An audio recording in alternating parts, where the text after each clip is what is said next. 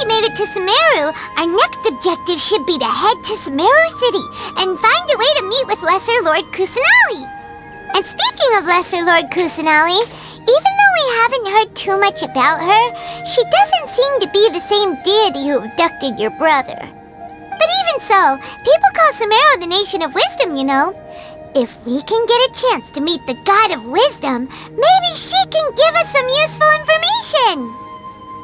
But, Paimon doesn't know the way to Sumeru City. Maybe we can climb up to that spot with the statue of the Seven on it. That'll give us a way better view of things. Even if we can't see exactly where the city is, at least we'll be able to check for some smaller settlements nearby. Wait a second! Look! There's someone up ahead! Perfect timing! Now we can just ask for directions rather than wander around like lost adventurers. Hey there!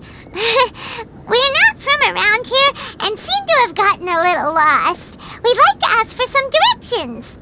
Huh? Did they not hear Paimon? Hey! You over there! Could you give us some directions? Huh? What's going on here? There's no way she could have missed that. Oh, wait! Could she be ignoring us? How dare she? Well, even so, she might be heading someplace where we could find other people to ask. Let's keep our distance and follow her. When we get the chance, we'll just ask someone else for directions.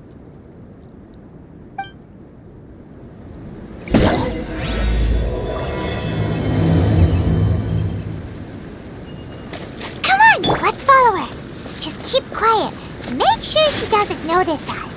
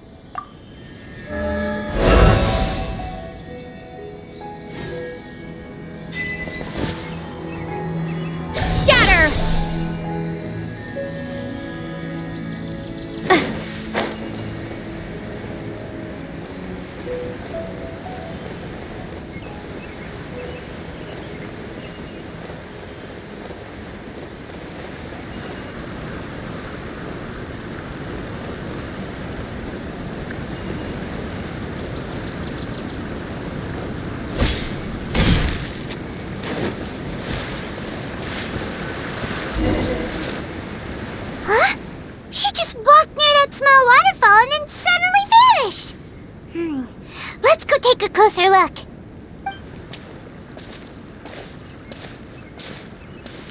Paimon thought this cave would lead to a village or something, but, it looks like that's not the case.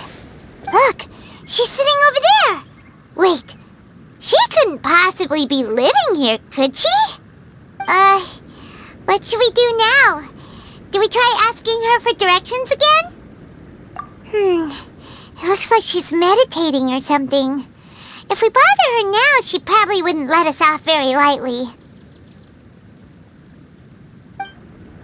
Oh! What a lovely smell. It's coming from that sensor over there. This is definitely not your typical place to call home, but at least it smells nice. Maybe living here wouldn't be too bad after all.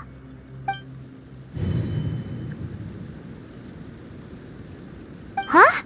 What's the matter? You don't look too good. What? Is the smell making you feel sick? Strange. Paimon doesn't feel anything.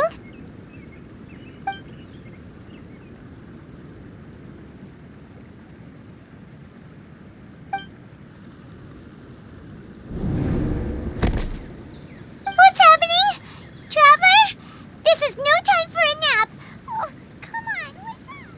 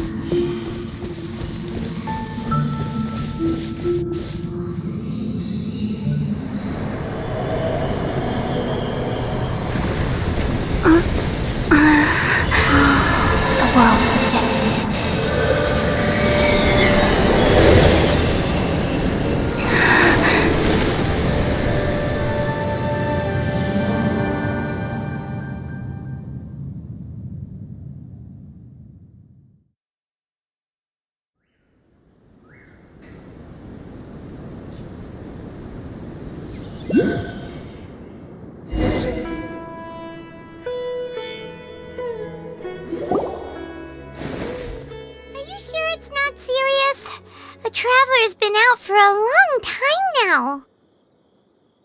Yes, you can relax. Believe me, Master is extremely knowledgeable. If he says that she's going to be alright, then there's absolutely nothing to worry about. Oh, are you awake now? Oh, thank goodness! Traveler, you're finally awake! Well, we're at... good question. Where are we? Paimon was in such a panic when you passed out that she even forgot to ask what place this is. This is Gandharvaville. It was originally built by scholars from Sumeru as a place to rest in the rainforest. Now it's mainly used by the forest rangers as a base of operations. My name is Kale. I'm a trainee forest ranger. My master and I found you passed out during our patrol, so we brought you here. Oh, no thanks are necessary. I didn't do anything really. By the way, how are you feeling now? Any discomfort?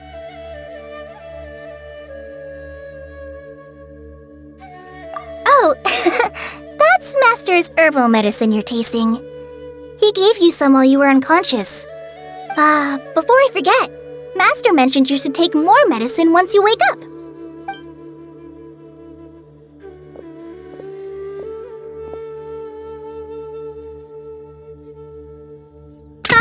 Whoops! Kale, what's the matter? Were you trying to retrieve the medicine? As I've already told you, you must be careful with these. Alright, I'll get it for you once I'm finished here. Sorry, Master. Now, the guide to Avidya Forest's edible fungi is clearly posted on our bulletin board. But if Farbode forgets which mushrooms to avoid one more time, I'll have no choice but to leave the guide somewhere a little more visible. like right smack on his forehead so others can remind him to be careful. Right? This is the second time he's come down with food poisoning this month. I'll be sure to give him a good talking to. Yes, please do. If, on the off chance Farbode simply enjoys having little imaginary fairies dance before his eyes, then we'll just let him be. But the next time he requires any of our medicine, be sure to charge him accordingly.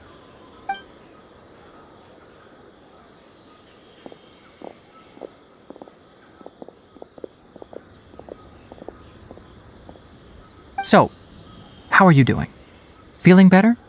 Oh, this is my master, Forest Watcher Tainari. He is chief officer over all the rangers here in Gandharvaville. I already informed Paimon about the reason you fell unconscious earlier, but now that you're awake, let me explain it for you as well. It is common practice for Sumeru scholars of certain darshans to dedicate themselves to training and meditation in isolated areas, particularly the nearby forests. While meditating, they use a certain incense known as spirit borneol to help calm their minds as they enter a state of deep rumination. In hopes of asking directions, you two followed a scholar named Hypatia into her cave. The incense you smelled inside was the spirit borneol I just mentioned. That incense typically has no effect on most people, but for a very select few, it can have profound effects on one's cognition, as you experienced firsthand. Does that make sense? Very good. Now, answer me this. Did you feel anything after passing out? Say, any out-of-body experiences? Or did you see anything while unconscious?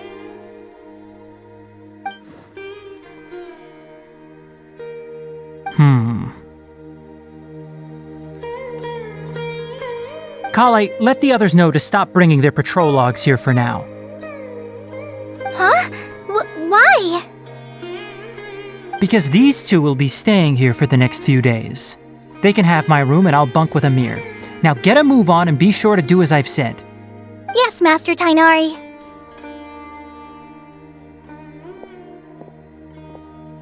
Wait, hold on a second.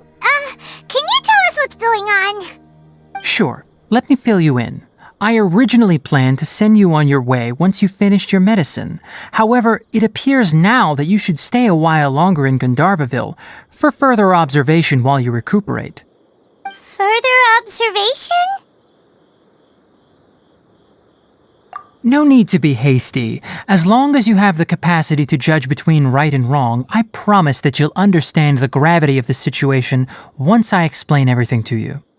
Based on what you saw after smelling the incense and losing consciousness, we can conclude that you experienced a powerful hallucination, which suggests your mental state is not in the best of shape. If you're skeptical, have a whiff of this. Whoa! Are you okay? You're experiencing a similar sensation as when you passed out, aren't you? So even though your condition is stable as of now, if I were to haphazardly let you leave, it's highly likely that you'd suddenly pass out again somewhere else. The rainforest is home to many fierce animals and hazardous areas. If something were to happen to you again, I'm afraid you might not be so lucky. For now, I suggest you continue taking your medicine each day and avoid wandering off on your own. At least until you stop having adverse reactions to this kind of smell, okay? Good. Now continue resting while I fire up another bowl of medicine for you. Seriously? We just arrived in Sumeru and we're already having problems left and right! Paimon knows we're set on meeting Lesser Lord Kusanali as soon as possible, but you really don't look too good. It'd probably be best to let you recover first. Hey! Are you even listening to Paimon? Paimon's over here worrying about you, you know! What's weird? You mean how you're feeling now? You mean the vision of tree roots and red skies you saw? But if those weren't hallucinations, what could they be?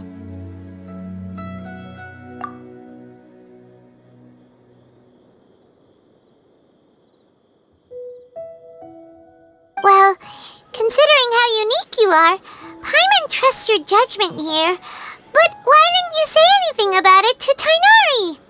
If he misjudged your condition, then there's a chance you could get worse, right? Huh? You mean that Tighnari already knows that what you saw weren't hallucinations? But if that's the case, why would he try to hide that from us? Oh, Paimon gets it now. That explains why you were so quiet earlier. Well, that settles it then. We'll stay here to rest up and figure out what's going on with your hallucinations. But it seems like asking Tighnari might not be an option anymore. What do you think we should do? Good idea! Kale's pretty friendly. We can ask her tomorrow about what she knows regarding the Dendro Archon and customs in Sumeru.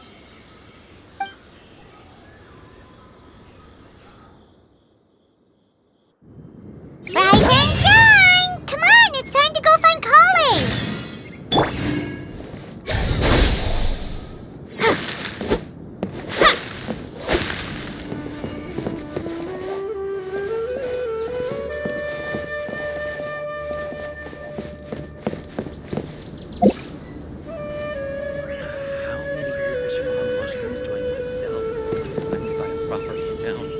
Elazar is a truly troublesome illness.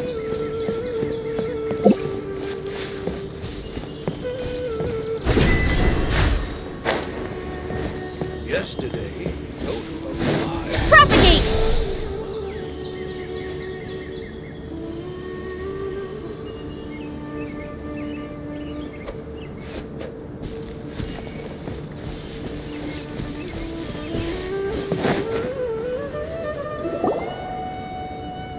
All right, next let's see your right hand. Yes, not bad. But please remember that you still need to be careful. Understand? Yes, I will. By the way, Master, I still haven't received the patrol route for today. Look, Kale, today's patrol will be a long one, so you won't be coming along this time. Besides, there's a chance we may encounter... well, you understand. But I have a vision too! Am I useless to everyone now? Don't talk like that, Kale. This is not something you need to be worrying about right now. Ah, there you are. Feeling any better?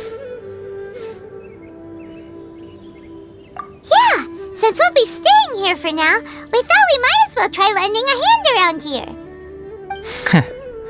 Seems you're not the type to sit back and take it easy for a while, huh? In that case, perhaps Kale could take you two for a patrol south of Gandharvaville for the day.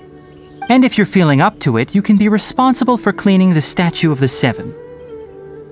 Tighnari, we're ready to head out. Roger, I'll be right there. All right, we'll be heading into the forest now. I'll leave any further details to Kale. Yes, you can count on me. So, Kale, what exactly are we going to be doing today? Tighnari mentioned cleaning the statue just now, but, that doesn't really sound like the job for a ranger. Well, a forest ranger's responsibilities can be pretty diverse. They handle a variety of tasks, like checking the condition of outlying roads, maintaining forest facilities, ensuring fire prevention standards are met, and providing assistance to travelers and locals. As for Master, well, he has to handle more dangerous areas of the rainforest. Today we can perform routine checks on the pathway lamps as we make our way to the Statue of the Seven. Paimon, Traveler, this way! You can leave the task of checking the lamps to me. In the meantime, you two can keep an eye out for anything unusual.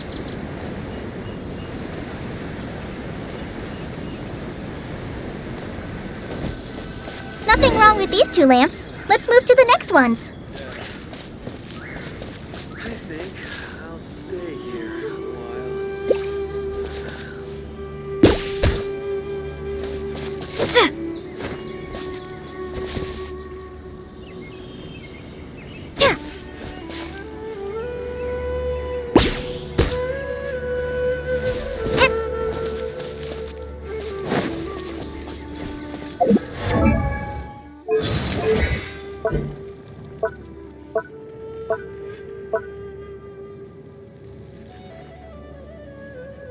Oh,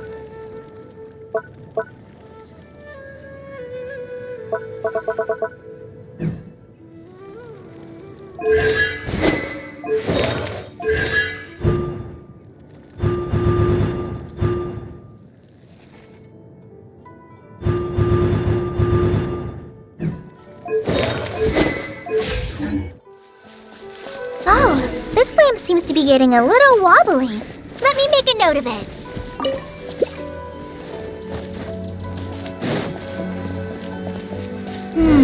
No problems with this lamp. Good.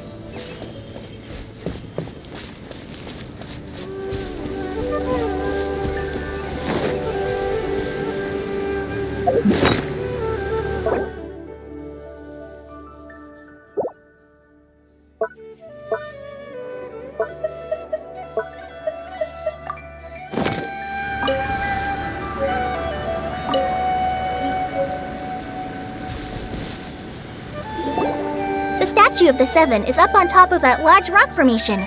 You must have seen it when you came down this road before. It's pretty high up there, isn't it? Don't worry. If you're afraid you can't make it up there, I'm sure Master wouldn't mind if you don't clean the statue. Oh? I guess I'll leave it up to you then. There's not much footing once you reach the statue, so be careful up there. Paimon will fly up with you and help you with those hard-to-reach areas. By the way, Kale, do you know anything about the Dendro Archon? You know, what's she like? That depends. Are you referring to Greater Lord Rukkhadevata or Lesser Lord Kusanali? Huh? Greater Lord Rukkhadevata?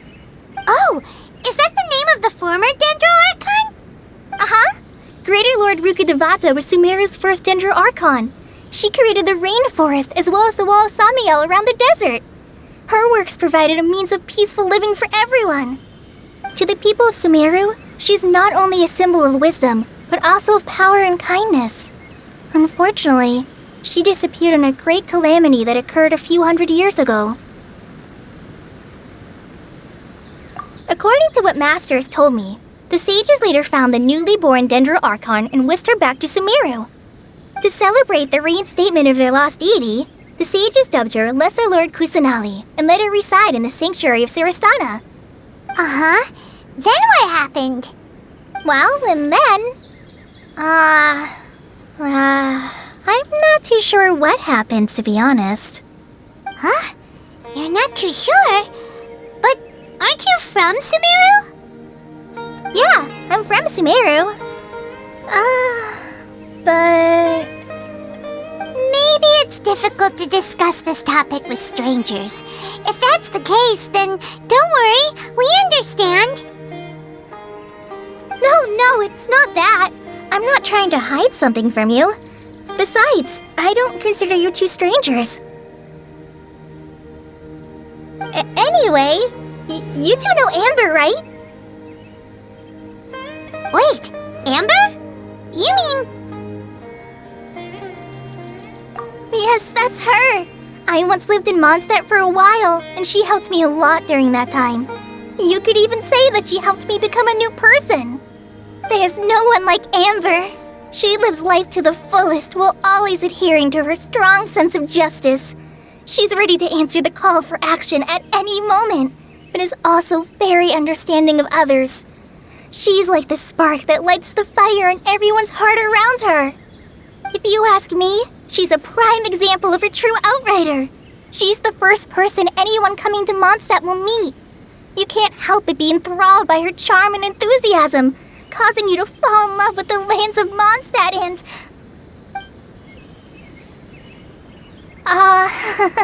sorry. Paimon thought the work of Outriders was a little different from what you just described, but one thing's for sure, you really like Amber. Sorry. I was rambling on just now. It must have sounded kinda weird. It's alright, Kale. Knowing that you're a friend of Amber somehow makes Paimon suddenly feel a lot closer to you. So, how do you know that we've met Amber? Well, after I returned to Sumeru, Amber and I have stayed in touch by writing each other letters. In one letter, she mentioned that Mondstadt was attacked by a fearsome dragon, but the city was saved by a mysterious blonde traveler and their floating companion. I knew you two were the ones she mentioned in the letter the moment I saw you. But, considering everything you've been through that day, I thought it'd be inappropriate to bring it up. Ah, so that's how you knew. Yep, so please know that you two have my complete trust, really. I wish I could tell you more about the Dendroarchon, but I have been away from Sumeru for some time, and I haven't read any books. Sorry. That's alright. You've already helped us a lot. We had never even heard of Greater Lord Rukkhadevata or the Sanctuary of Surasthana until you mentioned them. Oh, I'm happy that was helpful. There is one thing I want to ask, though. Why do you two want to know about the Dendroarchon?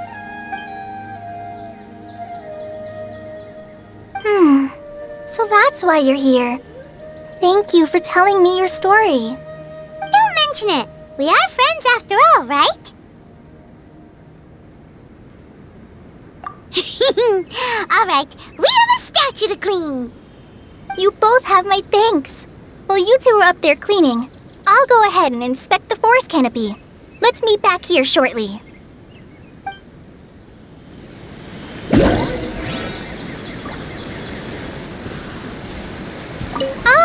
I'm not a very good climber, so I'll just let you handle the statue. I'll go check the facilities up ahead. By the way, once we're done with our work here, would you like to chat some more?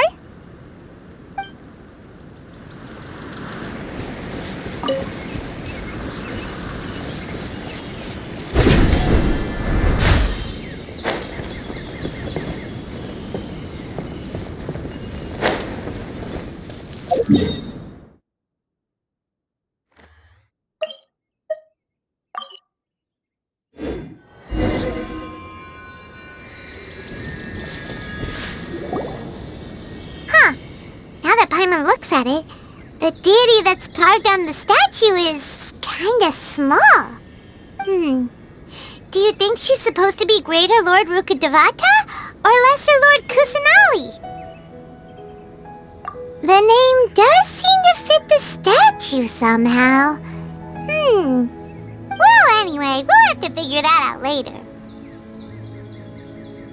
Let's get started on cleaning the statue. Paimon will fly up and take care of the top, and you clean everything below.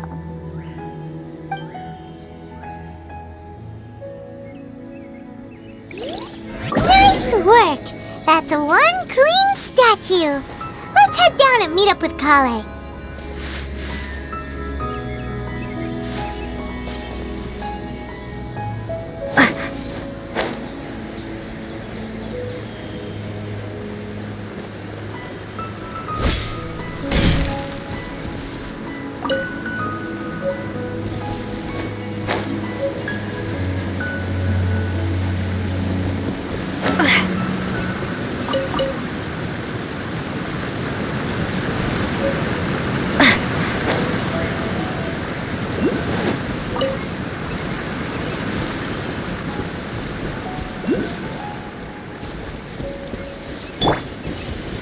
Let's light it up!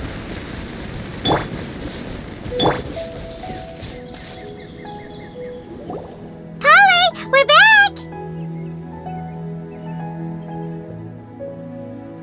Welcome back! You must be tired after all that climbing. Let's take a little break. I brought some fruit and water for us. Yay, food! What kind of goodies did you bring? Hey, don't be a party pooper. It's not like Kale is a stranger or anything. Besides, the best way to compliment a chef is to show passion for their food. Xiangling taught Paimon that. I prepared a nice portable dish that forest rangers like to eat called pita pockets. I hope you'll like them. Whoops! Ah, no! You dropped it on the ground! Not to worry. I wrapped a few layers of oiled paper around each pita. They should be fine. Oh, whew. Paimon nearly had a heart attack there.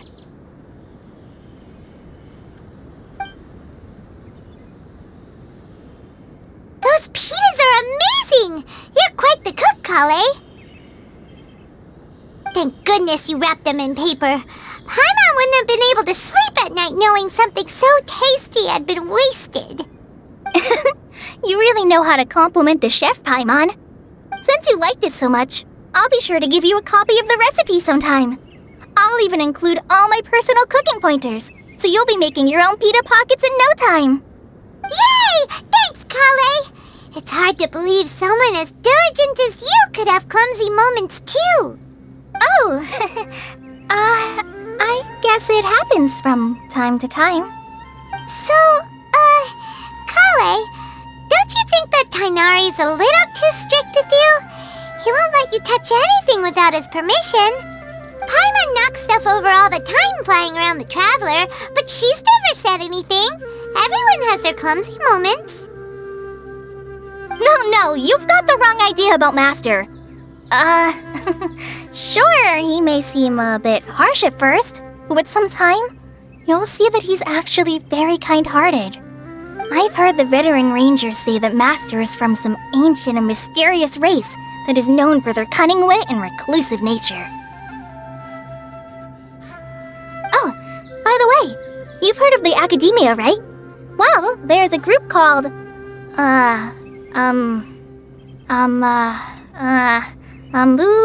something? Well, anyway, because Master does a lot of research on plants, sages from the Academia have written him many times, inviting him to take up an official position there. But Master declines their offers every time, saying, Sumeru City is too noisy. It'd be bad for my ears.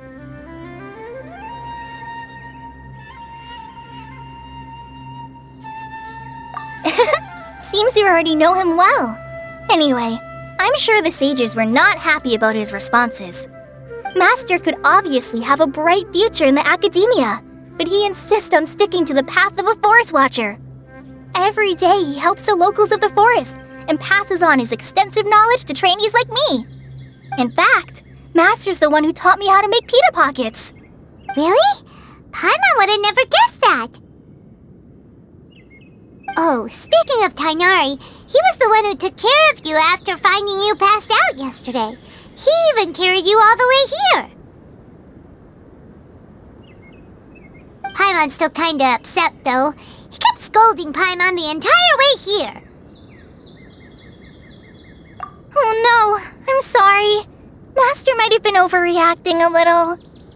But, it's mostly because Paimon wouldn't stop yelling, Why, oh why? Is she going to die? It probably started to get under Master's skin after a while. Hey! Don't laugh! Paimon was genuinely concerned about you.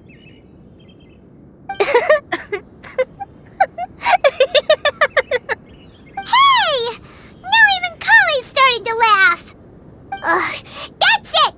Paimon won't forget this! It's time for some Paimonial wrath! No! Don't touch me!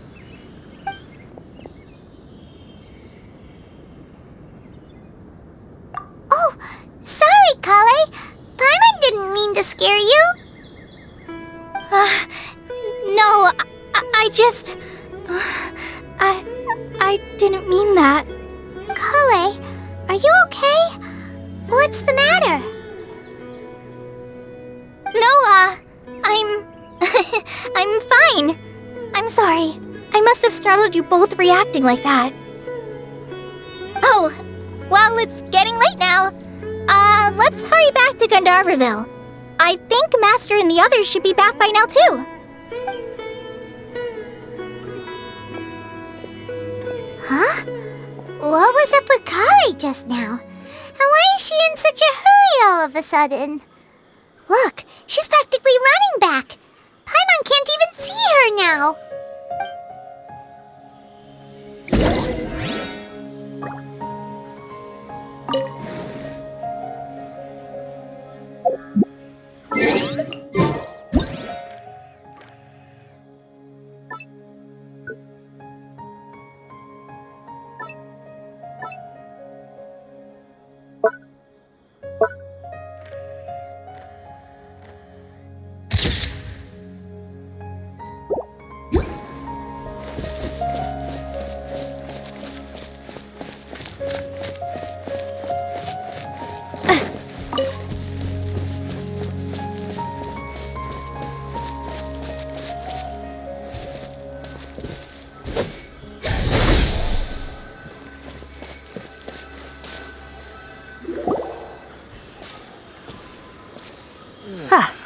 Traveler, you've returned.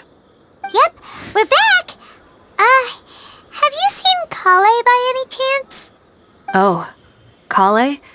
Yes, I saw her go into her room just a moment ago. Oh, okay. Guess we'll just have to wait and talk to her tomorrow then.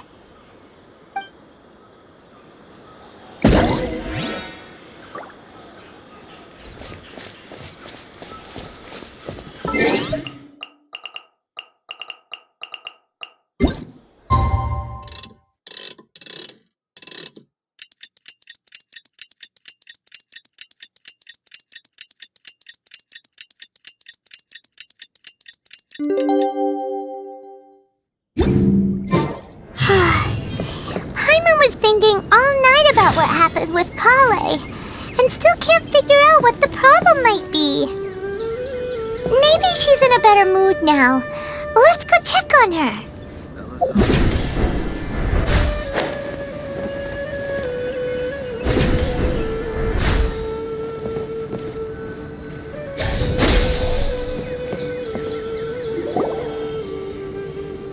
Ah, it's you two. I was just about to go look for you. Huh? Tighnari? What are you doing here? Where's Kale? I came to check on Kale's condition. To put it simply, she's not well. You mean she's sick? How could she be... Oh, wait a minute. Could it be because of what Paimon did yesterday? No need to worry. Something as small as you could never harm her. This sickness is something that Kale has been dealing with for some time. Kale has been more excited than usual since you two arrived. A little too much so, to be honest. She hasn't remembered to take care of herself. I suppose it's understandable, though. She hasn't been around anyone she considered a friend for some time now. It must have been refreshing for her to have you two here. So, Tighnari, what's really wrong with Kale? Let's take this conversation elsewhere. Kale just fell asleep after taking her medicine. She needs some peace and quiet.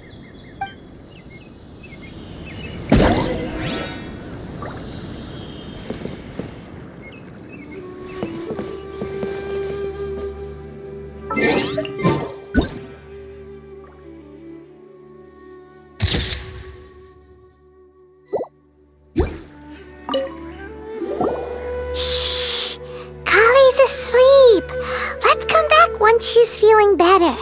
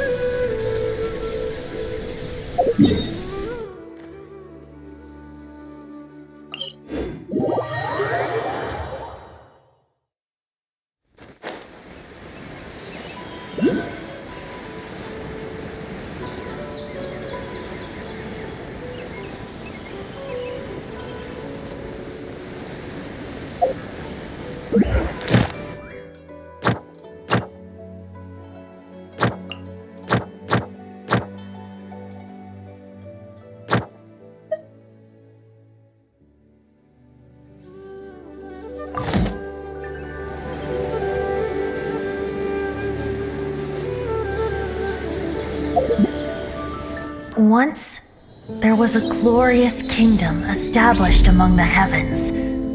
From that kingdom came a crowned heir, tasked with seeking out the Genesis Pearl from the kingdom of darkness. The first crowned heir began her journey of seeking the pearl. But she was deceived, and the memory of her noble origins faded. She now believed that she was the queen of the kingdom of darkness. But take heart. A second crowned heir had already taken up the path where the first had stumbled. This is the story of your journey, of your tale to be told.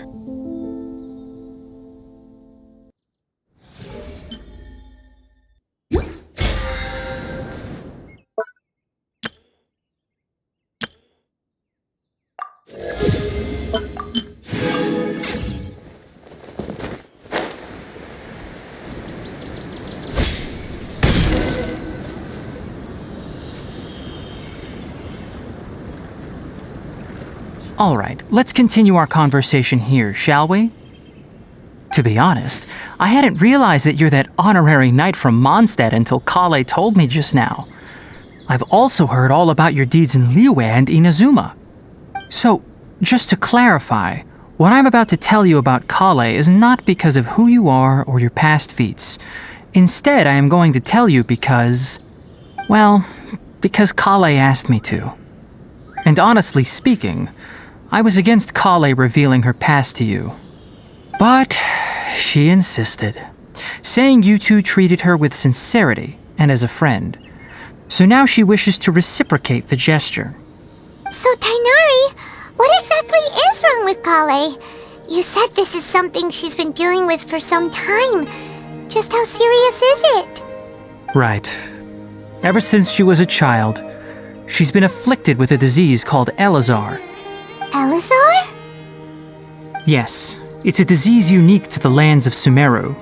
It is characterized by dark and hardened scales that form on the body. At first, the afflicted may only feel mild numbness on the affected area of the skin.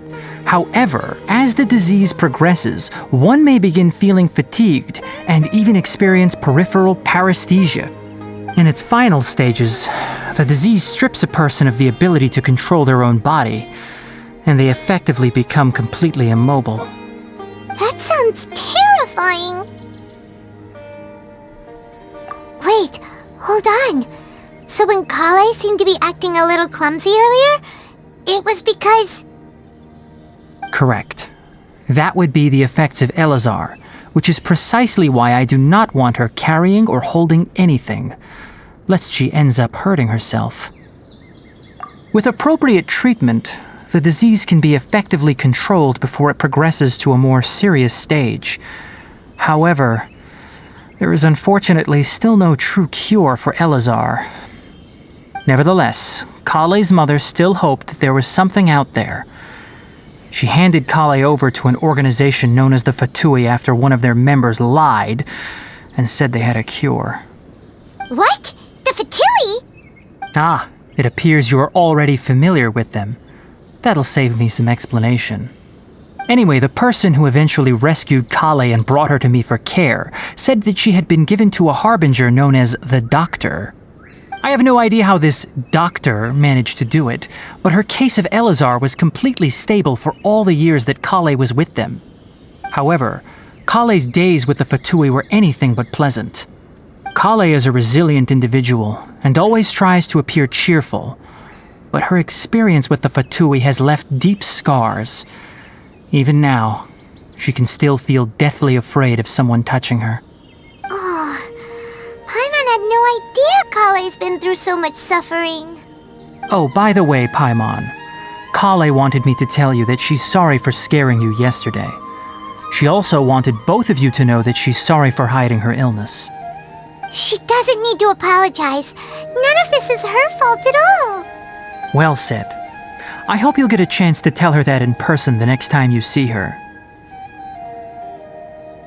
Kale once thought that it would be impossible for her to have any real friendships. I trust that you two will never let my trainee experience such emotional pain again. Don't worry, Tainari. We'll take good care of her. Well, it's not too serious at this point. She overexerted herself the last couple of days, which is what led to her breakdown this time. As long as she has taken her medicine and gets plenty of rest, she should get better. Though, I must admit that Kale's condition was much more stable when she first arrived here in Gandharvaville. She was interested in the work of the forest rangers the moment she saw us. I could see that she was serious about learning, so I felt compelled to ask her to join us. Her stamina has gotten much worse recently. Though a moderate amount of physical exercise is always necessary, I'm afraid the long-distance patrols are a little too much for her now. All right, now that I've told you about Kale's past, I think I'll head into the rainforest to find some ingredients needed for her medicine. I'll see you two later. Yeah, we'd like to do something to help Kale too. All right, but I must warn you two. The rainforest is a dangerous place, especially for someone who's still recovering like the traveler. You must follow closely and listen to every instruction. No problemo! Let's go then. We'll be looking for a plant known as lunar lotus. It's often used to help those afflicted with Elazar recover their energy. Hey, Tainari? Where exactly are we going to find this plant? Lunar lotus can be found all over the rainforest, but it often grows right here around Gandharvaville. Given the name, it sounds like we should be looking for it in the water. You are correct. Lunar lotus grows in the water. When fully matured, they look like giant blue flowers floating on the water's surface. Quite an attractive species if you ask me. The large petals are actually the plant's leaves and sepals, which surround a very small flower. You should note that many of the plants found in Sumeru have names that are contrary to their species. Take the Kalpalata, for example. The plant is not a lotus at all, but rather a vine. And then there's the Sumeru rose, which is not a rose, completely contrary to its name. Oh, okay then. Note to Paimon, never bring up the topic of flowers with Tainari.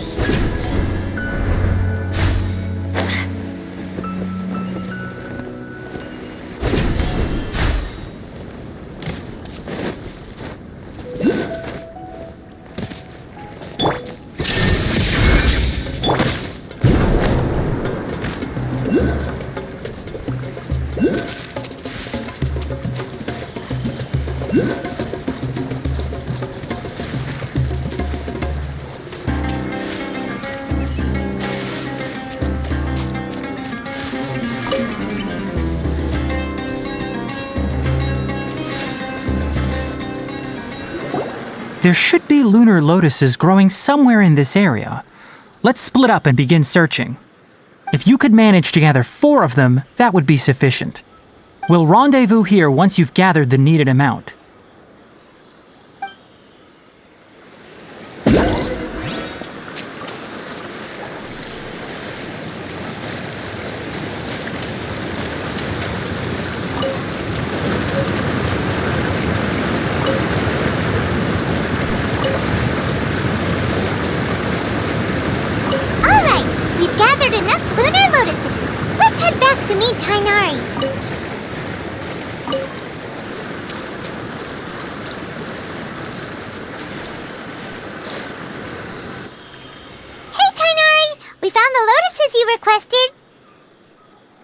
Let me take a look. Good, very good. These are all excellent quality. I'm quite glad you two came along. Your exploration experience helped save me a lot of time here. It seems we even have enough time to stock up on some other things I need. Hey, Tainari!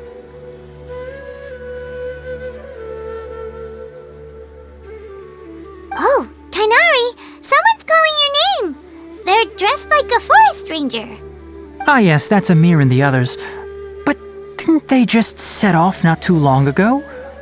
What are they doing back so early? Let's go find out what's going on.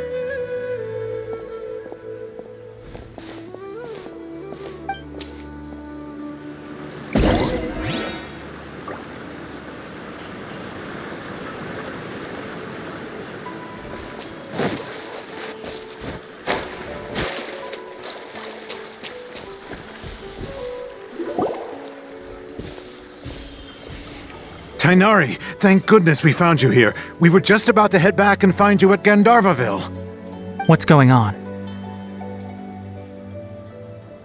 We just discovered a withering zone. The withering is back? But the patrol route you were on should have been already clear just a week ago. It reappeared so quickly. Can you tell me the exact location? It's up ahead, deep in the river valley. It's appeared in a spot that blocks nearly the entire narrow part of the valley area, so we decided to come find you as quickly as possible. And the radius of the contamination? Sorry, I couldn't get a clear enough view to tell. No one in our patrol team had a vision, and it appeared to still be spreading, so we didn't risk getting any closer. Okay, I understand. You made the right decision. I'll go deal with it right away. In the meantime, please guide these two back to Gandharvaville. Wait, Kainari, why don't you let us help you? You two have only just arrived in Sumeru. You're still unfamiliar with many things in these lands. There's a unique type of anomaly that occurs in the Sumeru rainforest. It's called the withering. The affected areas not only cause nearby vegetation to wither, but it's also lethal to wildlife and even people. If you don't carry a vision, then you should think twice before approaching such places. Yes, Amir is absolutely right. I wasn't kidding when I said the rainforest is a dangerous place. As Amir said, only someone with a vision, that is, the power to manipulate elements, will be able to resist the withering's corrosive effects for a time. That's right. If any of the forest rangers without a vision come across a withering zone, we first make a record of the location and then have a ranger with the proper abilities deal with it, like Tainari here. Only someone with a vision can venture within a withering zone and find a way to deal with it. But you don't seem to carry a vision. Don't worry, she may not have a vision, but she's a real pro at using the power of the elements. It seems the rumors about you are true. In that case, all right, you two may accompany me. We typically only teach visitors how to identify the withering as they're about to leave Gandharvaville. We'll make an exception today and show you what it looks like up close.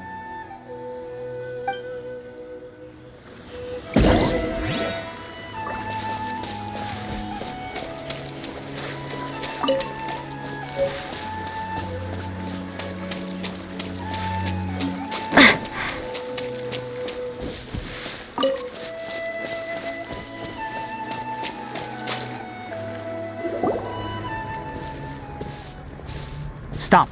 Don't move any further. Look there in the distance. Huh? Where? Oh, look! Those plants have withered! That whole area is kinda gloomy. Even the air looks like it's filled with ash. Oh, Paimon doesn't like the look of this.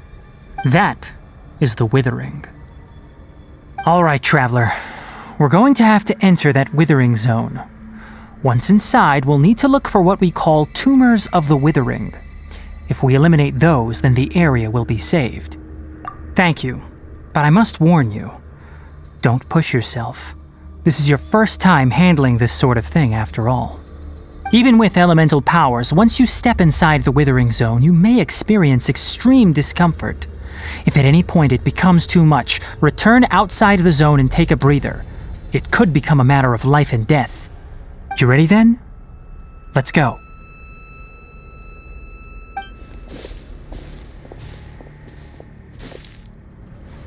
First, we must locate any branches sustaining the withering zone.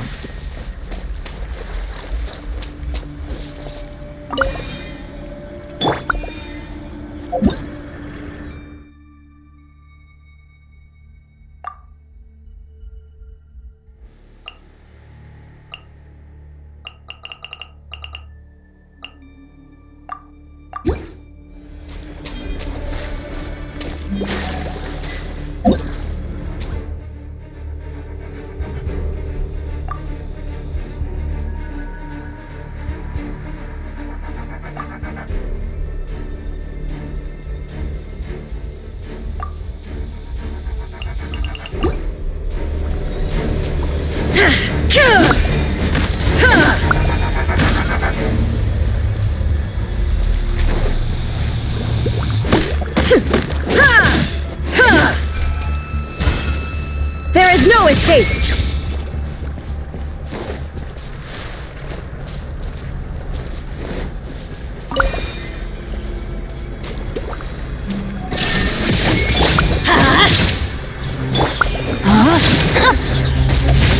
Body and mind. Time to act.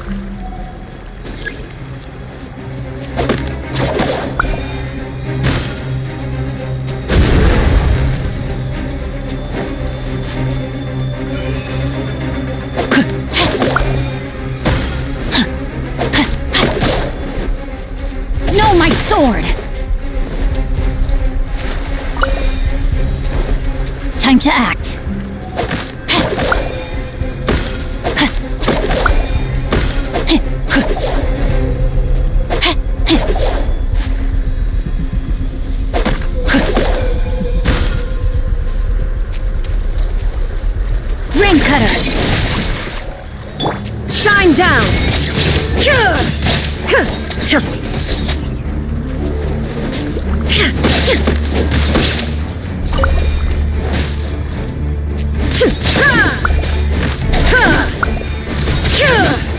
Illusion shattered!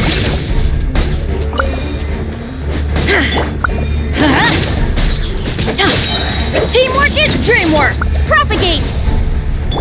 Shine down!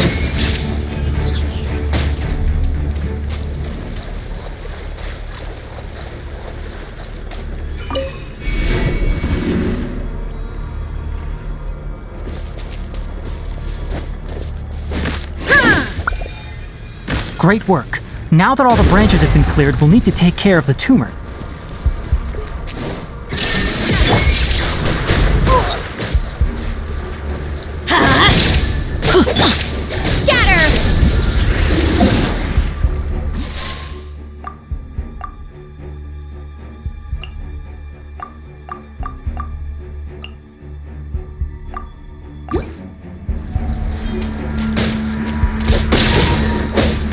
There is no escape! Adventure time! Now, destroy the tumors of the withering!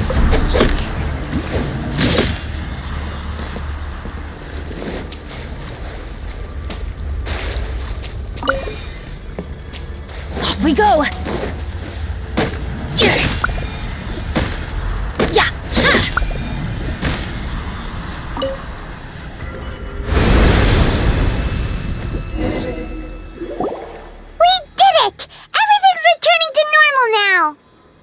Yes, thanks to you two.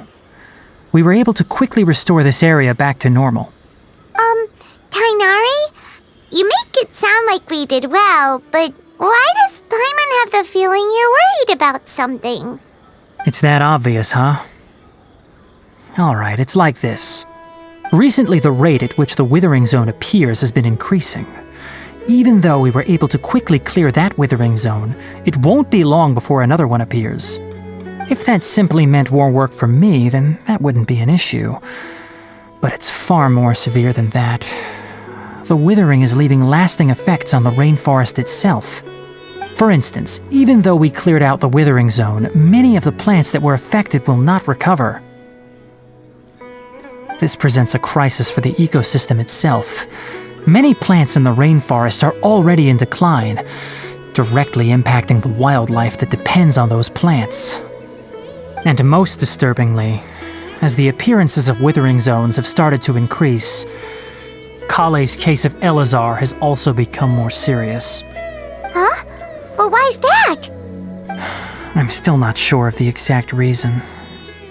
However, I've received word from acquaintances at the academia that similar cases are being reported for patients with other conditions. No, none that we know of. The withering has been recorded in Sumeru for millennia. It's said that it originates from the depths of the world. By the way, have you heard of Irminsul before? Irminsul is a tree located deep beneath the surface. Although it isn't like any tree we know in a biological sense, you can basically think of it as a large tree that grows downwards rather than upwards. I'm sure you've heard of ley lines, right? They're like the roots of Irminsul, spreading and extending from a massive cavern deep underground all the way up to the surface.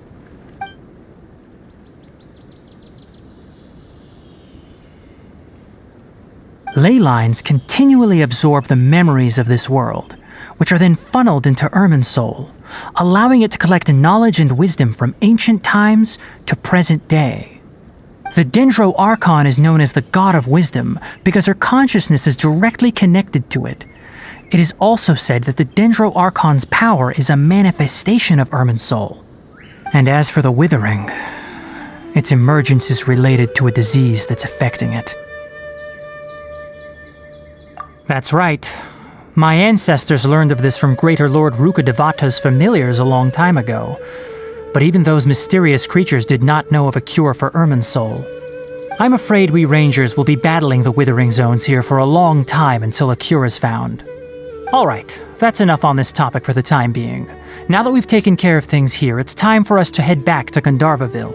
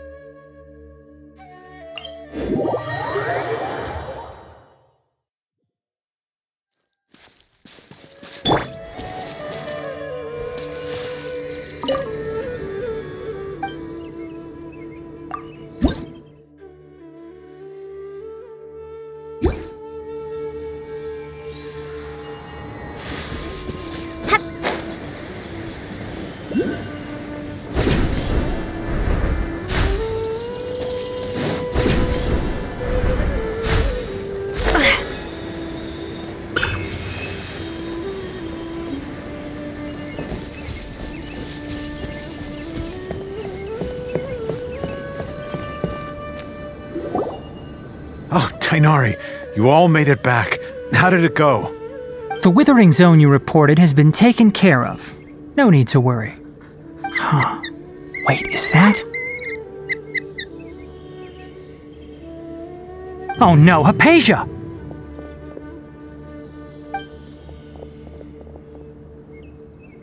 Huh?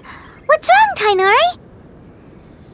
This Duskbird is Hypatia's designated courier for urgent news. You do remember her, don't you? She's the scholar you and Paimon were following when you first arrived in Sumeru. Oh, her? How could we forget? So did something happen? Let me see what's written in the letter first. Oh. So what's it say? And what's with that weird expression on your face? Just let Paimon read it. Huh? All Paimon sees are 3 squiggly lines. Yes, allow me to explain. After we brought you from Hypatia's cave to Gandharvaville, Hypatia resumed her meditation. She must have just finished. It's been nearly 3 days since she's had anything to eat, and it appears she's forgotten to prepare some rations. This letter is her asking us for help. We need to go. What? You mean she's been sitting there for 3 days? Hey, wait, how did you know all that from just a few lines on the paper? Well, obviously because this has happened before. Last time she drew 5 lines, and by the time we found her...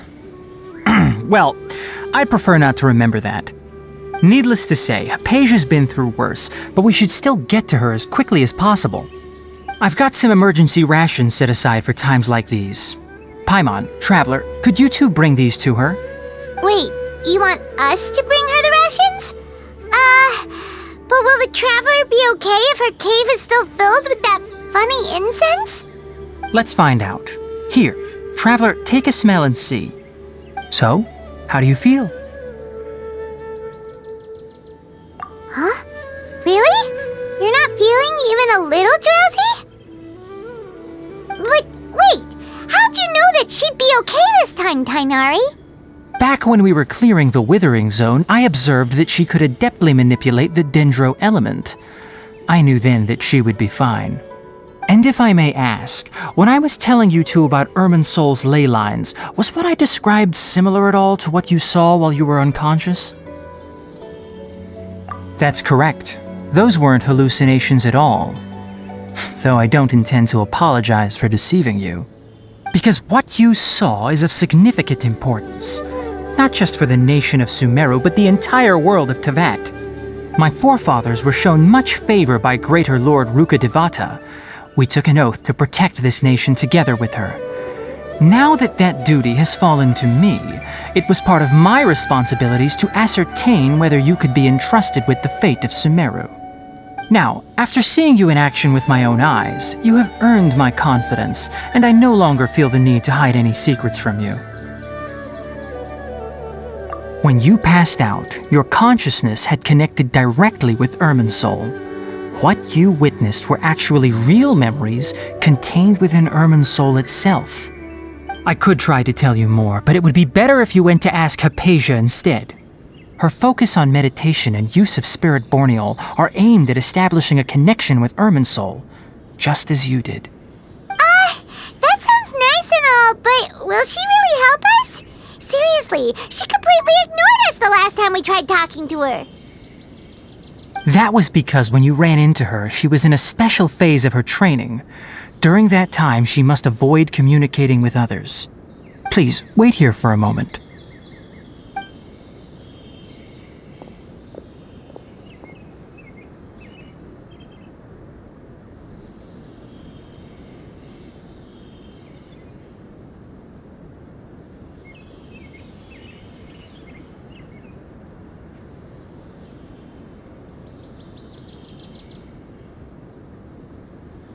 Here, take these. It's a meal I packed for Hypatia, as well as some other ingredients. I'm sure it'll come in handy.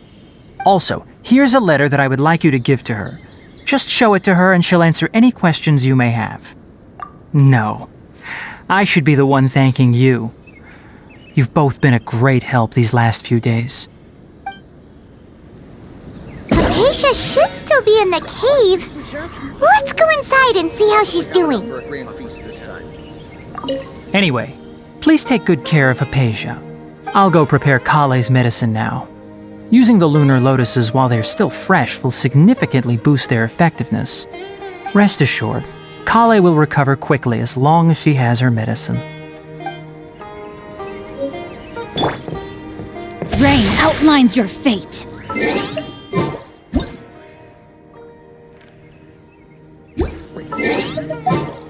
Grand feast this time.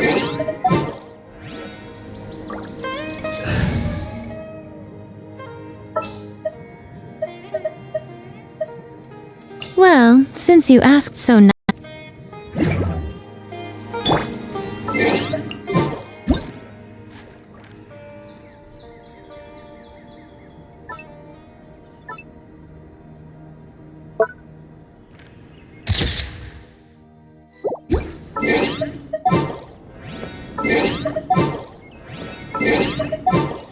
Recent catch was great. Conquering demons is what I... What is the situation?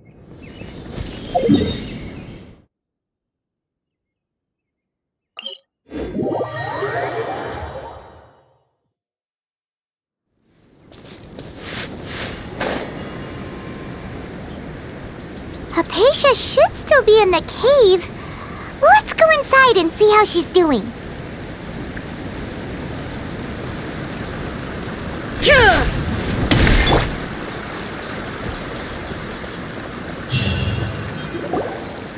Hello? Hypatia? Hey, there's nobody here.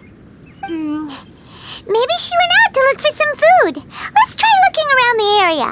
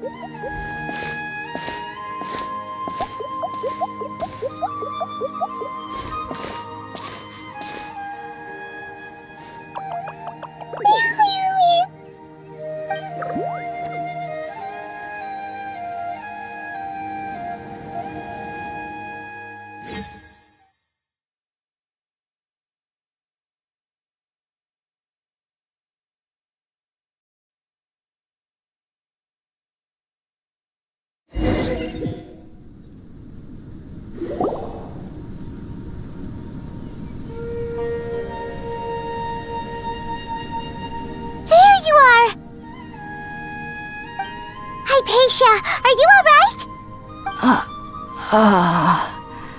So hungry. Eat water. There's no way we can get her to eat in her current condition.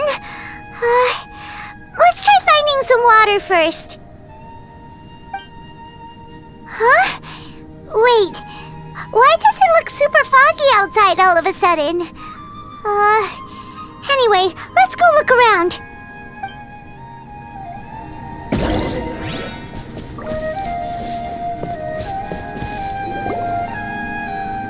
Huh? How'd things out here end up looking like this? What happened? And where are we? Really? Oh, maybe you're right. Let's go investigate the area.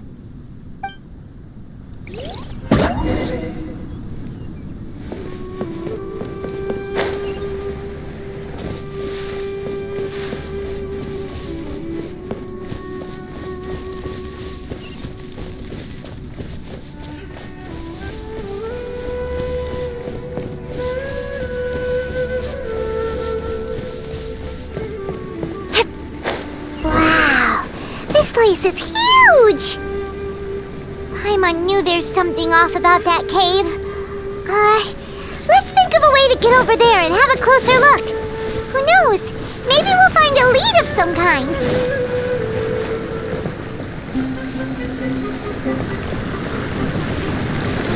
Ha!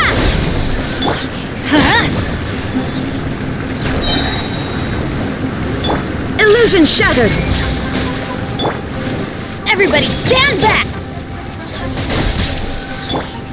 Inazuma shines eternal!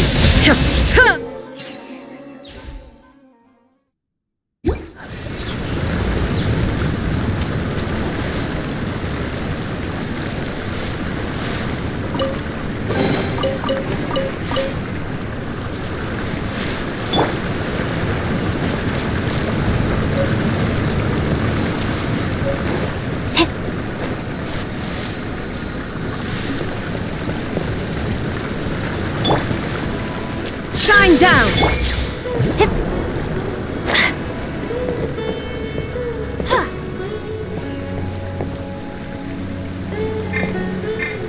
Scatter!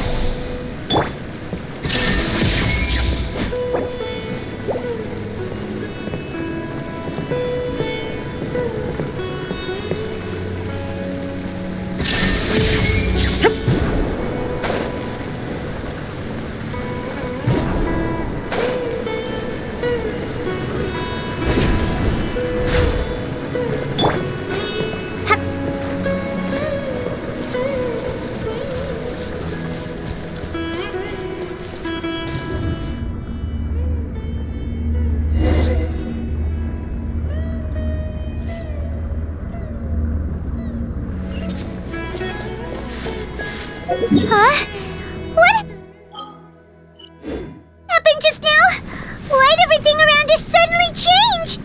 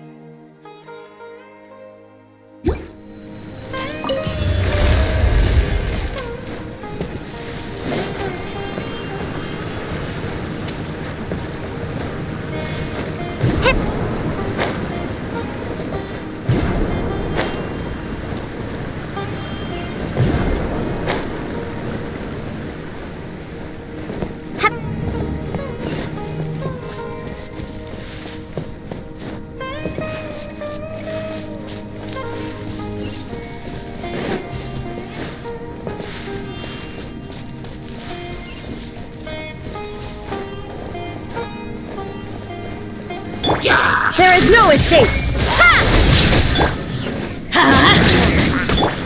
Spring forth!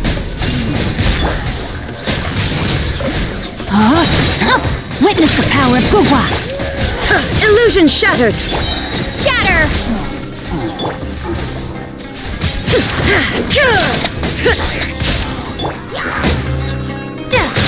Propagate! Torn to oblivion! Ha! Ha! Ha!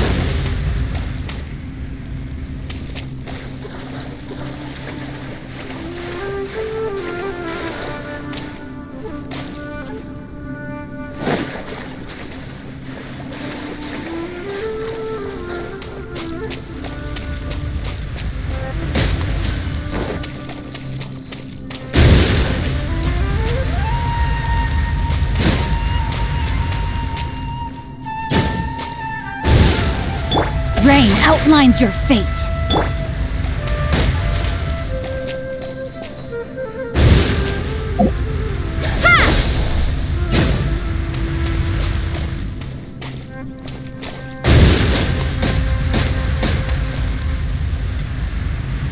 Scatter!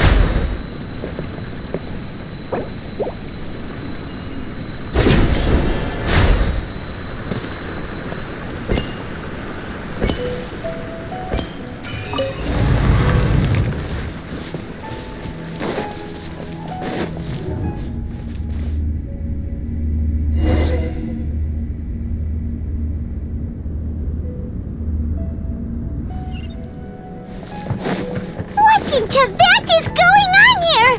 This place is getting weirder by the minute! Hey, what's the matter? You don't look so good.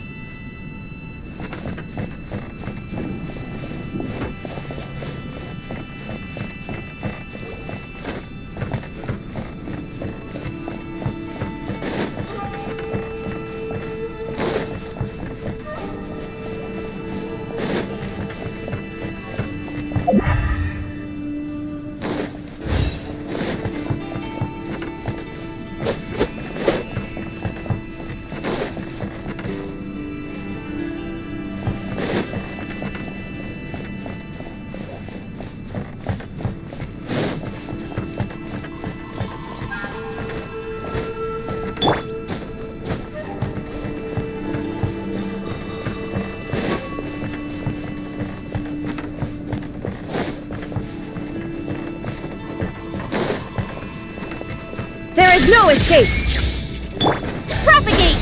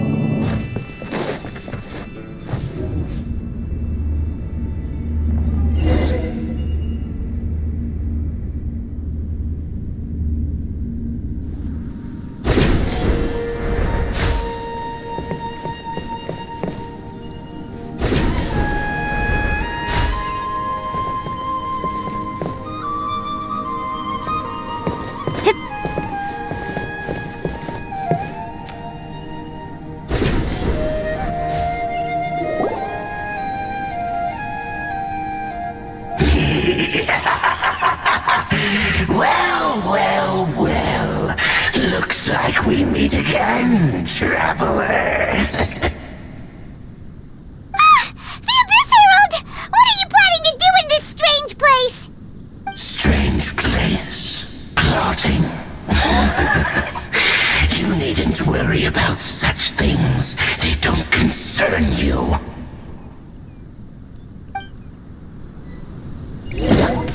Bow before the abyss. Shine down! Rain Cutter! No, my sword! Teamwork is dreamwork! Let's lock! Now you shall perish!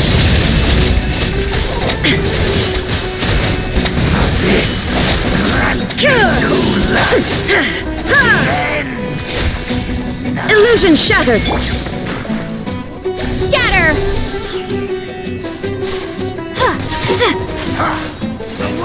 Adventure time! Off we go! I'm going in! Huh? Why can't we beat this guy?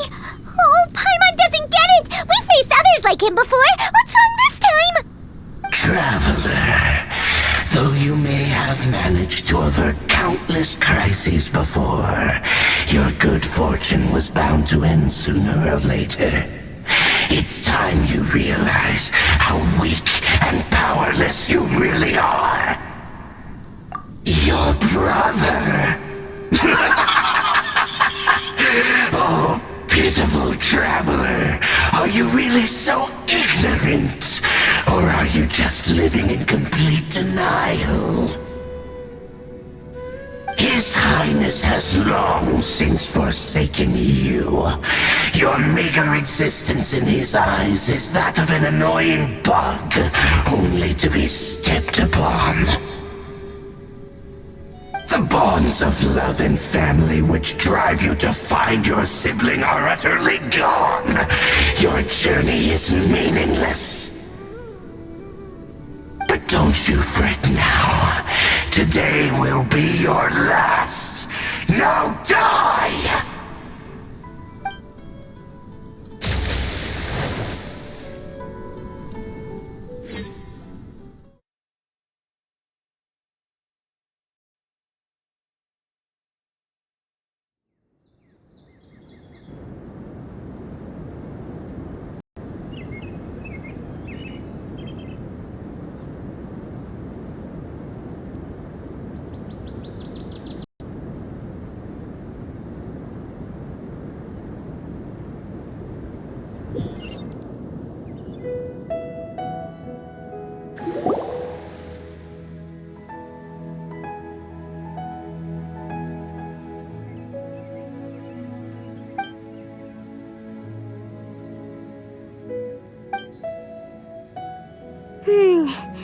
What do we do?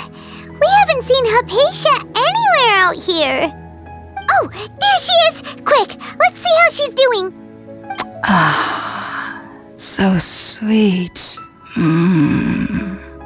Well, the good news is that she's still conscious. Hey, why'd you drop her food on the floor like that? Are you okay? That's really not like you. Anyways, we can talk about this later. We better make sure she's alright first.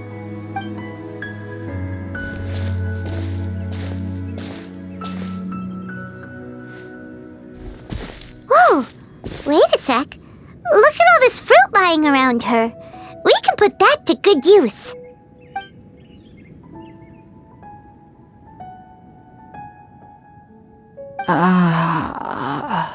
Who is there? Tighnari, is that you?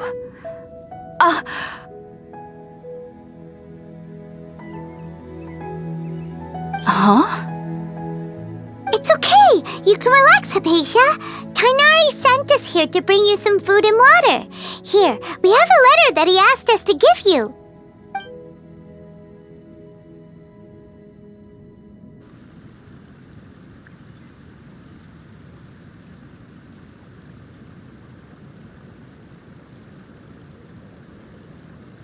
I see. So, you're friends of Tighnari. I apologize for all the trouble I've caused you. I'm grateful that you came so quickly to save me. You even brought all this fruit. Well, actually, we didn't bring the fruit. It was already here when we arrived. We were kind of wondering about that, actually. When we found you here, there was all this fruit lying around and even some juice dripping from your lips. How did you end up like this anyway? Oh, really? I seem to understand now.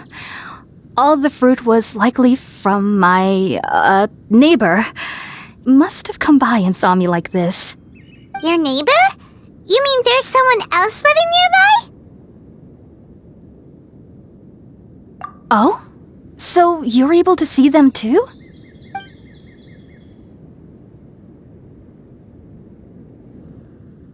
Wait, hold on a second, Traveler. You say that before we arrived, you saw some mysterious creature and suddenly had a strange dream? Isn't that a little too crazy to believe? No, I actually do believe what the Traveler is saying. I myself had a similar experience once before and ended up scaring my timid little neighbor here. You needn't worry. They mean you no harm. They only dragged you into the dream because they hoped to buy themselves a little time in order to scurry away. So, Hypatia, just what kind of creature is your neighbor exactly? I'm not sure what it's called, to be honest. But I do know that they have some sort of deeper connection with the Dendro Archon. I know this because the first time I saw them was also the exact day my consciousness was able to form a connection with Irminsul. Even after I opened my eyes and stopped meditating, my heart was still pounding, and my mind was racing with all the knowledge that I had touched. And at that very moment, I suddenly noticed a small figure at the opening of the cave. In my curiosity, I began to walk over to the creature. They must have already been used to me living in the cave, because they didn't seem to mind me approaching them. They just kept doing whatever they were up to.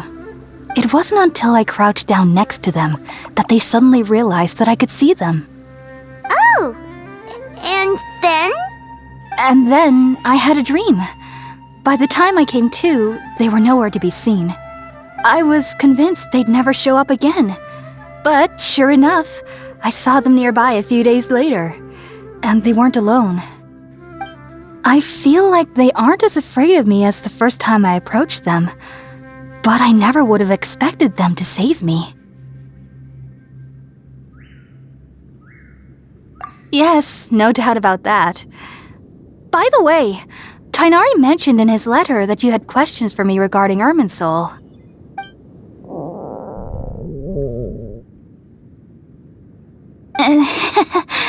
Sorry about that. Sounds like just drinking juice still isn't quite enough for my stomach. Well, if somebody hadn't dropped the food earlier... Anyway, looks like we'll need to prepare something ourselves. Besides, Paimon's getting hungry too. Let's eat first and talk about Irminsul later. Alright, we're up, Traveler. Today's menu will feature sweet madame and a radish veggie soup. You'll love them, Hypatia. They're our specialties after all. Sounds good. I've never tried any dishes from other nations before. I certainly look forward to it. It's been so long since I've had a decent meal, too. To be honest, the last time had to be when Tainari came to visit.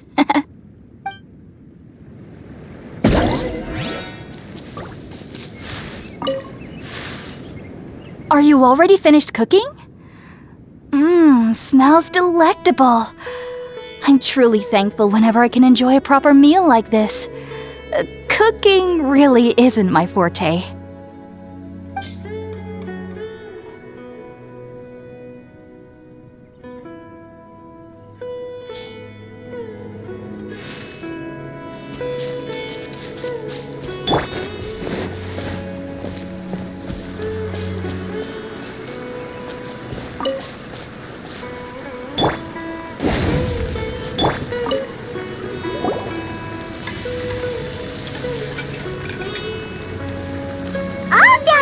Let's use the empty box that Tainari gave us since we already washed it.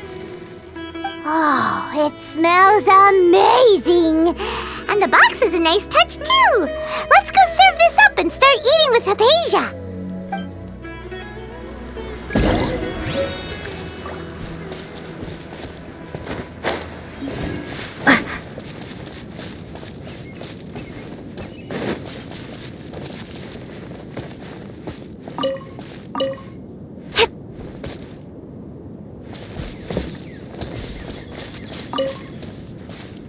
Are you already finished cooking? Smells delectable. I'm truly thankful whenever I can enjoy a proper meal like this. Cooking really isn't my forte.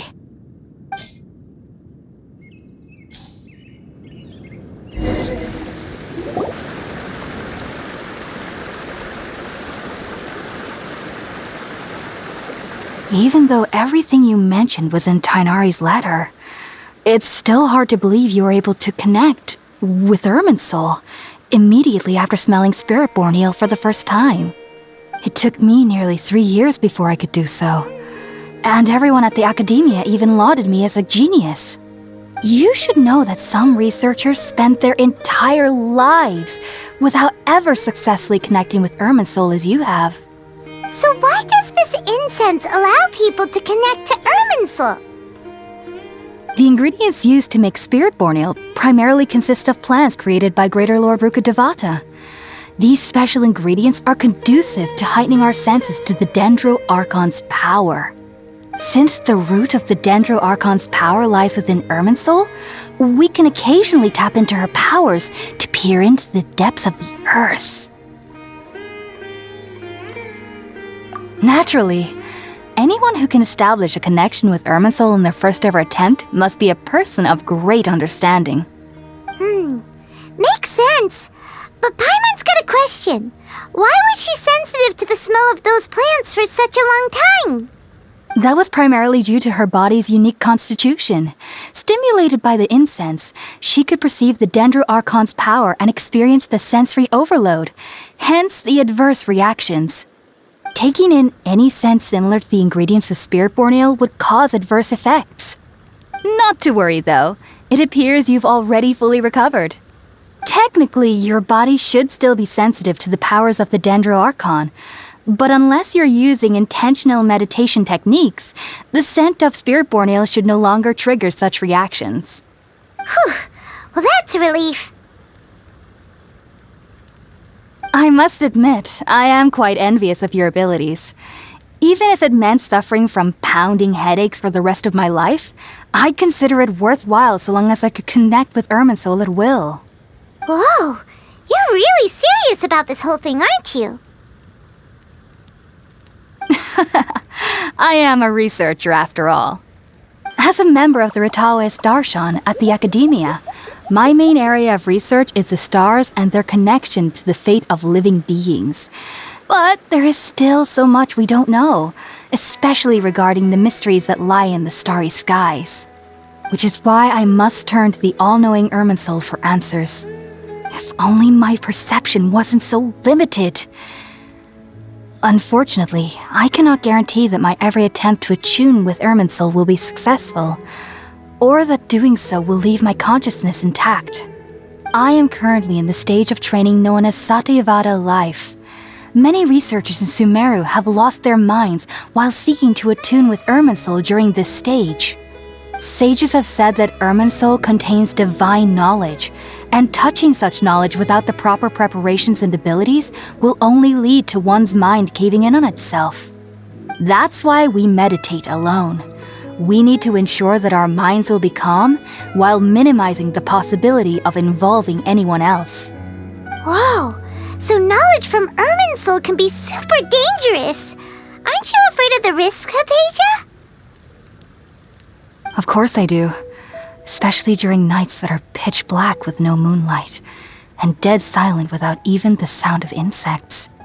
However, I've been feeling better as of late. I don't get as scared anymore knowing that I have a little neighbor living nearby. I believe that being able to see them is a sort of blessing from the Dendro Archon. But what's strangest of all is that they're clearly an envoy of the god of wisdom herself, and they have the curious power to make people dream. What's so strange about that? It doesn't sound so out of place for a divine being, does it? Well, it's strange because nearly nobody in Sumeru can ever dream. Huh. Is that true? Yes, well, to an extent. Only children can dream in Sumeru. Adults, however, never do. The sages say that wisdom implies rationality, but that which occurs in dreams is often neither rational nor logical. Yes, if one struggles with anxieties, those emotions could influence their dreams.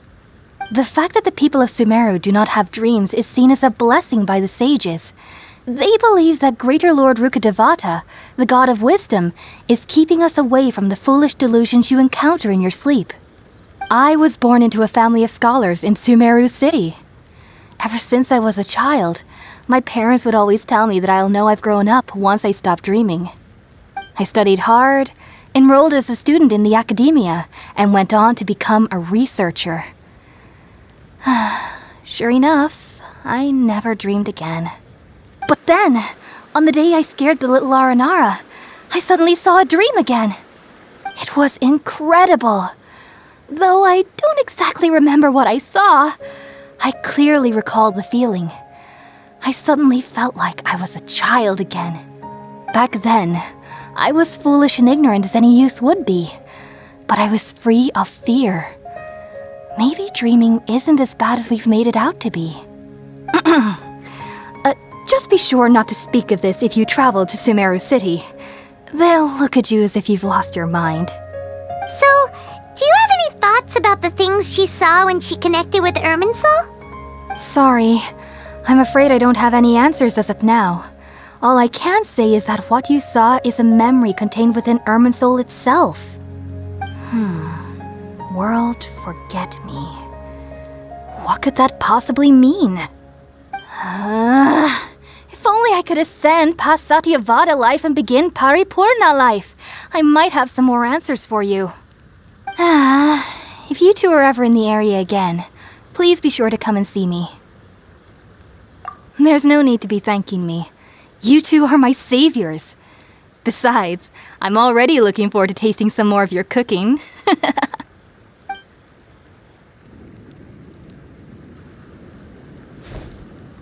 Now that we know Hypatia is alright and had the chance to ask her some questions, Paimon thinks it's about time to head back to Gandharvaville.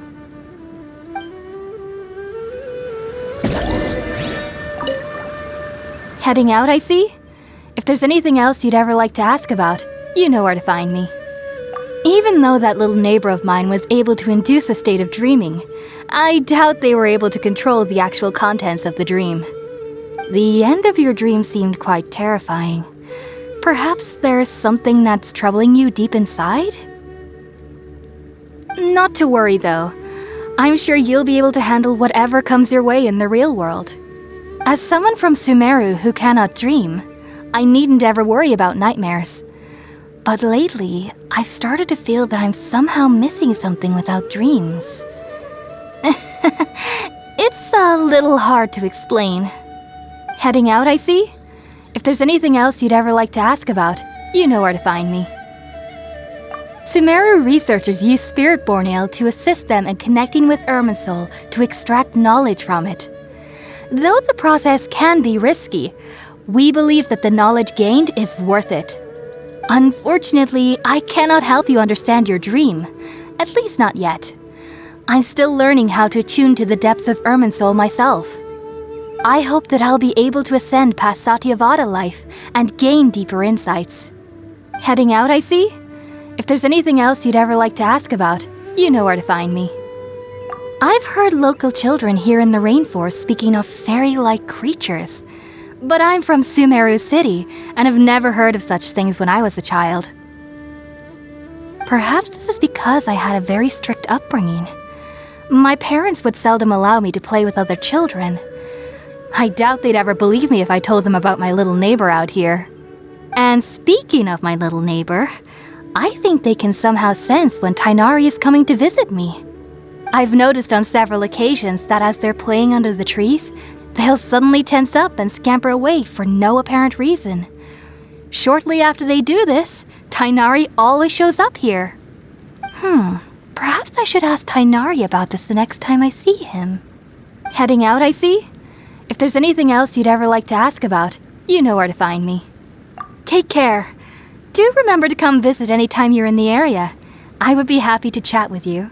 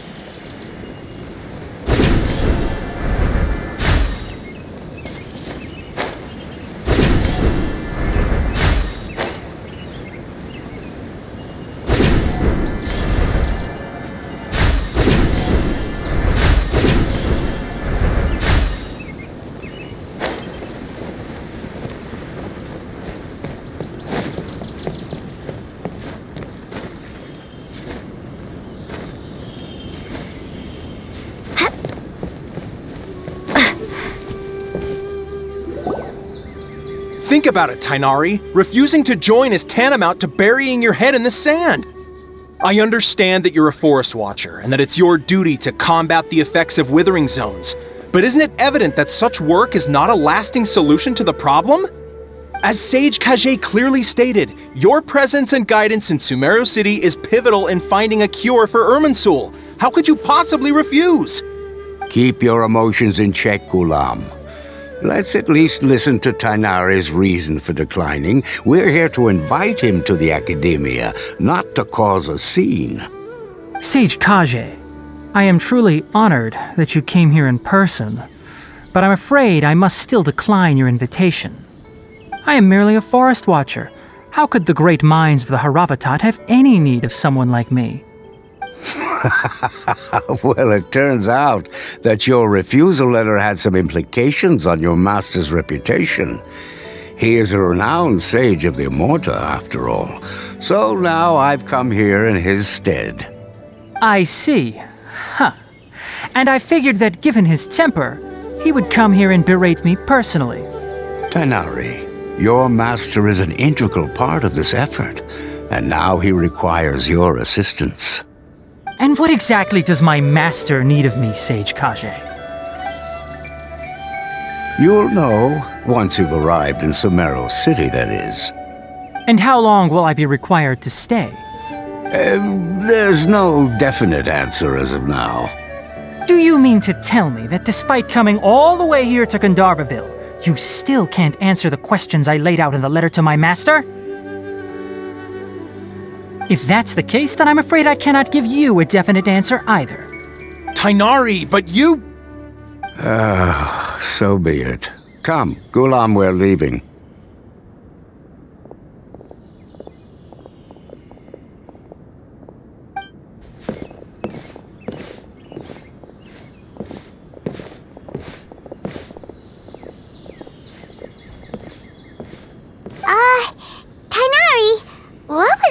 all about? It's nothing. Some people from the academia wanted me to go to Sumeru City to assist them with a project, but I had to refuse on account of all my responsibilities here. But all that can wait. How did things go with Hypatia? It was quite the eventful trip, but the main thing is that she's safe and sound. She answered a bunch of questions for us, too. Very good. Now that the traveler has made a full recovery, there shouldn't be any reason for you to tarry here longer. I assume you will be heading to Sumeru City, correct? That's right! We want to meet Lesser Lord Kusanali and ask her for advice. Do you have any idea on how we can find her? Sorry. I'm afraid I don't have any advice for you there. Well, do you at least know anyone we can try asking in Sumeru City? Let me think. My trips to Sumeru City have been fairly short, and most of my acquaintances are researchers. How about this? I'll write you a letter of introduction that you can give to a researcher I know. He's from the Amorta Darshan and is adept at gathering information. Asking him might prove worthwhile. Also, when you enter Sumeru City, you'll probably end up receiving something like this item here. I'm not sure if it will ever come in handy for you, but maybe you can give it a try. Oh? What is it? It's called an Akasha Terminal. It's a tool produced by the Academia that utilizes the legacy of Greater Lord Rukkhadevata. Some say that this very item is the basis of Sumeru's reputation as the City of Wisdom. Needless to say, this device and its usage fall under the Academia's expertise, so I'll leave it to them to show you how to use it. Great! Next up, Sumeru City! But wait, before that... That's right! Tainari, we have something important to say to Kale before we leave. Is she doing better now? Yes, she's doing much better. After being confined to her bed all this time, I thought a little walk would do her some good. Last I saw her, she was taking the path towards the North Crossing.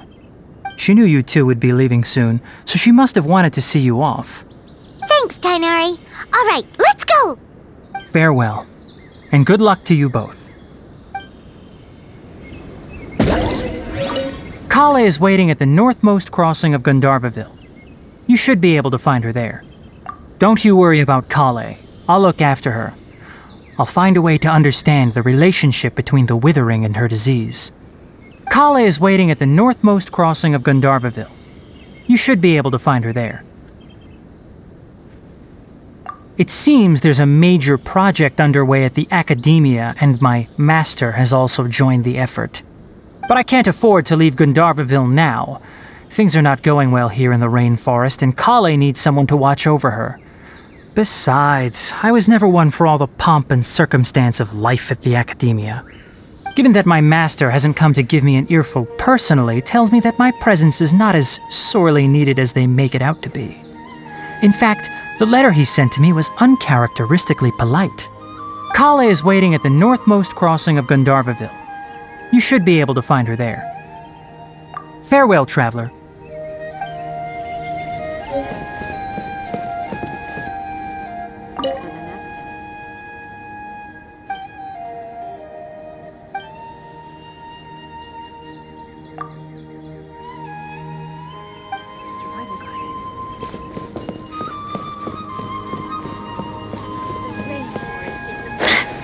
I'll have to grab a drink with Flame May when I'm back in the city.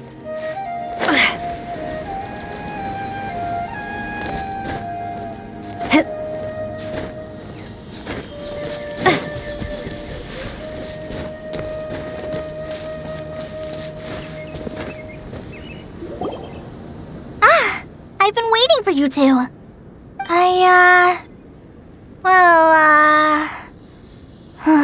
Never mind. I guess I should just wish you two a safe and successful journey.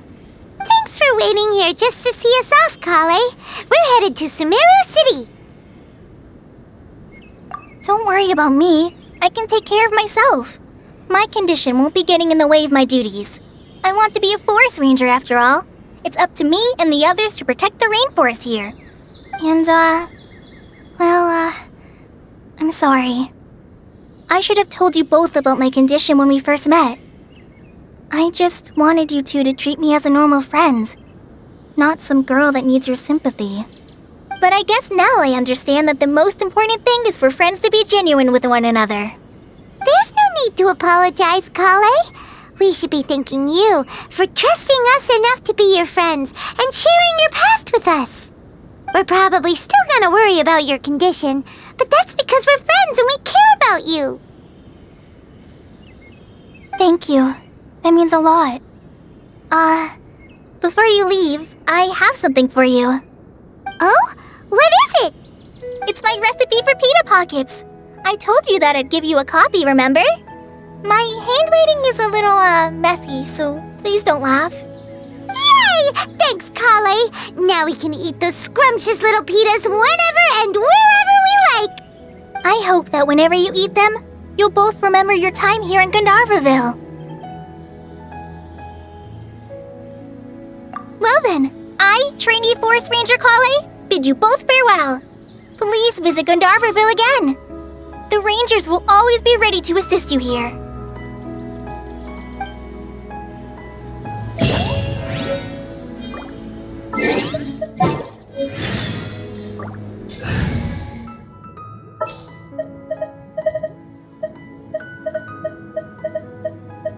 Leave it to me!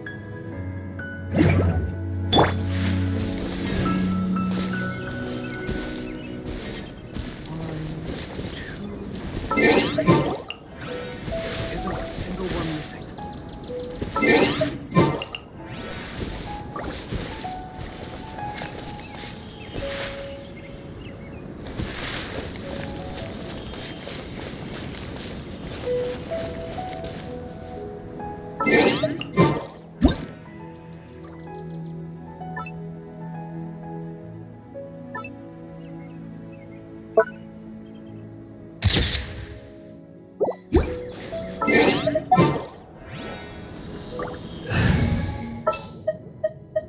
Stay close and you will live.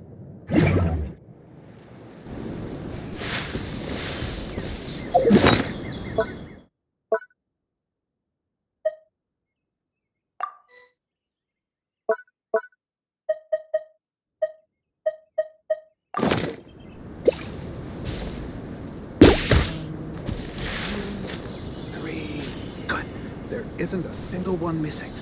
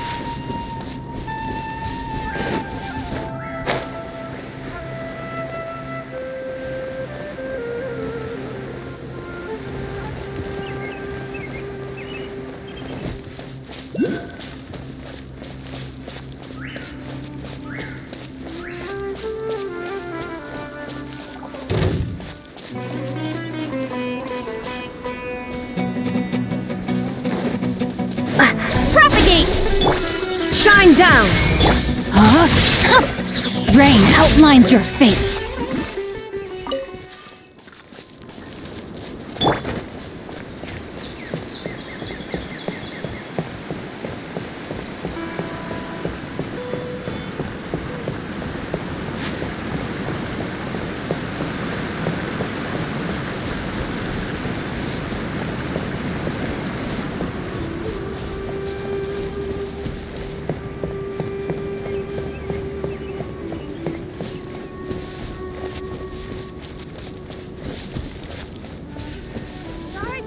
Just make-believe characters.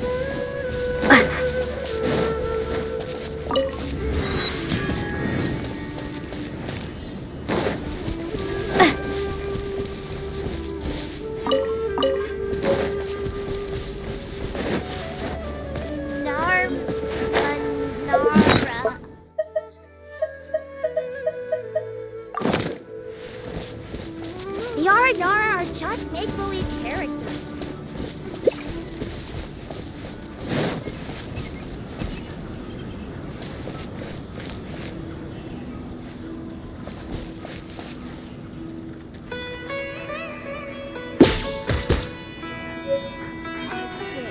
I only take orders from my employee.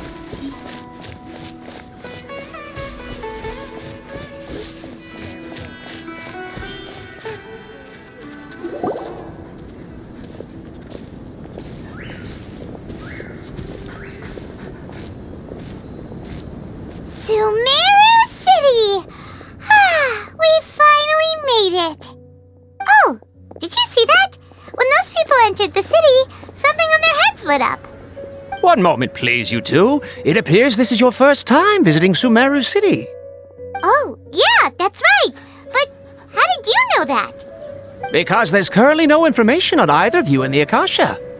But no need to worry, that won't prevent you from entering the city. In fact, the Academia conveniently provides each traveler to Sumeru City with a device.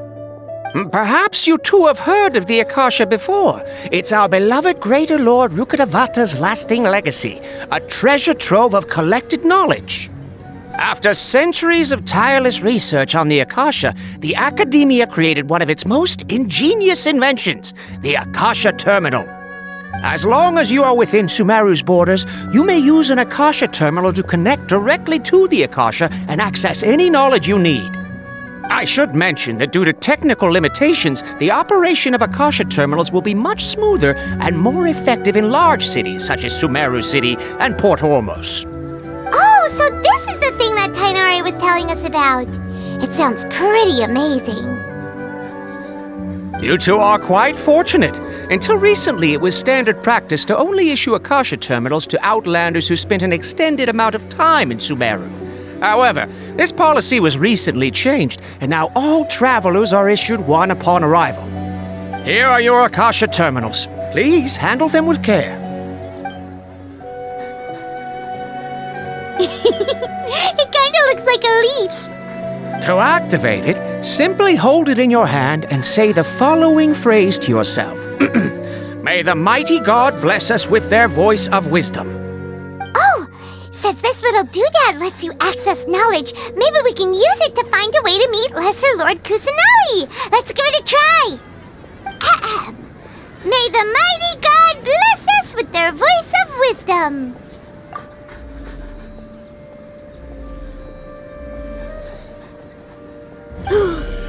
Whoa! Just now, something clicked, and Paimon suddenly knew how to use this thing. It seems all we need to do is concentrate on what we want to know, and bam! You get it. Oh, that'll come in real handy. Exactly. That is the power of the Akasha. And with that, let me officially welcome you both to Sumeru City. May the wisdom of the Dendro Archon always be your guide. Okay, now that we're in, we can check the Akasha about Lesser Lord Kusanali. Let Paimon try. 500 years ago, the sages found a newly born deity from within some scorched ruins. The deity now resides in the sanctuary of Surasthana. Seems pretty similar to what Kale was telling us.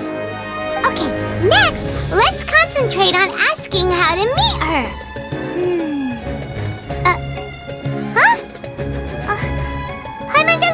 anything. The Akasha didn't respond to Paimon's question. Oh, come on! Ugh. Focusing on this question feels like when you have something you're trying to remember and it's on the tip of your tongue, but you just can't think of it. Ugh. Paimon's brain is exhausted. Oh, smart idea! But what are you going to ask it?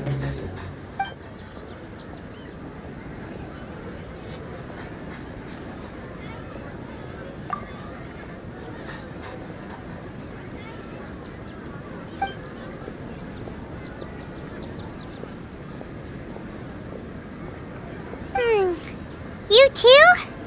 Well, glad it's not just Paimon.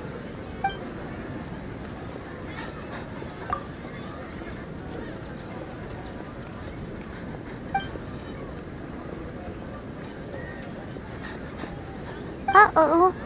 Paimon's getting all teary-eyed all of a sudden. It feels like the people of Sumeru really missed their Archon.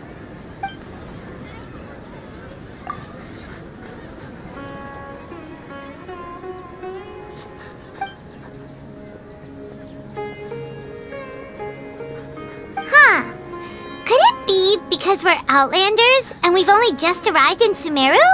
You know, maybe we're not qualified to receive an answer to this sort of question or something. Well, seems no matter which way we try, we can't find anything that'll lead us to Lesser Lord Kusanali. Guess our only choice now is to try meeting with the researcher that Tainari recommended. He's from Sumeru and even has a position in the Academia. Maybe he'll be able to access more info from the Akasha. Let's see. Tainari wrote an address on the letter's envelope. Oh, it's not far from the city's gate. Let's head over and have a look. Hopefully he's at home.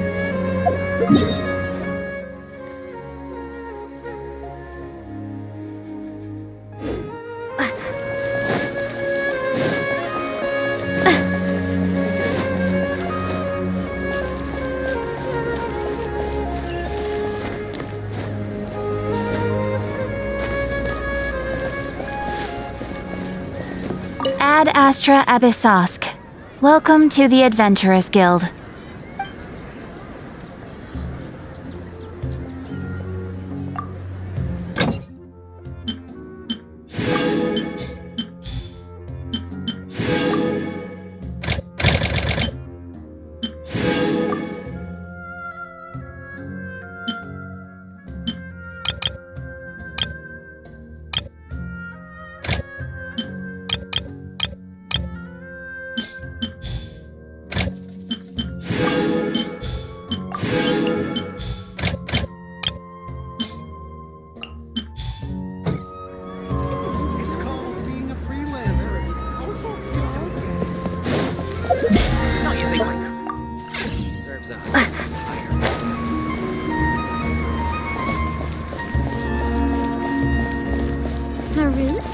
Marut, you must resist the power of temptation.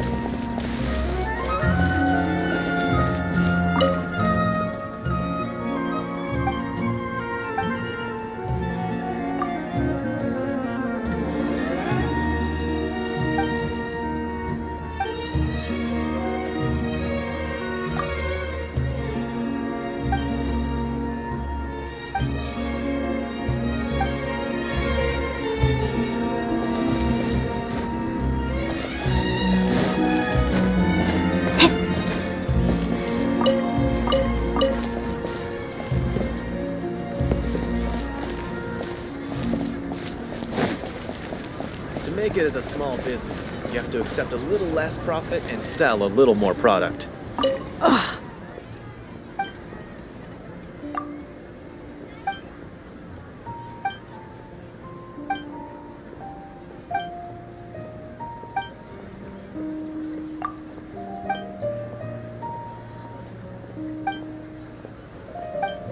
Yes, we must document everything.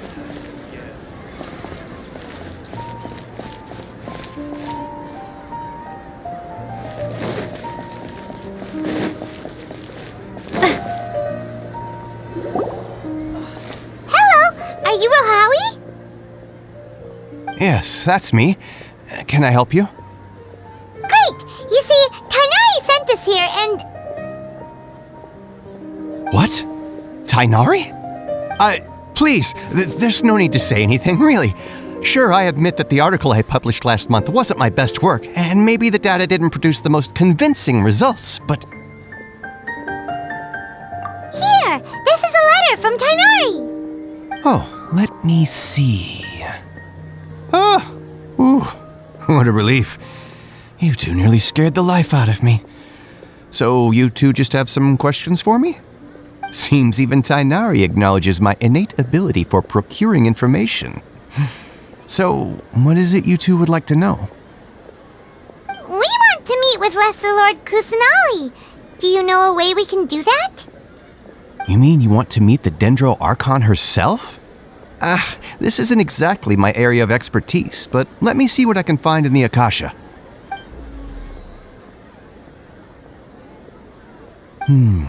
Sorry, the Akasha didn't respond to my query.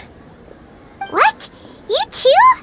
But what about your abilities for getting information and all that? Paimon was sure you'd be able to access more info than we did. Well, as I said, this isn't my area of expertise. I am but a lowly researcher, so the Akasha doesn't see a need for me to know more about the Dendro Archon. All I know is that ever since Lesser Lord Kusanali returned to Sumeru, she's never left the Sanctuary of Sorasthana or made a public appearance. Huh. Didn't expect her to be such a mysterious figure. The Dendro Archon is somewhat of a recluse. Perhaps she just doesn't want to entertain visitors, which would explain the lack of information in the Akasha. But then what can we do? No need to worry just yet. I'm only hypothesizing here. You could certainly try asking around and see if anyone else has ideas. And besides, you two should consider the bright side of things. Not being able to see Lesser Lord Kusanali may not be a bad thing. In this world, there will always be information you cannot obtain from the Akasha and things you can never accomplish. Knowing when to yield is a form of wisdom. Take me, for example. It's a miracle if my brain cells can spit out one paper every 3 years. But Tainari? That guy can publish 3 papers in just a single year. Okay. Thanks for your advice. Don't mention it. If you two ever want information about things like who's been promoted within the academia or relations between the 6 great sages, come find me. Hey, come on! This is a survival skill at the academia. Paimon's expectations were pretty low, but this is so low it's like digging holes in the dirt. So what do we do now? Even if we want to talk to someone, we don't know anybody here. Huh? Like who? Oh, you're right! Catherine! The Adventurers Guild has its own intel network. Let's hurry and find her. Anything else you'd like to ask about? Sage is the highest rank for an academia researcher. Since the institution's founding, each of the 6 great sages represent the finest mind and leader of their respective darshan. One grand sage is chosen from among the 6 sages to serve as the head of the academia. The current one is Sage Azar of the Rotawahist Darshan. Since ancient times, the sages have contributed immensely to Sumeru. The widespread usage of the Akasha is thanks to their hard work. Anything else you'd like to ask about? I just knew you'd be curious about that. Although the 6 Darshans conduct research in different disciplines, their sages frequently interact with one another when managing academia affairs. In the Immorta, our leader is Sage Nafis. His temper is legendary. We researchers are terrified of him, and even the Grand Sage gives him some leeway. He hasn't shown his face lately, though. Rumor has it that he's currently involved with some major project. Thankfully, he's been so busy that I was able to publish a paper. Anything else you'd like to ask about? See ya. take a page out of my book and learn to look on the bright side of things.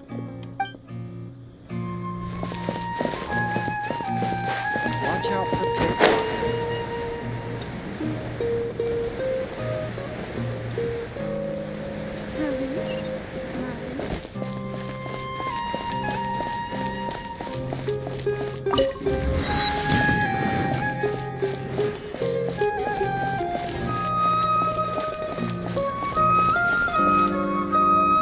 Ad Astra Abyssosk. Hello, Traveler and Paimon. Catherine, we need your help with something. Understood. The Adventurers Guild is always ready to serve you. With what do you require assistance? We want to meet with Lesser Lord Kusanali. Do you know a way we can do that? You two wish to meet with Sumeru's Archon. Understood. Please wait.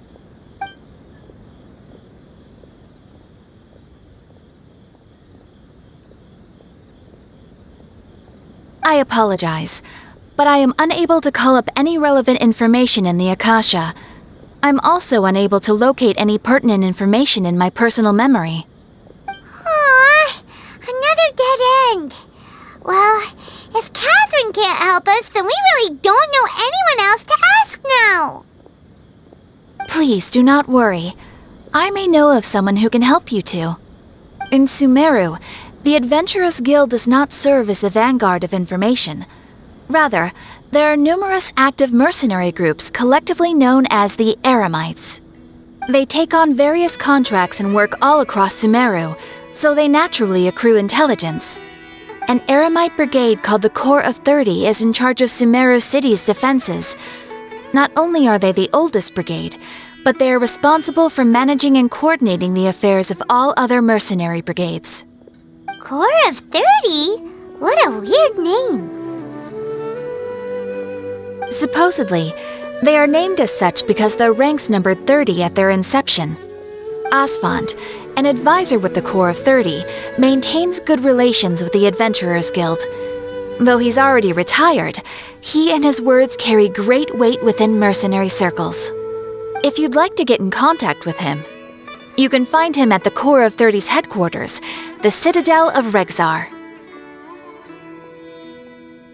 You're welcome. I wish you two the best of luck. We look forward to your exploits in Sumeru. All right, off to the Citadel of Regzar we go!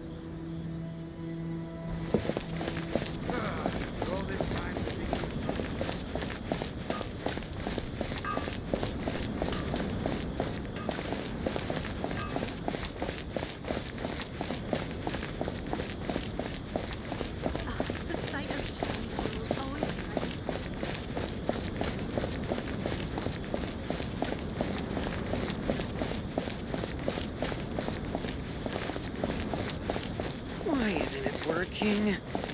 I don't get it.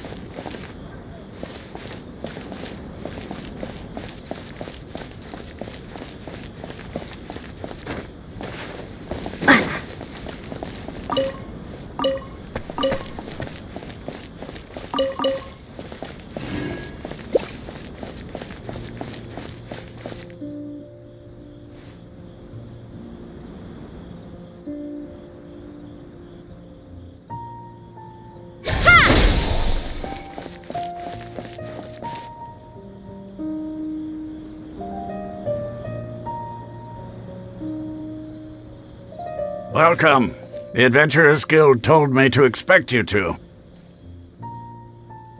It's nice to meet you, Asfand. We'd like to ask you about something.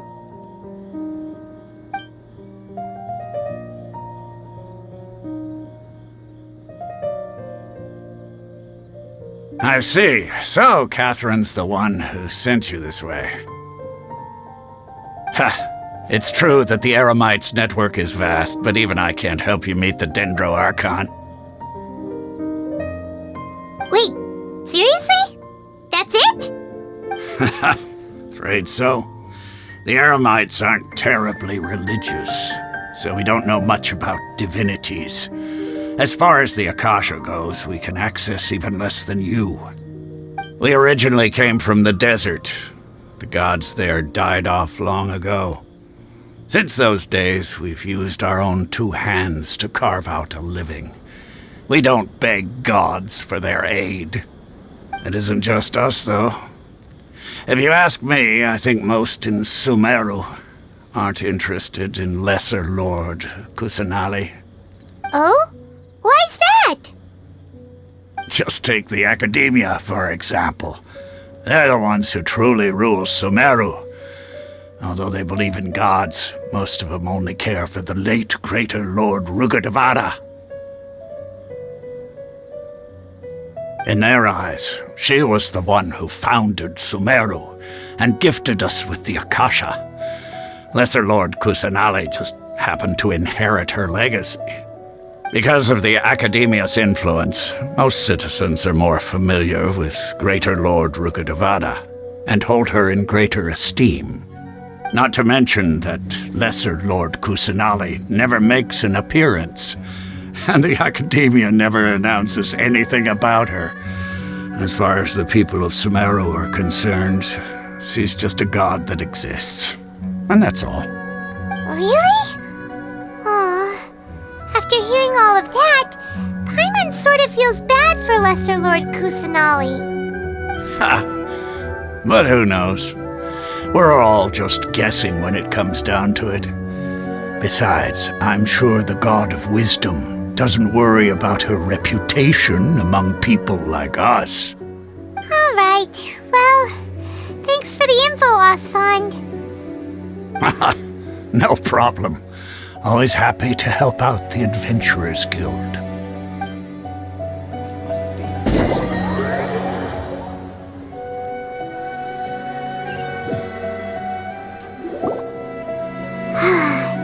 Seems Osfond was right about most people's attitudes here. Not only are they not interested in the Dendro Archon, they even say stuff like, if the Akasha doesn't think I should know, then I don't need to know about it. We've been asking for information non-stop ever since we got to Sumeru. But the harder we try, the more helpless everything seems. Isn't there at least one person in this entire city who cares about Lesser Lord Kusanali? Oh, you two are interested in Lesser Lord Kusanali? Huh? Who are you? From the sound of it, you two are Outlanders who recently arrived here. You've been asking around for information on Lesser Lord Kusanali, right? Oh, I'm sorry. I forgot to introduce myself. I'm Dunyarzad, one of Lesser Lord Kusanali's faithful followers. Whoa, really? Then do you know how we can meet with her? I'm afraid I can't help you with that. But your conversation earlier did happen to remind me of a legend about the Dendro Archon. Sure. It goes like this. Long, long ago, there was a man who heard a prophecy. It predicted that a great calamity was about to befall him. Panicked by what he heard, the man sought out the Dendro Archon in hopes that she would bless him with the wisdom to help him escape his predicament. The man journeyed across deserts and through rainforests and experienced tribulations of every kind. However, he still couldn't find any trace of the Dendro Archon. In despair, he thought, alas, the Archon has abandoned me. He then had no choice but to sorrowfully resign to his fate. Okay, and then what happened? And then, the calamity came. But to his own surprise, the man felt somehow emboldened by the trials of his journey. By relying on his own strength, he managed to overcome the adversity. At that moment, a bird perched upon his shoulder. This bird was, in fact, an avatar of the Dendro Archon. She said, "O Archon Seeker, do you now understand? She and her wisdom have long been found by you. Along your journey, we were in every flower and blade of grass, every ray of sparkling sun, and every breath of dancing wind. So long as you continue to think and ponder, we'll be wherever you go." Yeah, thanks for the story! Paimon feels all warm and fuzzy inside after that. In a way. It seems like this story is also one of the Dendro Archon's avatars. Dunyarzad, since you worship Lesser Lord Kusanali, can you tell us anything else about her? Of course. So did you two know that,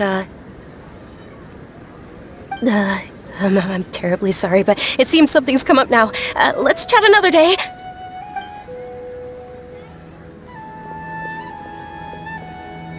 Hey, wait! What the heck just happened? It looks like they're searching for someone. Dunyarzad was acting super nervous just now. You think they're looking for her? This stinks! We finally managed to find a lead about Lesser Lord Kusanali! We can't let them get in the way now!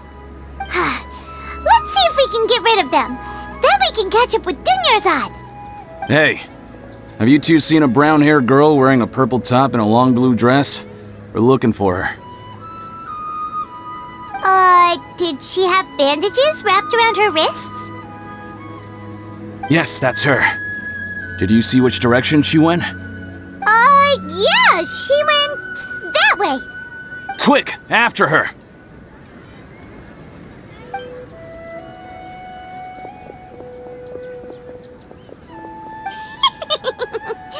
That should keep him busy for a while. Let's hurry and find Dunyarzad.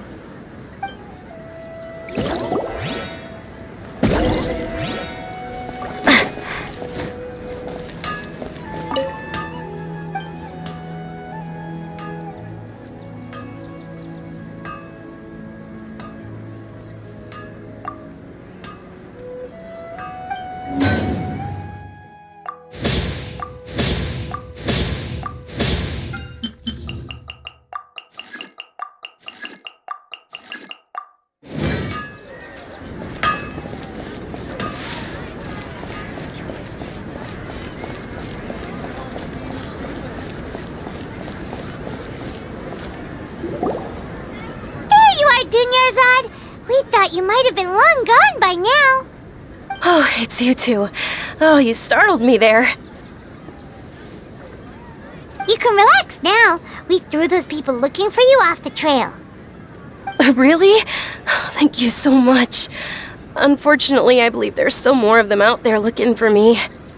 Uh-oh, looks like there are some coming this way. Huh? More of them? Then what are we standing here for? Run! No, wait, my body isn't in the best shape. It's difficult for me to run. Okay, sounds good. There's a tavern on the other side of the port we can go to. They probably wouldn't expect me to hide in a place like that. All right, let's move out. Stay behind us. We'll keep an eye out for anyone looking for you.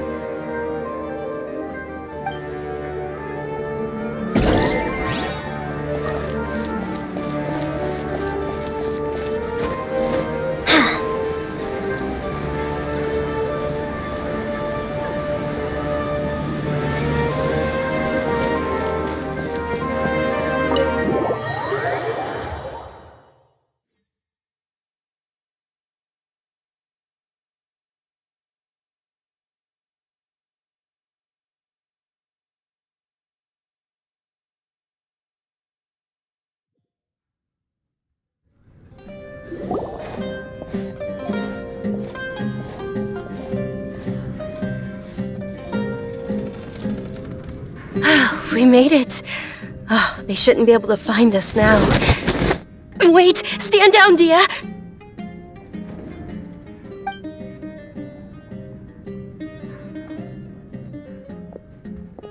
My lady, who are these two?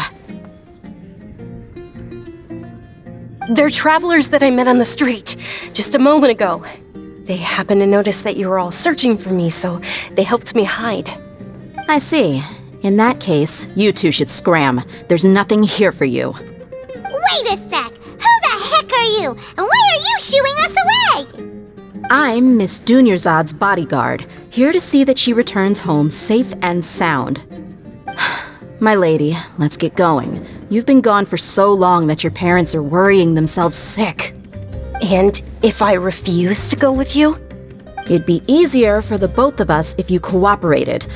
But if you insist on not going, then I'll have to carry you like a sack of potatoes. Hey! Dunyarzad already said she doesn't want to go back. Why are you still pushing her? Stay out of this. You don't understand the situation. Sorry, my lady. Even though I'm your bodyguard, your parents are my employers. I have to answer to them. How much? Wait, what? How much more do I have to pay you to become your employer? So you never listen to my parents ever again. Double? A triple? Give me some time and I'll get that much. My lady, this isn't about Mora. I don't know what you think of us Eremites, but let me say this. I like Mora, but I'll never go against my principles. That's why I'm here looking for you. Sure, it's an order from my employer, but my conscience was also telling me it's the right thing to do. And knowing your health, carelessly running around like this is gonna hurt ya. For the sake of those who love you, don't be stubborn. No, you're wrong. I'm aware of my limits and I know what I'm doing. Honestly, the only people being stubborn right now are my parents. And I know perfectly well that it makes no difference if I'm at home or not. They still won't accept reality.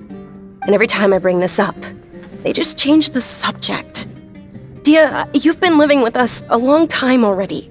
This should be old news to you. Dia, I know it hasn't been easy for Mother and Father, and I'm grateful for everything they've done for me. But there's someone else in this world I'm also grateful to. Because she saved me. The love I have for her is the same I have for my parents. This is my life and my last chance. So I want to do something meaningful.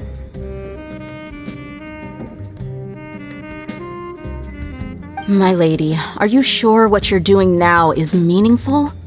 Yes, I'm sure. At least, it is to me. Fine, I won't ask you to return home anymore. But let me make something very clear. I'm only doing this because I respect your determination, not because I agree with you. Thank you, Dia. Sorry for being so rude just now. My nerves were acting up. And I even brought up your payment in such an offensive way. Don't worry about it, my lady. I did say that I like Mora. Besides, that's our next topic of conversation. Today's little excursion caused such a ruckus that every single bodyguard at the estate was deployed. It wouldn't be easy to hide things from your old man. Since this definitely won't be your last escapade, here's a little tip. You should at least make it look like your room and things are still in order when you leave. Also, you'll need someone to cover you for when you're out and about. So, I'll let you hire me, my lady. This way, everyone wins. As for the pay, let's say half of what your father pays me. We can settle the bill when we return to the estate. Okay, deal. Yay! Looks like they've reached an understanding.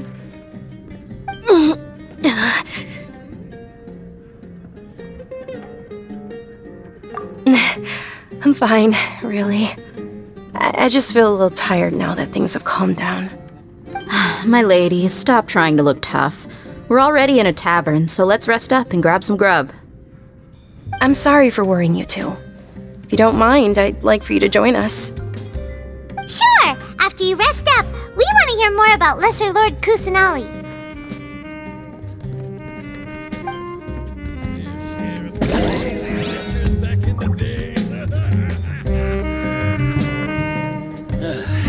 You just can't beat the atmosphere here.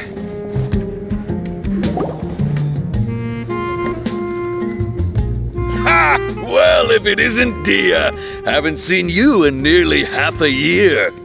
Word on the street is that you're a bodyguard for the Homayani family now. Ha! Don't you find that kind of work boring? Nah, you get used to it. How about a menu over here? You got it, huh? Isn't this little Miss Homayani herself? We don't get to serve personages like you very often. We'll be sure to prepare our very best. Thank you, sir, but there's no need. I don't have a lot of Mora on me, and I really ought to save as much as I can. But please bring these two the best food you have. They're my new friends, so I want to be a good host for them.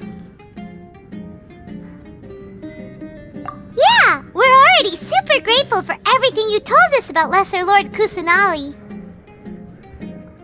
How about our coconut charcoal cakes? They're our signature snack, and they run cheap. Look, other customers over there are eating some now. They look kind of burnt and dry. Buy mine will pass. What do you have against my slime dishes? Dunyarzad, we asked a lot of people when we first arrived, and almost nobody was interested in Lesser Lord Kusanali. So, what made you want to follow her? Well, remember when you asked me if I knew how to meet the Dendro Archon? Even though I don't know how, I think I've actually seen her before. Huh? Really? Yes, it was when I was a child. At the time, my illness had kept me bedridden for the better part of a year. I was stuck inside and couldn't make any friends, and my parents did their best to find treatments for me. But even then, the Akasha didn't have any helpful information. My younger self no longer had any hopes or dreams. One flare-up was so bad that I was in a semi-conscious state for several days. Then one night, I woke up alone in my room. I was terrified. My body was paralyzed. Even if I cried, there was no sound. At that moment, an ethereal voice spoke in my mind. Dunyarzad, don't be scared. You don't have to cry. Dunyarzad, don't be scared. You don't have to cry. Huh? Who are you? How do you know my name? How do I explain this? You might not be able to understand, but actually, I know everything about you. Really? Of course. I know that you're scared of thunder, that you hate taking medicine every morning, and that you love counting the petals on your mom's skirt. Wow, you really do know everything. Dunyarzad, is there anything you want? Want? Not really. I can't go anywhere or do anything. Huh? But aren't you a child? All children have wishes. Tell me what you want, and maybe I can make it happen. But can you make my illness go away? Oh. I'm sorry, but I'm not powerful enough to do that right now. Then, can you be my friend? After that, the voice said, "Okay, I'll be your friend." Although my body was suffering during those days, that voice encouraged me and told me many wondrous things. Beyond my window was the flourishing Sumeru city. Beyond the city was a lush rainforest. And beyond that was the wall of Samiel, deserts, and all of Tevat. Once I finally made it through that bout of illness, I couldn't hear that voice anymore. I told my mother about it, but she said that I must have been dreaming. But I know that that voice wasn't a figment of my imagination. Before that, I had never heard of Tevat. Yes, for sure. If it weren't for that voice, I would have never grown curious about the outside world, nor would I have learned how to read and enjoy so many books. That voice sparked a desire for wisdom. It had to have been the Dendro Archon. I've been hoping for a chance to repay her kindness. In fact, I was running around today to help prepare the Sub-Zerus festival for her. What's the Sub-Zerus festival? It's Lesser Lord Kusanali's birthday, which was the day that she was found by the sages. It's actually an old holiday that originally celebrated Greater Lord Rukkhadevata's birthday. When she passed away, the holiday eventually became a celebration of the Lesser Lord's birthday. I heard everyone was overjoyed when they welcomed her back to Sumeru. In those days, the festival was a huge deal.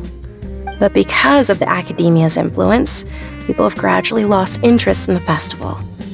The Academia actively participates in Sumeru's many holidays dedicated to Greater Lord Rukkhadevata. But when it comes to the Sub-Zero's festival, forget any funding. They practically act like it doesn't exist. Maybe they see Lesser Lord Kusanali's birth as confirmation of Greater Lord Rukkhadevata's death, so they're reluctant to celebrate it. Aw, but that's awful. It is. It's absolutely terrible. Sure, the Greater Lord founded Sumeru, but hasn't Lesser Lord Kusanali been the one quietly protecting us for the past few hundred years? Just remember that we're still out in public. Don't get too carried away now. I know that people over by the Grand Bazaar still hold the Sub-Zero's festival to this day. But I hadn't met any of them before, so I was never able to contribute. But recently, I made a friend there who also follows Lesser Lord Kusanali. I gave her my savings because I want her to throw a wonderful festival this year. That's the least I could do for Lesser Lord Kusanali. Hold on, my lady, does this friend happen to be Nilu, the one who sends flowers to the estate? Yes, that's her. I saw her leaving the other day with a nervous look on her face. It seemed like she was hiding something in her arms. Did you give her something? Yes. Initially, I didn't have much Mora prepared, so I had Nilu sell one of my skirts. I've agreed with Nilu to meet up at the Grand Bazaar today and see how things are coming along. Dia, would you accompany me? Sure. That's quite the trip, though. I'll carry you. No, that would be too much, even for you. You might as well just accept the lift. If I let you walk, who knows how long it'll take us. And if anything happens to you, then I'd really never hear the end of it from your father.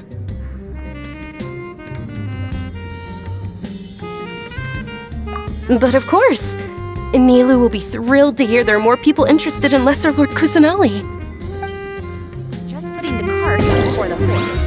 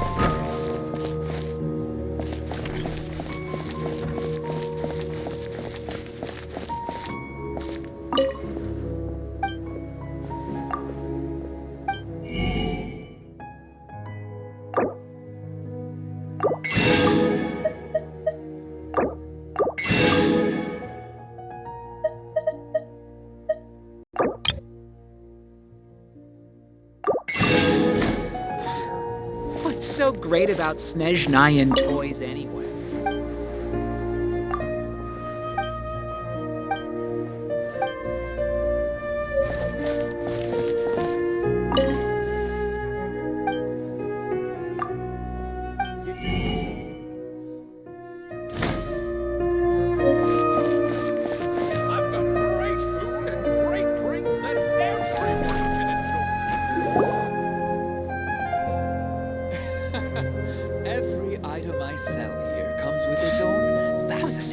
great about Snezhnayan toys anyway? Sorry I'm late, Nilu.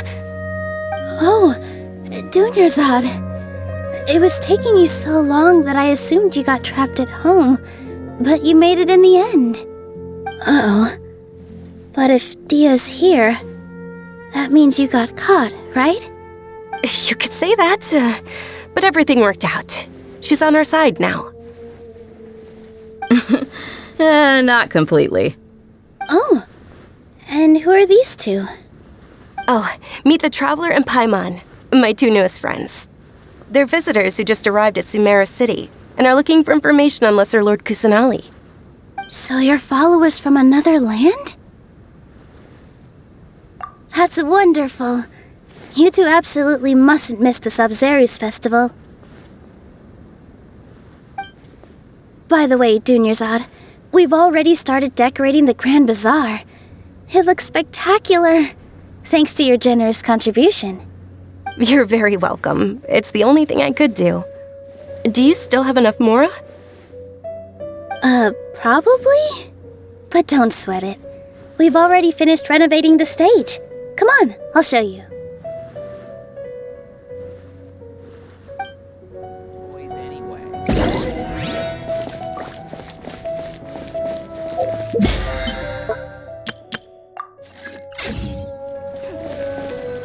Dad, let me learn to dance. Wow! This place is amazing! Not bad. Last time I was here, the stairs were full of holes. The stairs were nothing. A little while ago, we discovered that the tree above the stage had a huge chunk of bark ready to fall off. Mr. Zubair was worried sick. We reported it to the academia many times, but they never sent anyone to deal with it. We didn't want anything bad happening, so we were going to cancel all the stage performances. Oh, probably because it was the theater asking. The academia looks down on performers like us. They probably think it would be best if the theater closed down completely. We can't let that happen, though. Not only would everyone involved in the theater go hungry, but then we wouldn't be able to hold the Sabzeruz festival anymore. Thank the Dendra Archon for Dunyarzad. But the more she gave us, we hired someone to patch up the tree, and we also gave the stage a much-needed makeover. The stage is going to be even prettier when it's festival time.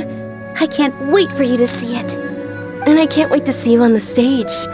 You've been practicing so long already. It's almost time for your dream to become reality.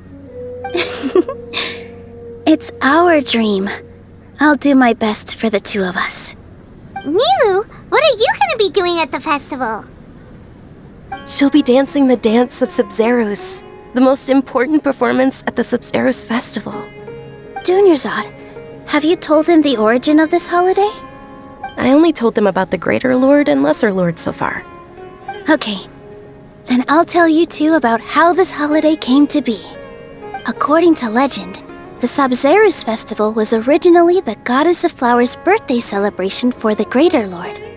A long, long time ago, on one of Greater Lord Rukkhadevata's birthdays, her friends threw her a celebratory banquet. Some of the gods got drunk. One started playing music, and the Greater Lord started singing, so the Goddess of Flowers began to dance.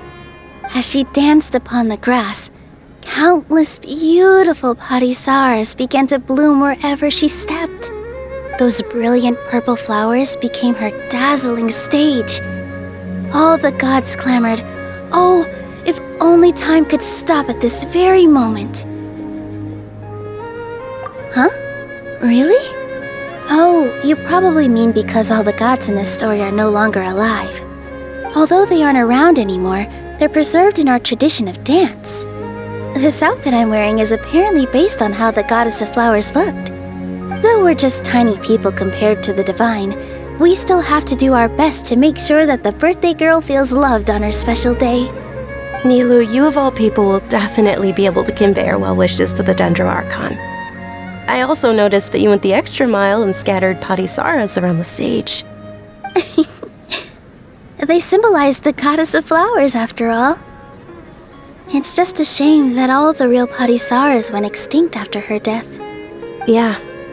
The Greater Lord brought forth Patisaras in memory of the goddess of flowers, but she ultimately could never truly replicate that beautiful purple. Thinking about the Goddess of Flowers dance makes me wish I could have seen it. If my stage were anything like that, I'd be thrilled if I had just 2 real Patisaras on the stage. So, Traveler and Paimon, what do you think? Interested in the Sabzeruz festival? Will you two be coming? All of Lesser Lord Kusanali's followers will be there for her birthday. It'll be a good opportunity for you to learn more about her. Ooh, Paimon thinks that's a great idea! Hey, come on! There's nothing wrong with enjoying a festival. Besides, it's Lesser Lord Kusanali's birthday. She'll be happy to have more people who are celebrating it. So how about we all attend the Sabzeruz festival together?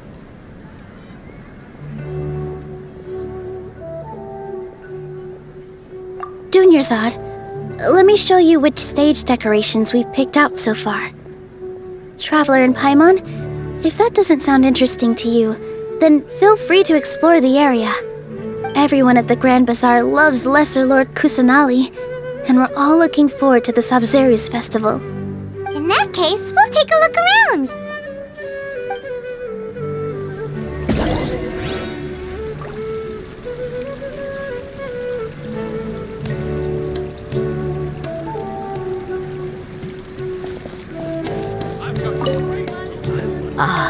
Dancing at the Sabzeruz festival. You know, I also danced when I was younger. As a child, I even asked my grandmother why we performed the dance for the Lesser Lord when it was originally done to honor the Greater Lord. My grandmother said that Greater Lord Rukkhadevata is a beloved deity and honored by all. And Lesser Lord Kusanali is too. If the Goddess of Flowers ever knew Lesser Lord Kusanali, then she would certainly have wished to be her friend and hold celebrations for her too. The Sabzeruz festival has been losing its appeal over the years. That is, until a wealthy benefactor stepped in this year and brought the festival back to life. I heard she forked out a lot of mora to make it all happen.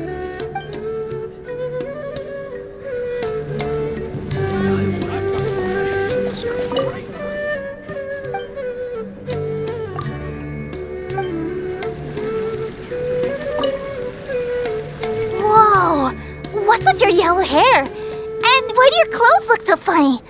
Are you an Outlander? Did you know that the Sabzeruz festival is about to happen? There'll be loads of fun things to do at the festival. But the best part is when Ferris, the Knight of Flowers, passes out candy to everyone. This might have been left by Greater Lord Rukkhadevata. Life is so dull here.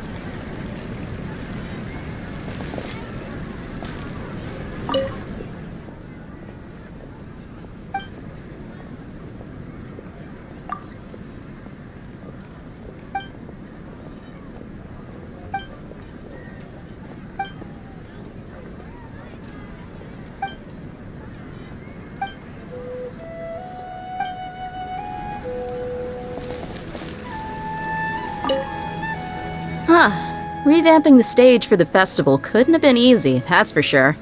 I bet this year's festival will be one to remember. I don't know much about the Grand Bazaar, but I do know that the residents here have a penchant for song and dance. 2 things that the academia doesn't particularly approve of. Oh, and the perfume sold around here is a lot better than what you'll find elsewhere. The fragrances are longer lasting and they're gentler on your skin and... I mean, that's what I've heard at least.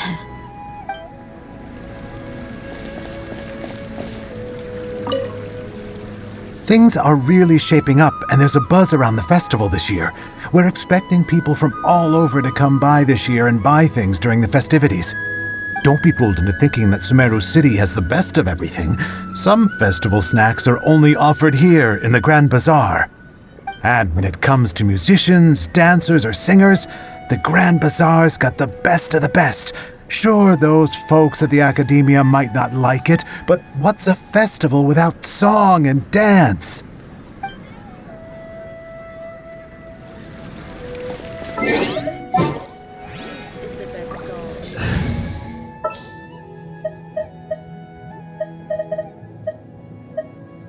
I'm taking the stage. The treasures I discovered in my youth might have been left by greater lords.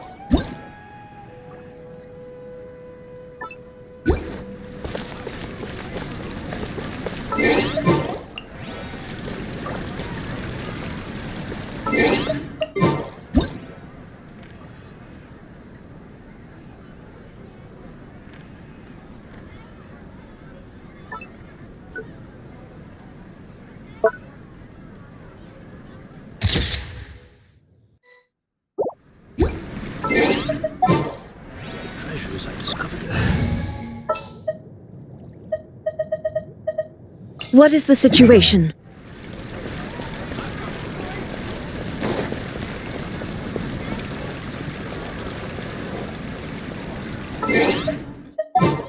Let's see.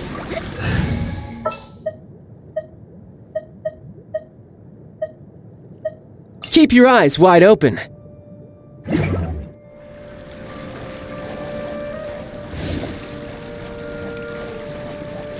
In work as on the street.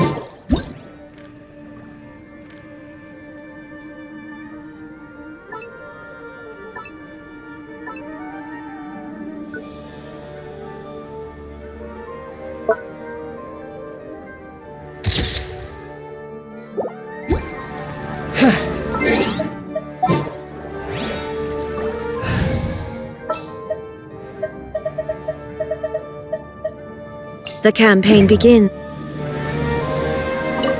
Milu, your outfit looks amazing. There's also something different about you from when we first met up. I thought I'd add a little extra pizzazz to my dress for the festival. See? Wow, did you sew all that yourself? Uh-huh. Sewing is a fundamental skill for everyone in the theater company because we make all our own costumes.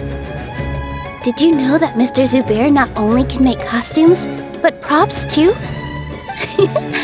I've noticed that you can't keep your eyes off that crown over there. Would you like to try it on? May I? Of course! The legends say that the goddess of flowers had beautiful horns on her head, so this crown was made to reflect that. Dunyarzad, you look absolutely stunning with it on. It's like I'm looking at the goddess of flowers herself. As on the stage. Hey! Is that who Paimon thinks it is? It looks like Catherine.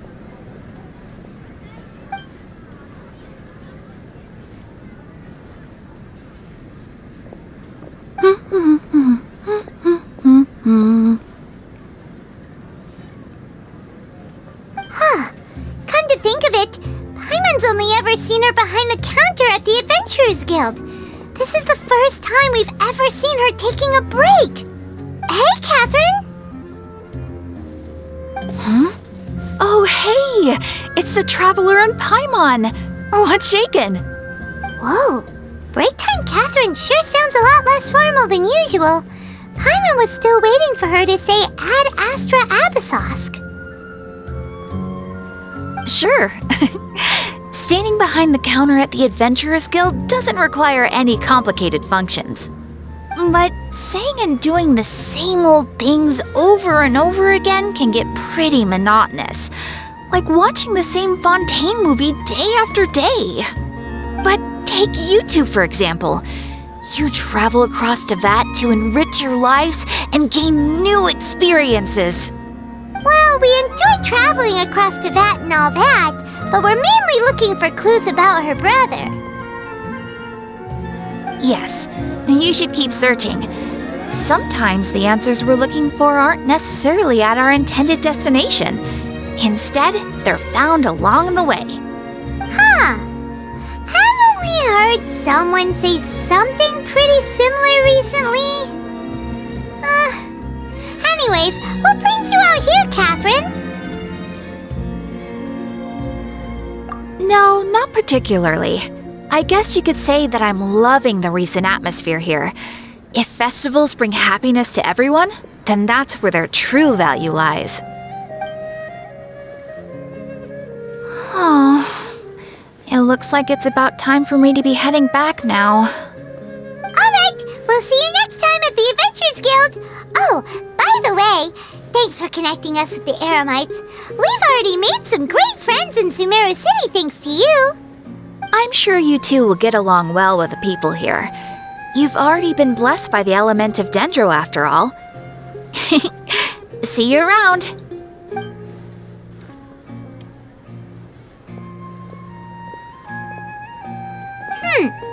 There's something really different about Catherine today. Hey, Traveler. Paimon.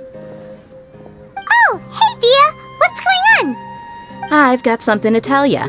My lady knows you're looking for ways to meet Lesser Lord Kusanali, and she's been trying to come up with a way to help you. Well, I have an idea that might help. Are you serious? We'd love that! It might not necessarily pan out, so don't get your hopes up too much. I'll need to take you two somewhere and ask someone some questions. My lady is feeling a little worn out at the moment. Nilu's found a place for her to rest. After I take my lady home, let's meet in front of the Citadel of Regzar. Sounds like a plan!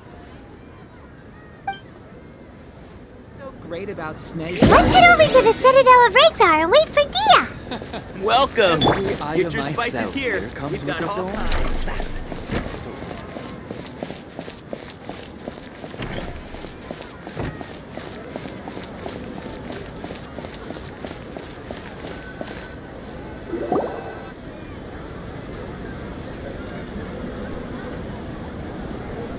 Sorry, I'm late. It took some convincing for the master and mistress to believe that Miss Dunyarzad was only sitting in the port for a while because she was in a bad mood. Anyway, I guess I should be thanking you. I haven't seen Miss Dunyarzad that happy in a long time. If it wasn't for you two, she probably would have been caught and dragged back much earlier. You sure sound a whole lot nicer than when we first met, Dia. Who would have thought you had such a soft spot for Dunyarzad? It's called being a professional. I'm a bodyguard, and I work for whoever's paying. Look, Dia's blushing. Listen, you two.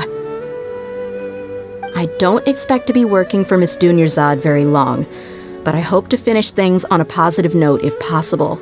Let's cut the chit-chat and head into the Citadel. We'll see if the person I know has a way for you two to meet with the Lesser Lord.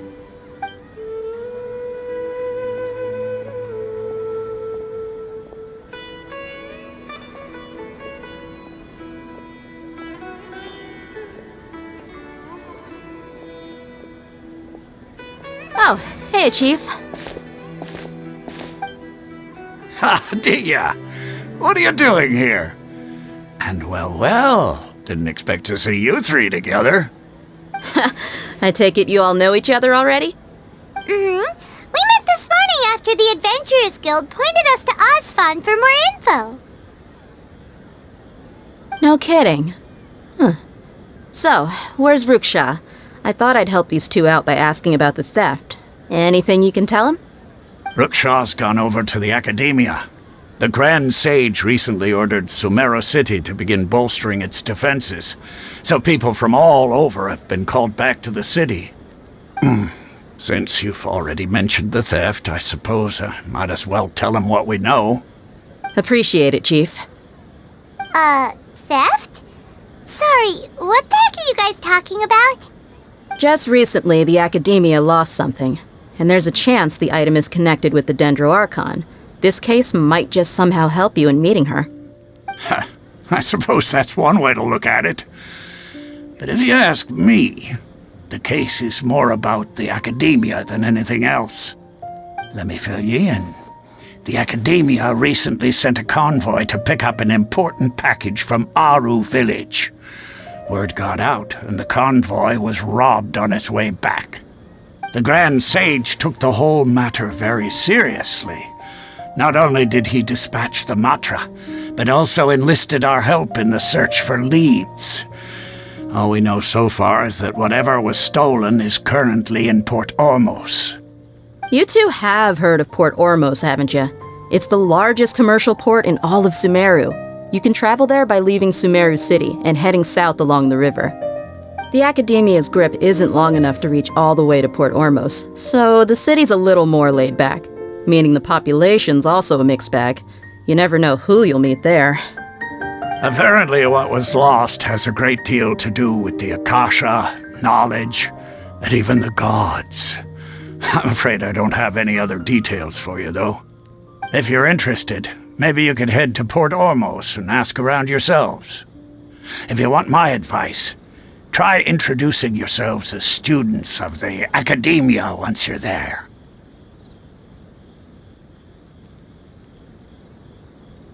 Are you serious, Chief? All the Academia students are in Sumeru City, you know. Why should they pretend to be students in Port Ormos? If you're also interested, just go there and see what happens. Count me out. I've got plenty of work to do here for the Homayani family.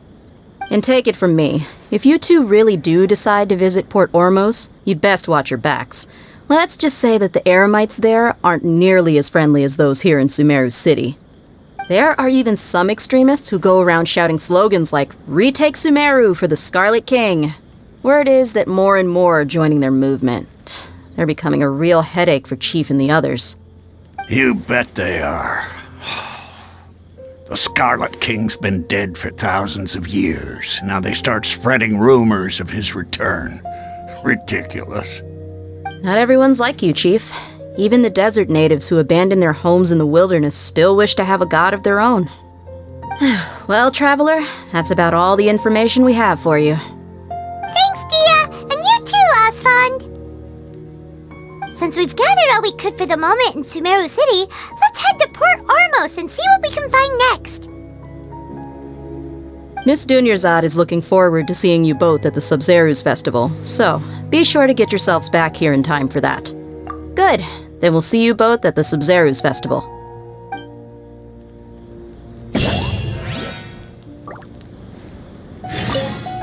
It's been a while since I visited the Citadel of Regzar. I'll catch up with Chief for a bit before I head back myself. He really did a lot for me in the past. Remember, to get to Port Ormos, just follow the river south from Sumeru City's port.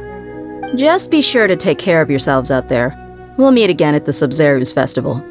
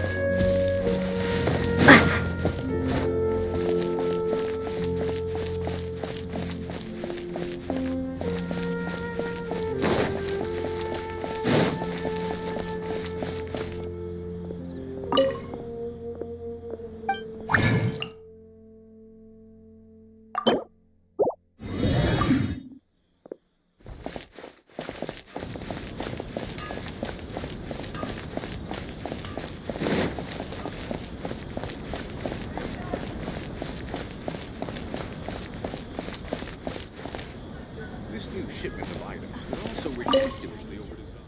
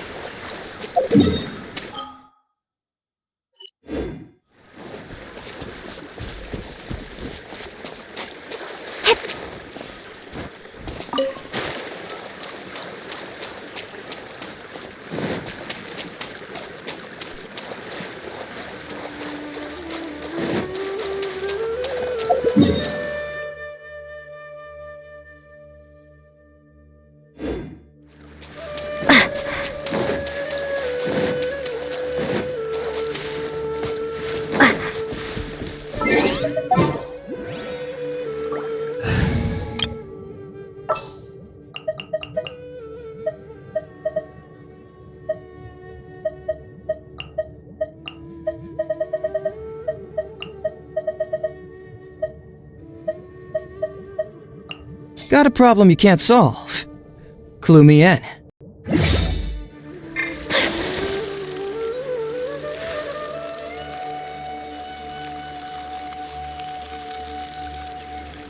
That's close Happy enough. to oblige.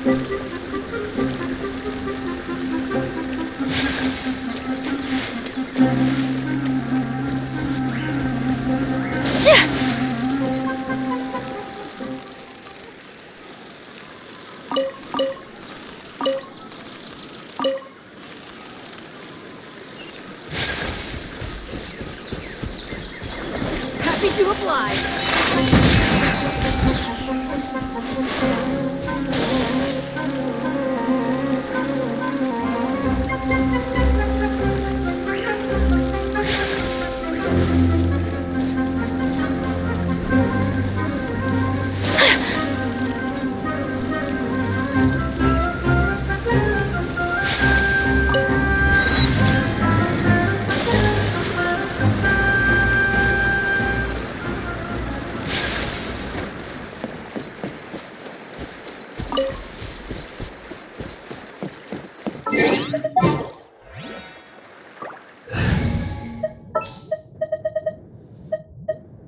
Drat!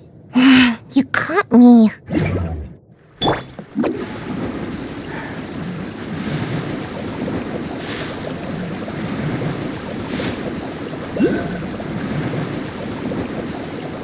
I'm out of here! Take flight!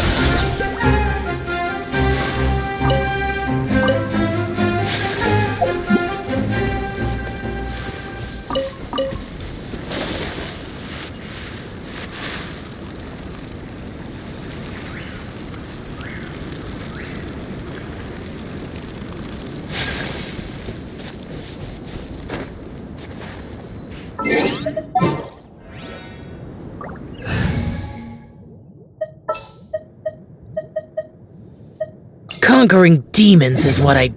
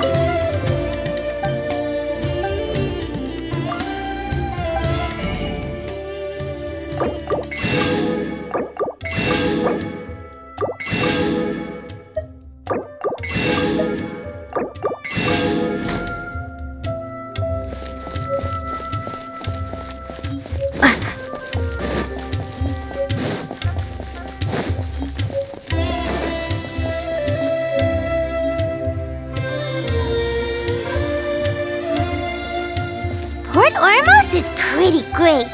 There's so many new and interesting things, not to mention all the tasty food. Sumeru's largest commercial port sure lives up to its name. Look at all the merchants, and everyone seems excited just to be here. How did things end up like this? All thanks to your artistic license. That's how. I should have made you wait until we got an update from Tanja. But when I finished the prototype Aranara yesterday, you agreed that the kids would like it. That's why we tried bringing it out for a test run today. Well, I never thought they'd dislike it so much. Oh, what should we do? Whoa. Yeah. Compared to everyone else, they seem really down in the dumps. Let's go find out what's going on. Hey there! Paimon's name is Paimon, and she's a traveler who was just passing by. Is there something bothering you? Oh, I noticed you two a moment ago. Welcome to Akara Crafts, the best toy store in Port Ormos. At least for now. What's bothering us is this prototype Aranara. To start with, could I get your opinion on it? Prototype Aranara? You mean this wood carving here? It looks like a mushroom monster to Paimon. Oh, there we have it. The verdict is in. What a headache. Not the first negative feedback we've had. So, what exactly is a prototype Aranara? So for context, Aranara are magical creatures in Sumeru fairy tales that live in the forest. For the store's 20th anniversary, we plan to release a series of hand-carved toys based on the Aranara stories that kids know and love. This is a prototype we made to get an idea of how they would react. But when we put it out there, the reaction was not quite what we'd anticipated. They thought it looked like a mushroom too, huh? No, worse than that, actually. I can't quite describe it, though. And I'm also not very good with kids. Maybe you could ask them for yourselves.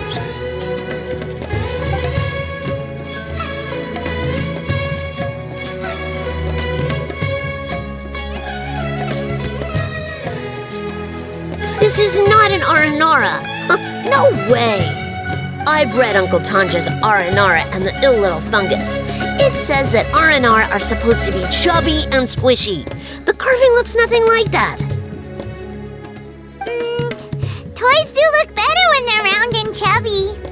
Uncle Tonder said in Aranara's vow that you can deceive the eyes, but you can't deceive the heart. This carving makes me feel lost and confused inside. I don't think the creator put his heart into it at all. It's nothing like an Aranara. Ooh, didn't put his heart into it, huh? Oh, sounds like one of those things that's easier said than understood. Kassid and Alia didn't like this carving, but I think it's okay. It doesn't look too happy, so it's kinda pitiful in a cute way. Oh, a positive review! Yeah, so I would totally ask my dad to get it for me, if it wasn't meant to be a Nara Nara. Oh, well, that took a sudden turn for the worse. We asked the children for their opinions. Oh, how did it go? Has it maybe, grown on them at all? Oh, this is such a shame. Why isn't Tanger back from Gandharvaville yet? Oh, the kids kept mentioning an Uncle Tanger, too. Who is he exactly?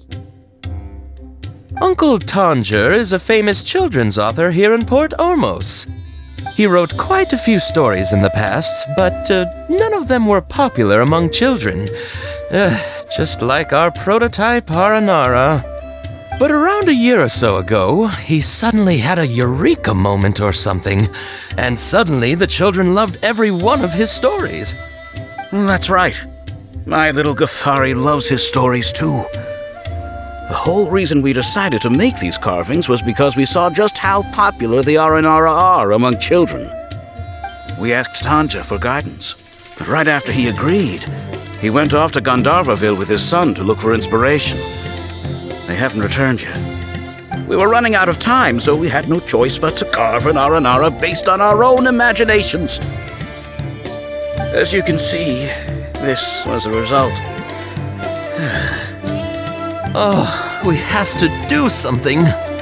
Hey, since you're the famous traveler, could you do us a favor and look for Tanger in Gandharvaville, He doesn't have to come in person if he's too busy. Just ask him to write down his suggestions and bring his notes back to us, if you could. Please, if only to put a smile on the children's faces. And, of course, you'll be well compensated for doing us the favor. They seem pretty desperate. Let's help them out, to see the kids smile. And also for our reward.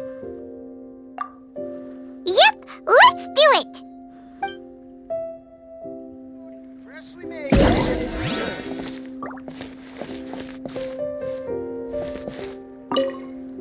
Tanger takes his son with him everywhere he goes. The two of them are very close. Maybe that's why he was able to come up with such great stories. Anyway, we're counting on you. Please find Tanger for us.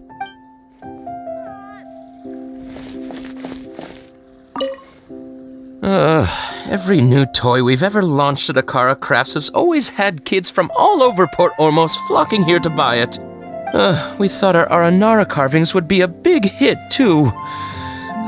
Who would have thought?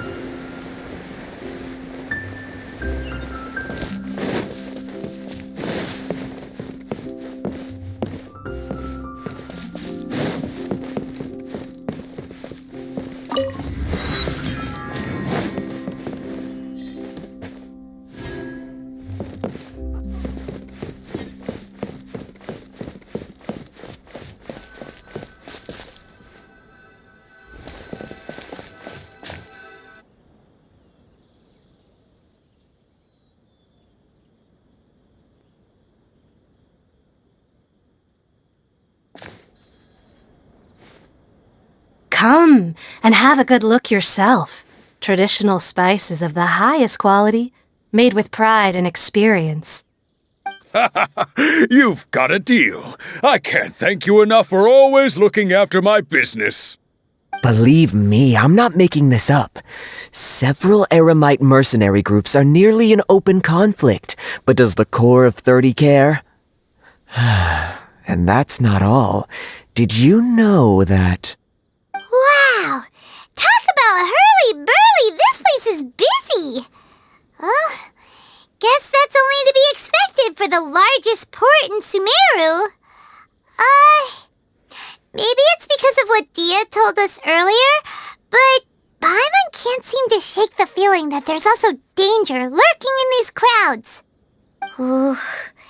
Let's get our bearings so we can start looking for leads. We know that whatever the Academia lost is related to the gods. But other than that, we don't have much else to go on.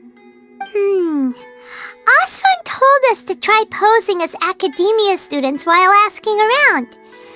Paimon checked the Akasha on the way here, and the Academia doesn't seem to have any research facilities in Port Ormos. Paimon doesn't get it. Won't we look even more suspicious going around saying we're Academia students and asking about the stolen item? Well, given all the people that come through here every day, if there's any information to be found, Paimon bets we could find it in the market. Let's ask around and see what we come up with.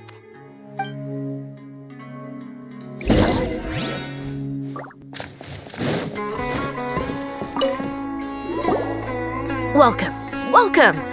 How can I help you too? Hi there. We would like to ask you a question.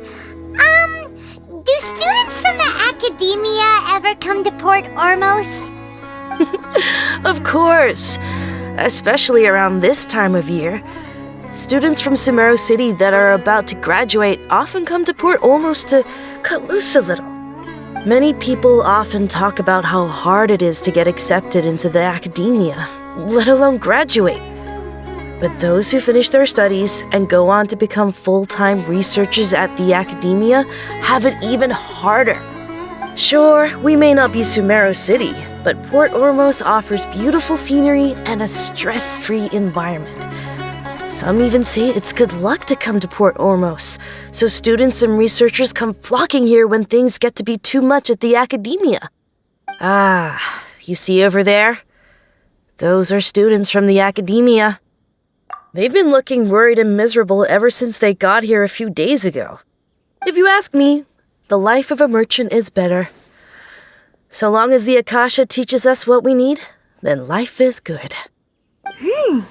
Those students seem to be discussing something. Let's see if we can listen in. Does nothing but smooth talk all day.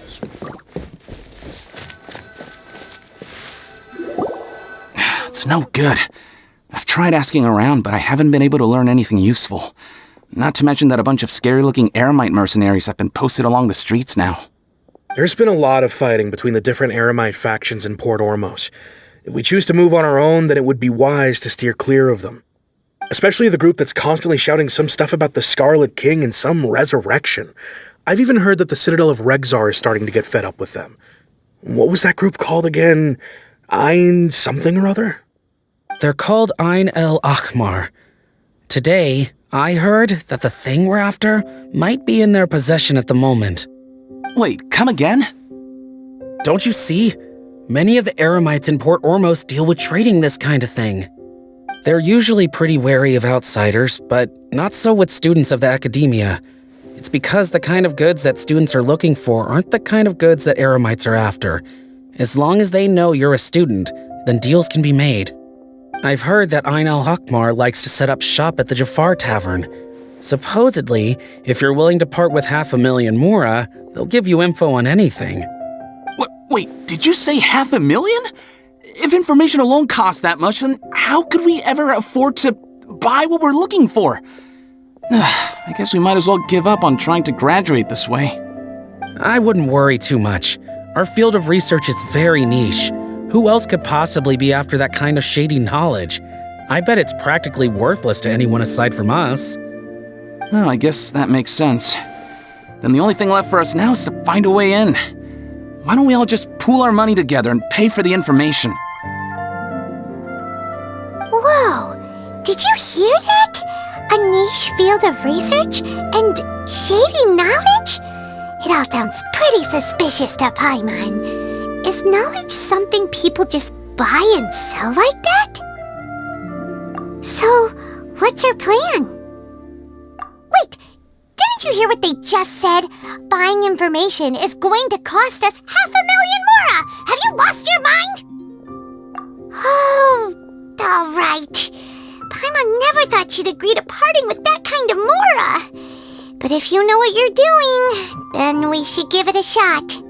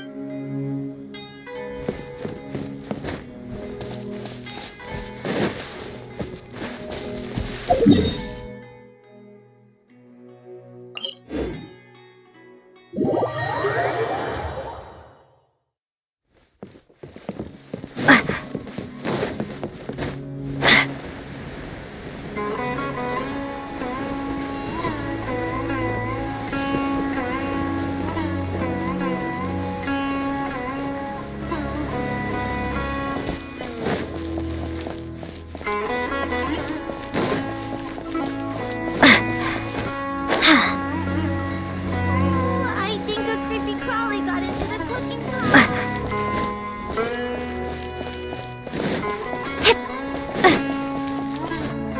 Fresh fruits and veggies, both quantity and quality.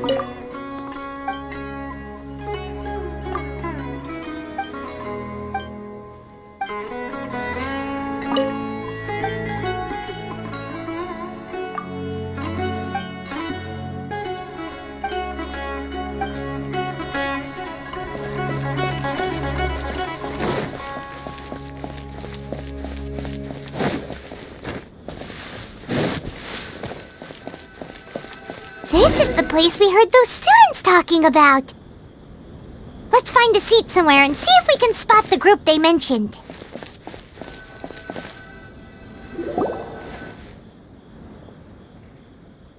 Oh, you've arrived. Please, take a seat. So, they think that they can go toe-to-toe with the boss? Ha!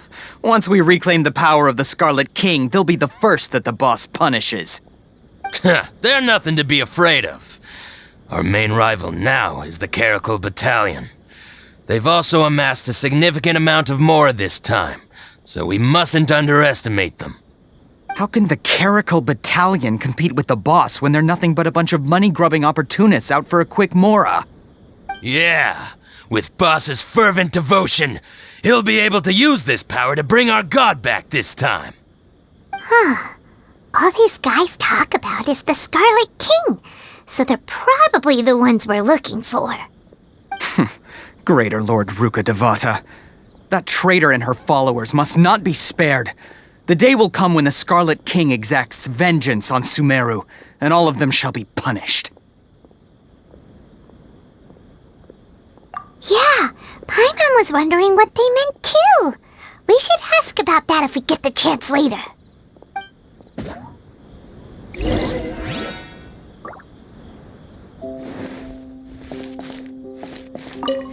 Welcome. Huh? Who are you? What do you want? A traveler? Now's probably not the time to talk about that. Didn't the students say Eremites are wary of outsiders? A student? What's a student from Sumeru City doing in Port Ormos? Ah, well, if it's info you want, you've come to the right place. The question is, can you afford it? Oh, Paimon can't stand to see so much more go. But there's no other choice right now. Here, this is the merchant's address. Whatever you're looking for, you'll find it there. Well, what are you waiting for? Oh, that's right! We heard you mention the Scarlet King just now. We're actually interested to know more because we're, archaeology students! Fine. Since you've already handed over the Mora, I guess I can throw in a little extra info. As you can see, members of Ain al-Ahmar are devout believers of the Scarlet King. Years ago, the Scarlet King founded the great desert nation that was our homeland. It was an advanced civilization, far beyond anything you'll see in present-day Sumeru. The Scarlet King was the rightful god of wisdom, but he was betrayed by a companion he trusted. She even stripped him of his title, God of Wisdom. So, you mean the traitor was... Greater Lord Ruka Devata, yes! That shameless wretch destroyed the Scarlet King's civilization, and our ancestors were forced to flee to this land where we were made to suffer the tyranny of our enemies. Furthermore, she conspired with the Academia to cover up the truth of her actions, and create the merciful and benevolent facade for which she is now known. Ugh, just thinking about it sickens me. But the story doesn't end there, oh no. The Scarlet King isn't truly dead. The voice of the Oracle has been heard in the desert, prophesying his resurrection. Mark my words, our god shall return. And when that day comes, all followers of the traitor and all the desert dwellers who have forgotten their true god will suffer retribution together. If what I'm saying makes you shiver with fear, it might not be too late for you to become a believer of the Scarlet King. I don't have anything to say to you Academia people about that. I think this conversation has reached its end. Not just yet. This man is a fraud. Huh? You again? Deranged Academia lunatic. Yes, it's me again. I already warned you that if you weren't willing to sit and discuss things with me, I'd take measures to make things uncomfortable for you. Listen to me. That address he gave you is fake. Or at least, you won't find a merchant waiting for you there. This group has been boasting all around that they can provide information on a certain item as a means of luring people into their territory. Once you show up, they keep up the act until they have hard evidence that you want to purchase said item. Then they use that to squeeze you for all the Mora you're worth. Hey! Shut it, Alhaitham! What are you playing at, trying to ruin our business like this, I told you the other day. I wish to discuss my terms with your boss. Ha! The boss made it perfectly clear that he won't negotiate with you. Yes, and in no uncertain terms. But that was then. It does not preclude him from changing his mind in the future. I'm warning you, don't push us, or this could get ugly. We don't usually get rough with people from the academia because it just complicates things. For a lunatic like you, though, we might just have to make an exception. If you're suggesting that we escalate this from a verbal exchange to a physical one, I accept. After all, even the Archons used war to negotiate the ownership of Tevat. If, on the other hand, we can't agree on any means of negotiation at all, then I'm afraid my next course of action will sting a little more than the mere falling through of a few business deals. I will jeopardize the Eremites' reputation, which I know you value above all else. I am quite confident that if I began to take such action, your boss would willingly approach me himself. However, I fear that by then, some things will have happened that cannot be undone. Also, a word of advice. I suggest you tell your boss exactly what happened here today. Otherwise, he might blame you for not telling him in the future. What did you say? Consider this. Have I ever failed to follow through on my word in the past? This guy is really out of his mind. Okay then. If you really have a death wish, let's meet a week from today. The pier in front of the Pharos Lighthouse, 4 o'clock in the afternoon, sharp. Don't expect us to hold back. Not so fast. First, you return the 500,000 mora to them.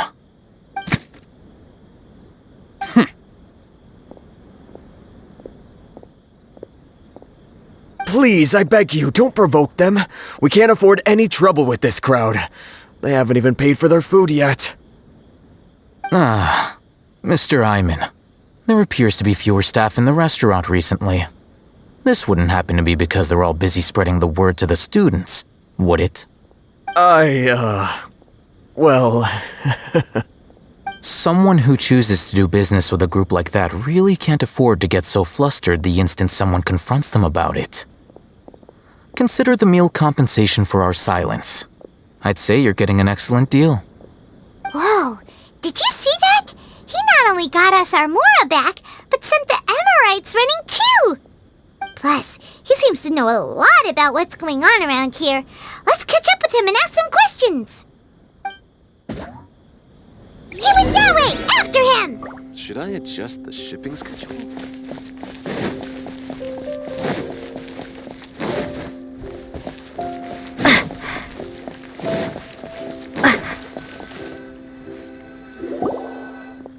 Wait up!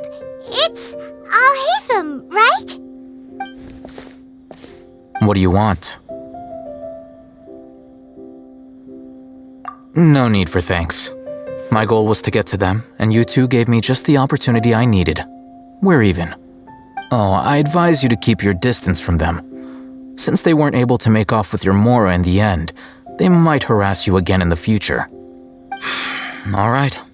Goodbye. Hold your horses! We still have something to ask you about! Since you tore through their scam right in front of them, you must know the real story about certain something, no?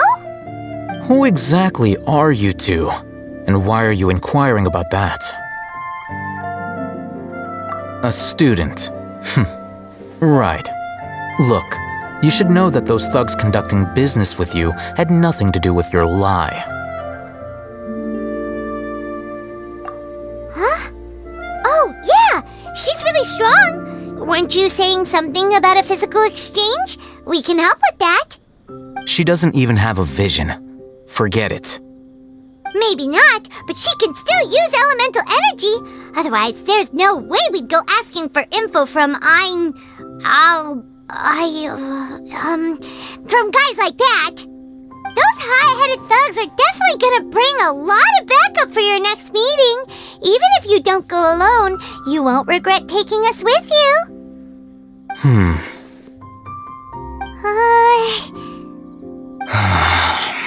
All right, I accept. Got a pen and paper?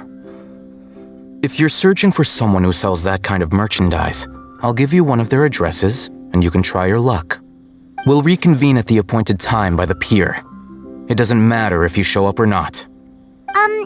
So, since you were happy to give us this merchant's information, does that mean you can tell us exactly what we're after?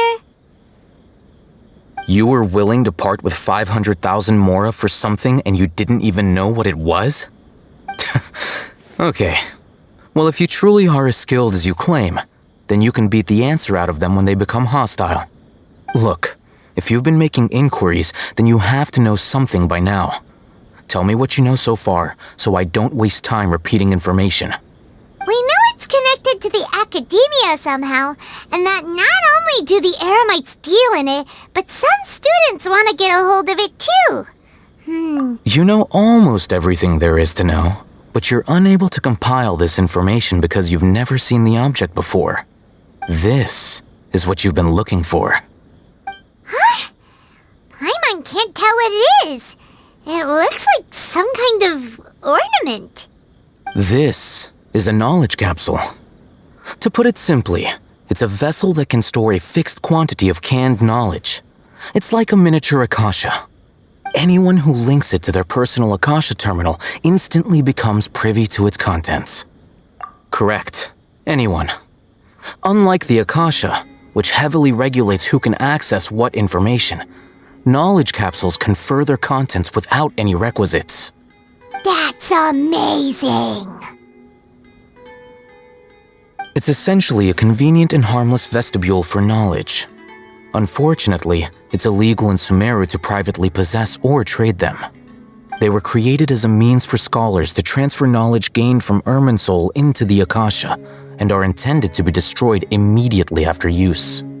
But despite strict regulations, some of these knowledge capsules will always escape destruction. After all, there will always be those in this world who are dissatisfied with life as designed for them by the Akasha and wish to change their fate. Over the past century, a wide variety of canned knowledge has been leaked from the academia. Now, in Port Ormos, the valuable ones are a means to mora for the Eremites. Meanwhile, those which the Eremites deem to be useless to them occasionally prove useful to the common citizens and hapless academia students. Well, I think that about sums it up. Ah, so that's your true objective. With our current arrangement, I don't believe I can offer an answer. You're still resolved. Fine, let's talk somewhere with fewer people.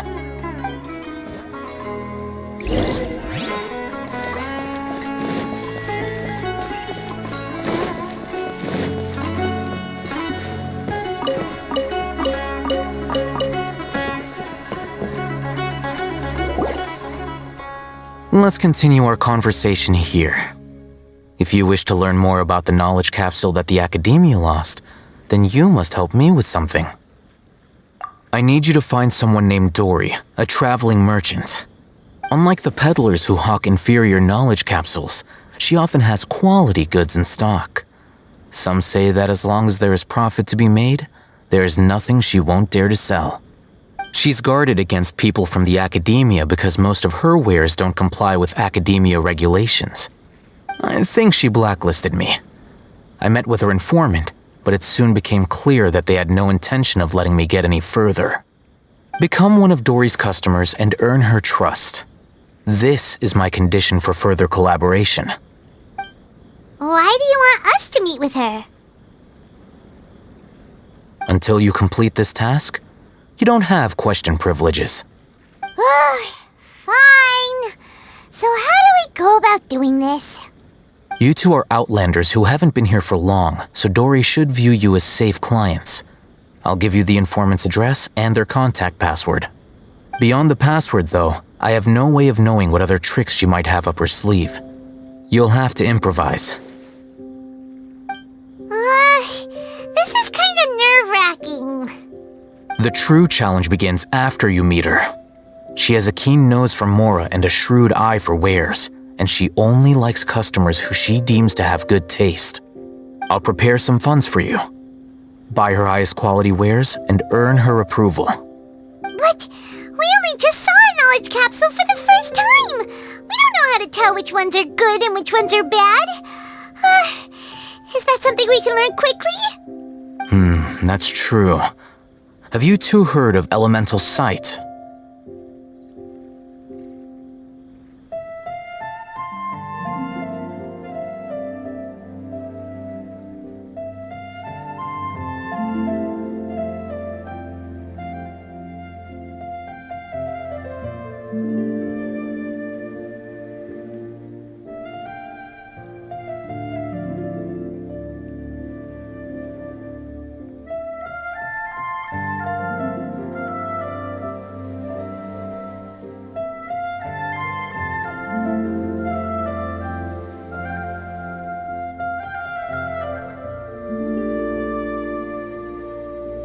Oh, that's a surprise.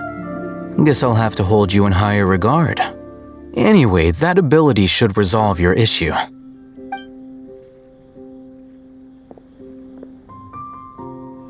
Here are 2 knowledge capsules.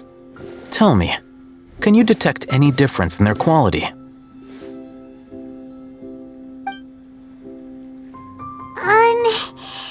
They look the same to Paimon. Try inspecting them with elemental sight. How'd it go? Did you see anything?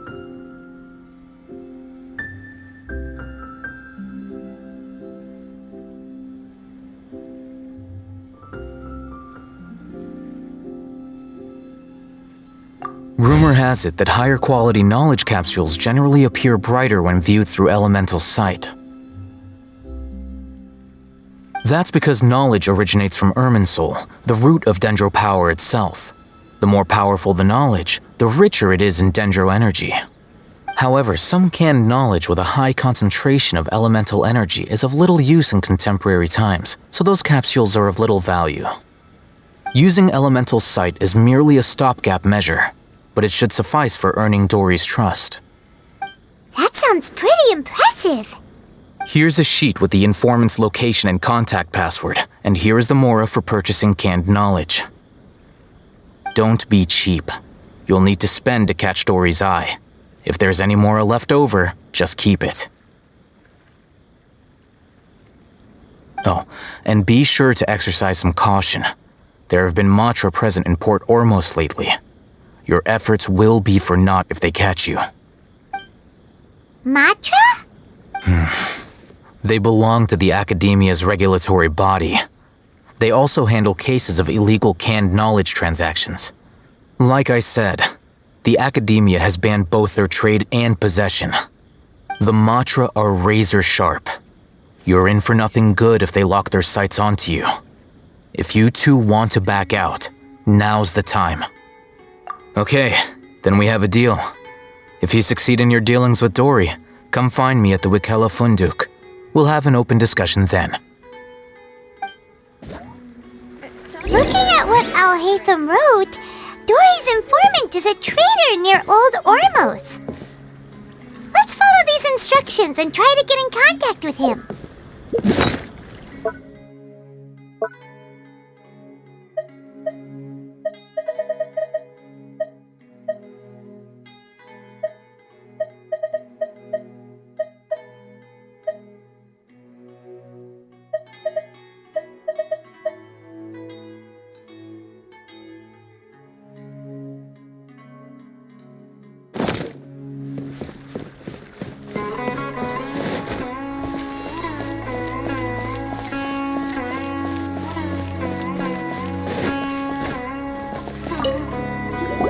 Hello. What are you two looking to buy? Wait, are you sure you're remembering that right? Paimon doesn't think it was that on the paper. What a unique palate. We have unripe hara fruits, but we usually keep them in the back. I'll have someone escort you. Following the paper got us past the first round. Ronak, these two want to buy unripe hara fruits. Show them to the warehouse. Got it. You two, please follow me. You two have a fast...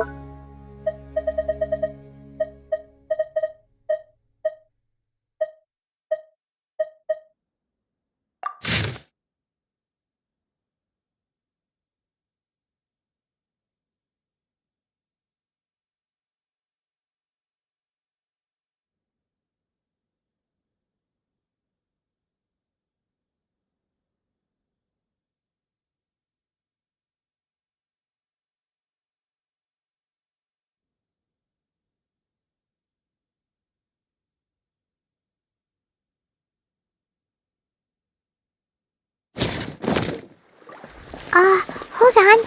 Let me think. Sumeru Rose means common merch. No, look again. We're obviously wearing mourning flowers. Every ship deserves the best maintenance. Ah, my mistake. I do apologize. Whew. That pop quiz sure was scary. Ah, the warehouse is up ahead. Please follow me.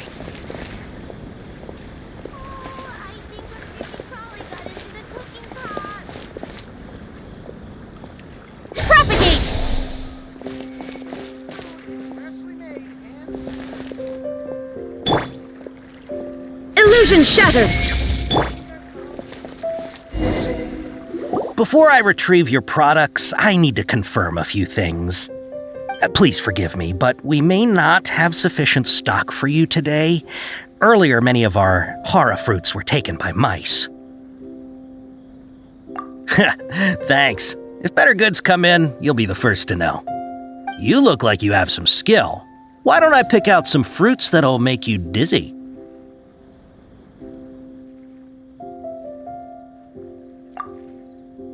No, that's not it. The paper said that heat stroke is the answer to erudition. Ugh, eating something that causes heat stroke sounds horrifying. I'm sorry. But as things currently stand, we won't be able to fulfill your order. Why don't you two think things over? He's cautious of us. Let's take a closer look at the paper that Al-Haytham gave us.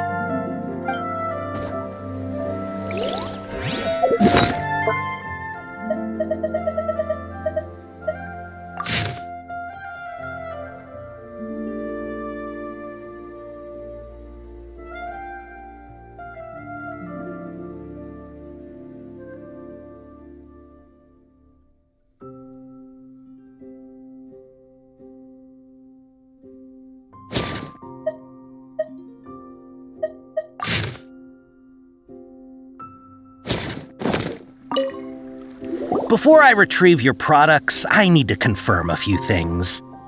Please forgive me, but we may not have sufficient stock for you today.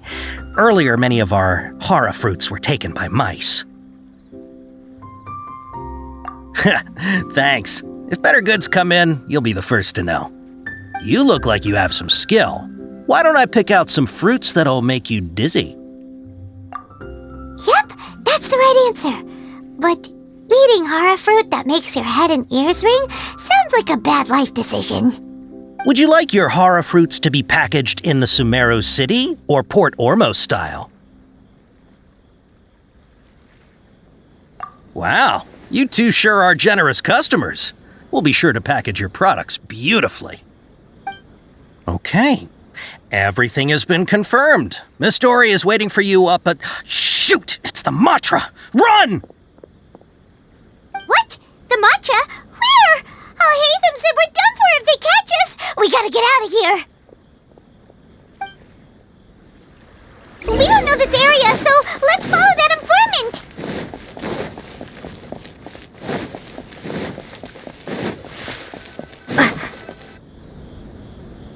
He ran that way.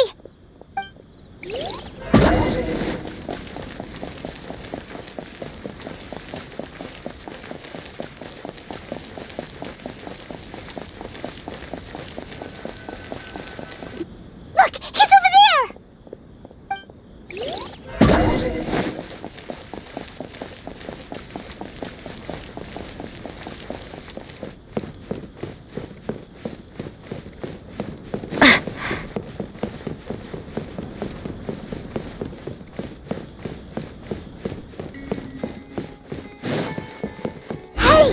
If you're hiding from the Rishbaland tiger, come this way! Another password! Huh? Oh, that voice came from behind the building on the right!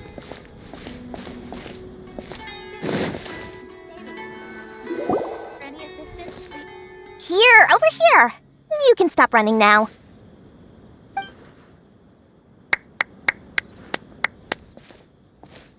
So you were the one who was calling out to us just now. But, are we definitely gonna be safe here? These two good customers wish to buy some horror fruit, Miss Dory. And if there's nothing else, I'll just excuse myself. Oh, very good. Thank you. Huh? Wait, you're Dory? Paimon sure thought you'd look a whole lot scarier. Hey, what are you trying to say, Princess Pea-Brain? I can be scary enough when I need to be, believe you me. If you don't watch what you say, then you can forget about doing any business. But it seems you two have actually done pretty well so far. Not only did you manage to find the informant, your reactions were also pretty sharp. You don't really look like criminals or anything, but I bet my Mora that you've been involved in some shady dealings, haven't you? Paimon's not sure if that's supposed to be a compliment, but we'll take it. I can't risk doing business with people who start huffing and puffing after just a few paces. No matter how much Mora they might have. Not only will they get caught by the Matra, but they'll also get us into trouble. As decent folks trying to run an honest business, we don't need any of that. Wouldn't you agree? So that's why I prefer to have customers like you. It's your first time here, but don't worry, I won't ask too many questions. Even if you wish to buy enough knowledge capsules to decorate your house with, please knock yourself out. As long as you have lots of round, shiny Mora, then we're all good. Ah, yes, of course, of course. Go ahead, help yourselves. Voila! Wow, she has a trove of canned knowledge. Whew.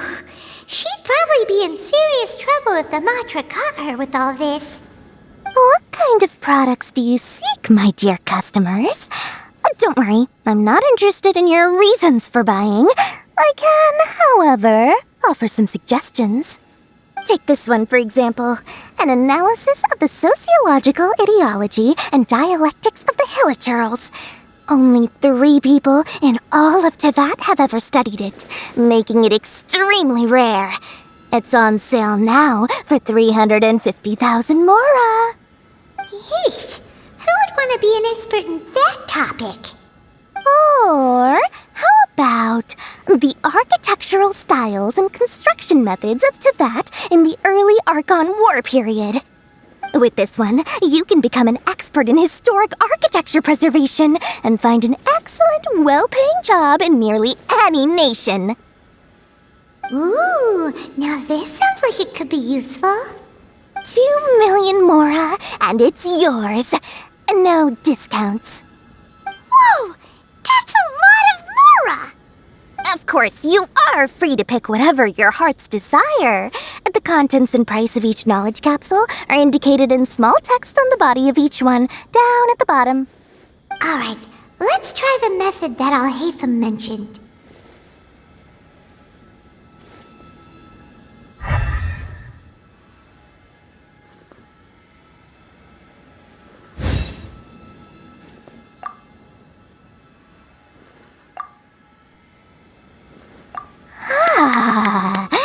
You've really got a good head on your shoulders, and quite the eye for quality. We'll take these, please and thank you.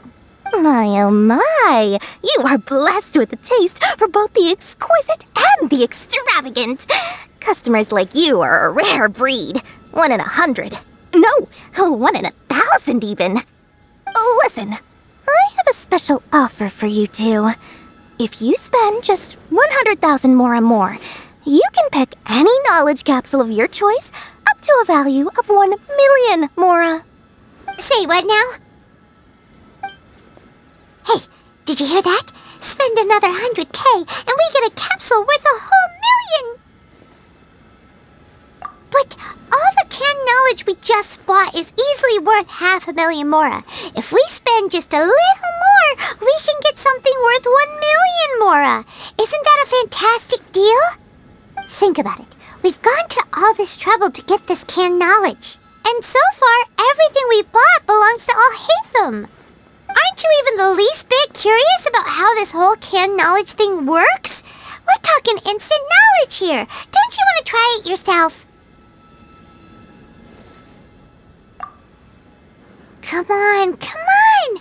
We still have around 100,000 of Alhaitham's mora left, so let's put it to good use by finding something useful for you. Ahem, you've got a deal, Dory. We'd like to spend an extra 100,000 mora. Excellent! Then please, select from this fine collection of canned knowledge over here. Hold on a second. Paimon thought we could choose whatever we wanted. Why can't we choose the ones from over there? Oh, but my dear customer, the knowledge capsules over here are worth 1,000,000 mora each. I'm sure discerning customers like yourselves will be able to find something to your liking. Please, take your time. Uh-oh, Paimon has a bad feeling about this. Let's use Elemental Sight again to check these.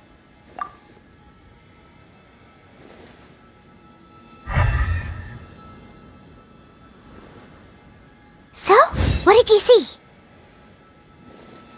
So, they're all worth about the same amount? Well, anyway, the mora's already been spent, so let's at least try to find something useful. Let Paimon take a look here. An introduction to traditional Sumeru brewing techniques, the art of growing spices, an overview of ancient runes. Oh, how about this one? Sword Fighting Techniques 8. Not sure we'd ever find volumes 1 through 7, but at least this knowledge should be useful, right? Let's go with this one. Dory, we'll take this one. All right, very good. I'm expecting some new goods in the next couple days, so be sure to check back again soon. Whether it's canned knowledge or anything else you need, bring your mora to Dory and doors will open. Our dealings with Dory went smoothly enough. Let's head to Wakala Funduk and meet up with Alhaitham. Hopefully now he'll finally tell us about what the Academia lost.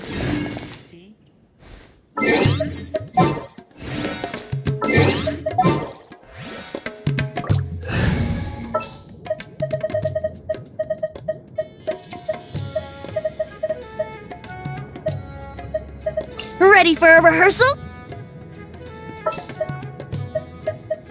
The hunt begins!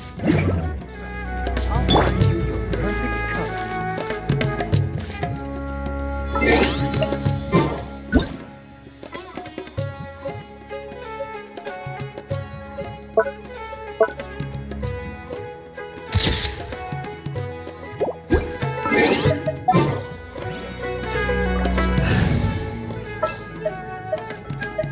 Stay close and you will...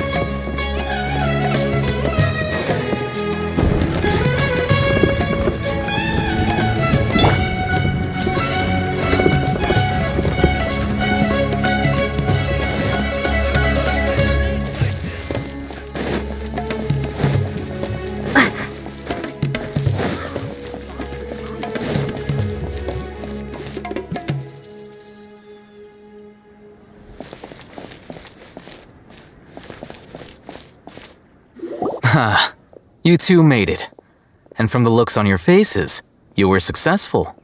Whoa, There's so many people from the academia here. Why would you pick this place as our meetup spot? Well, Wikelafunduk is under the academia's control, so naturally the academia has people working here. I came to Port Ormos under the pretense of conducting official business. You're a pretty daring guy. Relax. No one here is interested in anything we say, and the Matcher won't come here. Okay now, tell me how your encounter with Dory went. Okay, we did what you asked. So, can you tell us about the knowledge capsule that the academia lost now? Before that, I have to ask, why are you two so intent on tracking it down? You don't have to answer, of course. Yeah, she just wants to meet the God of Wisdom and ask her about something important. We've been in Sumeru for a while now, but we still haven't found a way. When we heard that the academia had lost something that might be related to the gods, we came here in case it turned out to be our lucky break. In that case, you're on the right track. A short while ago, the academia lost a knowledge capsule in the desert. It's supposedly a divine knowledge capsule. Use it, and you'll gain the wisdom of the gods. Wow! There's really such a thing as that? Hey, if we find it, do you think we could learn how to meet the Dendro Archon? Ooh, or even how to find your brother? I highly doubt it has any mystical properties, but it does indeed exist. And it's right here, in Port Ormos. So, where exactly? That's what we need to find out next. I won't deny that. I am investigating because I'm curious as to what the divine knowledge capsule truly is. As you know, the Eremites in Port Ormos also have their eyes on it. It is an extremely precious item. The knowledge contained within may bring great power or wealth to whoever has it in their possession. Several brigades have been vying for ownership of it as of late, but there is still no victor. My personal finances and connections cannot compete with those of the Eremites. After attempting various methods, I finally managed to reach a tentative agreement with several brigades. I agreed to forego ownership of the divine knowledge capsule in exchange for the opportunity to study it. After all, there's no harm in understanding what it is. However, there are those who are less amenable to negotiation, such as those from Ain al-Ahmar. They adamantly believe that the divine knowledge capsule contains the Scarlet King's power, and that he will return to this world when they obtain it. They refuse to let anyone from the academia tarnish their deity's soul. So you kept hounding them because they refused to cooperate with you? Yes. Ain al-Ahmar isn't exactly wealthy, but its members are determined to get that capsule by any means necessary. To that end, they've resorted to many methods more foul than fair in order to amass sufficient funds. So, I've been sabotaging their business to force them into negotiating with me. The divine knowledge capsule should be up for a secret auction within the next few days. Each brigade will place their own bid, and the prize will be covertly given to the winner. To ensure the capsule's security and to evade the Matra's notice, the winning brigade will not publicly disclose their victory. Unless I know whose hands the divine knowledge capsule ends up in, my agreements with them will fall through. Dory is the most reliable source of information, but that avenue was previously closed to me. With you on board now, the situation is different. In other words, you wanted us to befriend Dory so you could find out where the divine knowledge capsule is. Yes, you can say that. But this arrangement harms none of us. The day after tomorrow, go back to Dory and try to purchase information on the divine knowledge capsule's whereabouts. If she has no information, wait 2 days and approach her again. If I get the opportunity to study the divine knowledge capsule, I will relay my findings to you. Will that suffice as compensation? Okay, then we'll meet up in 2 days. Al-Haytham, before you go, we actually bought a knowledge capsule for ourselves, but we're not sure how to use it. You two want to try using a knowledge capsule? Sure, I can teach you. Doing so right under the Academia's nose is a bit problematic, though. What do you say we head to the outskirts of town?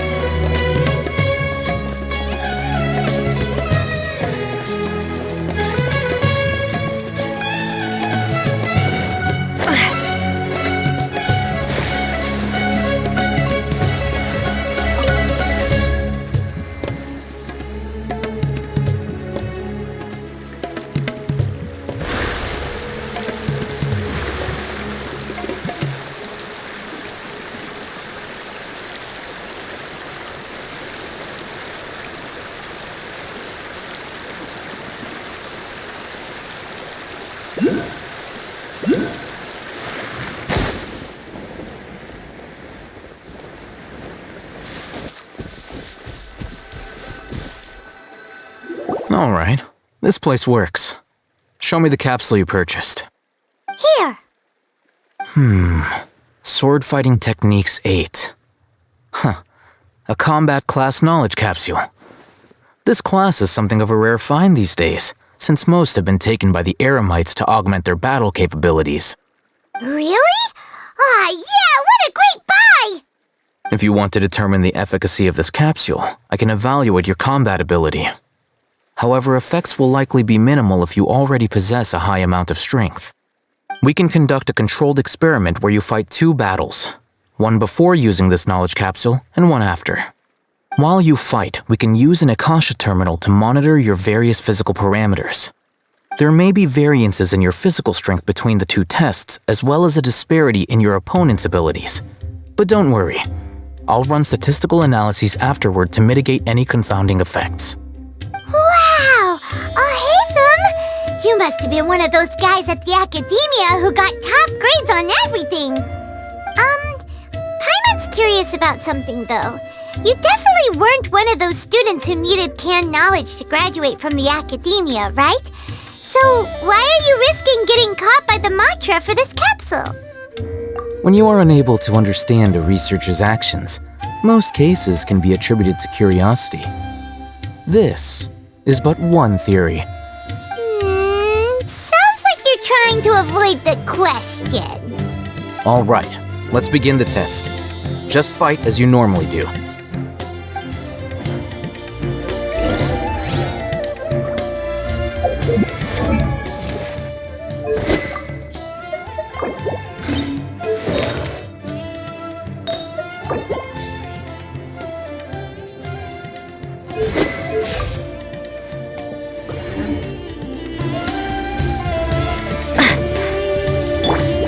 Shine down! Witness the power of Gugwa! No, my sword! Spring forth! Torn to oblivion!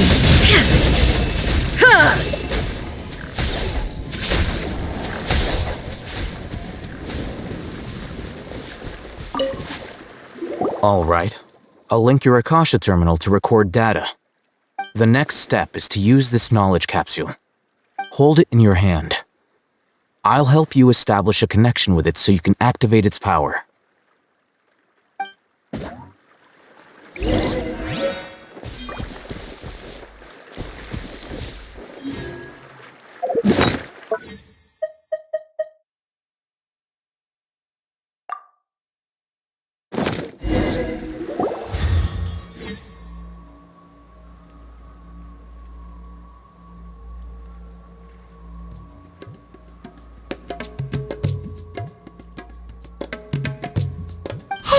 How are you feeling?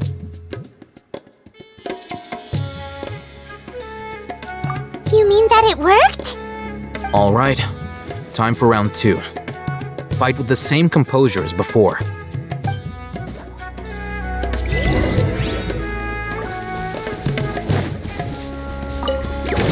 There is no escape!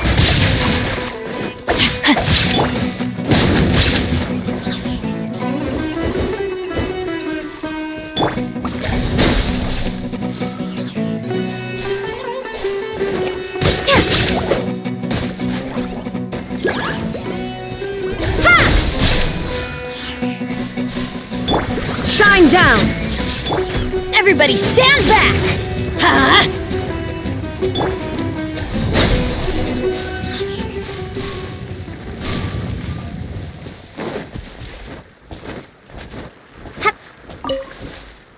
Now, I'll start recording data again.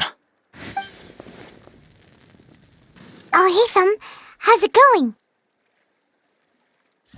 Well, the knowledge capsule you purchased did improve her combat capability. During the second fight, her overall fighting performance increased by 0.073%. Wait, how much?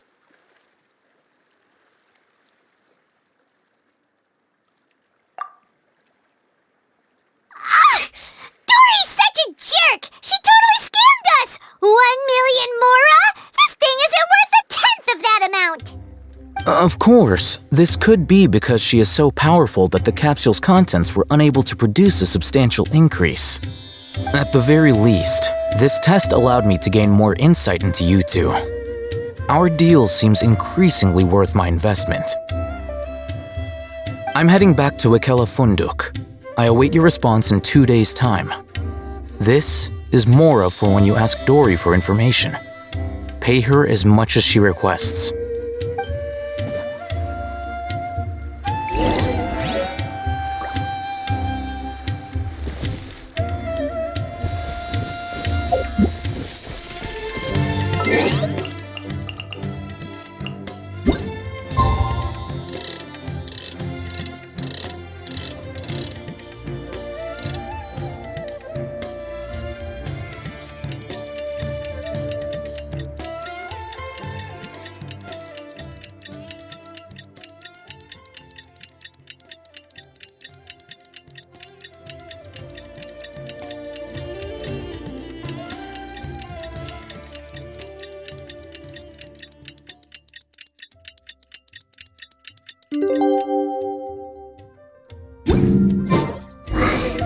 Let's see Dory today and ask her about where the Divine Knowledge Capsule is.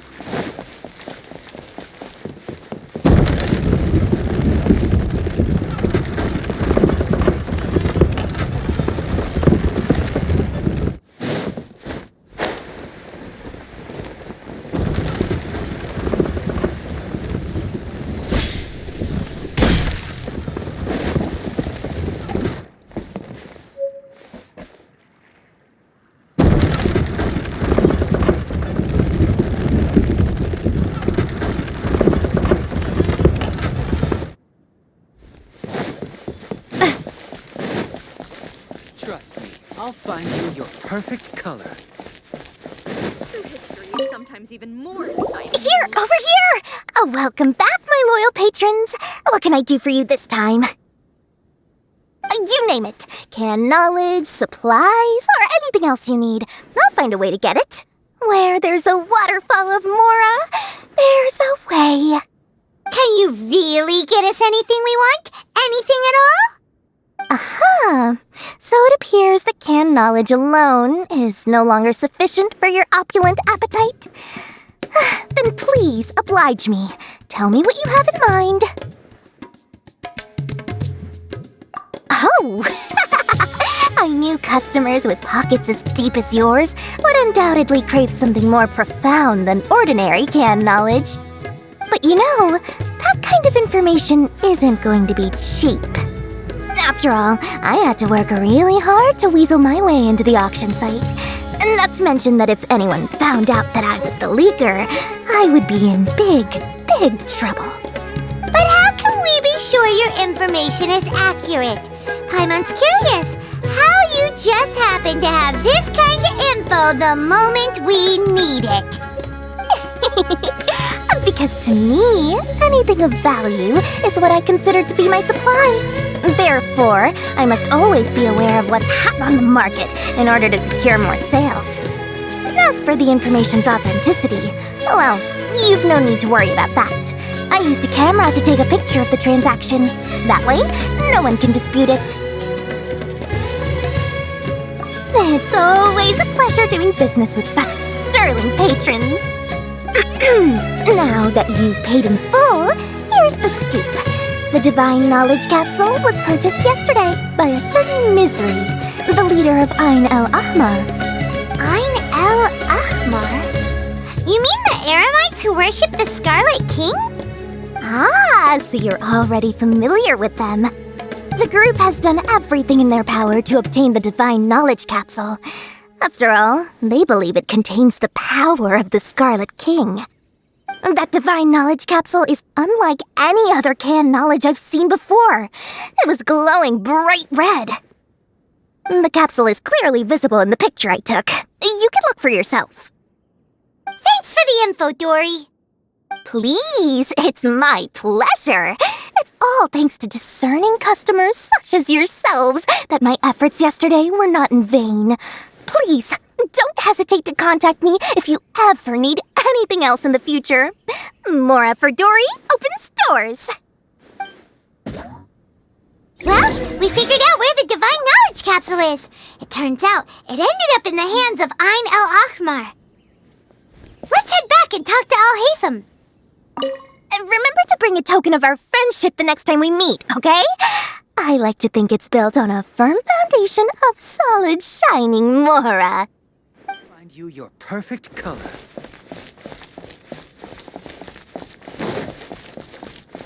True history is sometimes even more.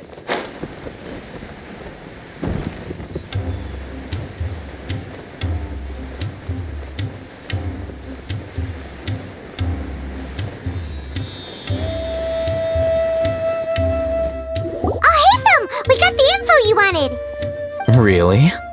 Alright. Let's hear it. Dory even gave us evidence to verify the intel. Have a look. Huh, look at that. Clear as day. They must have taken some guts just to infiltrate the scene of the Eremites' transaction. But then to get close enough to take a picture like this. Bold move, Dory. Very bold move. Alright. The person in this picture is indeed Misery, the leader of Ain el-Ahmar, and the glowing red capsule he's holding appears to be the Divine Knowledge Capsule.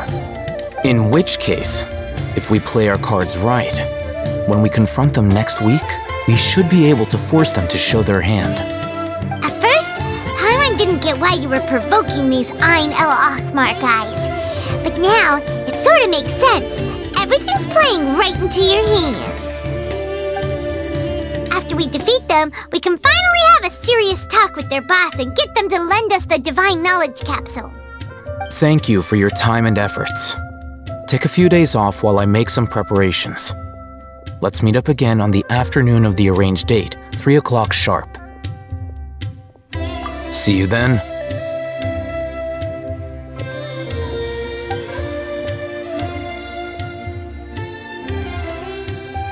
Al-Haytham sure is taking his time. Where could he be? Oh, there he is. Sorry to keep you waiting. Let's head to the pier in front of Pharos Lighthouse. Yep, let's go.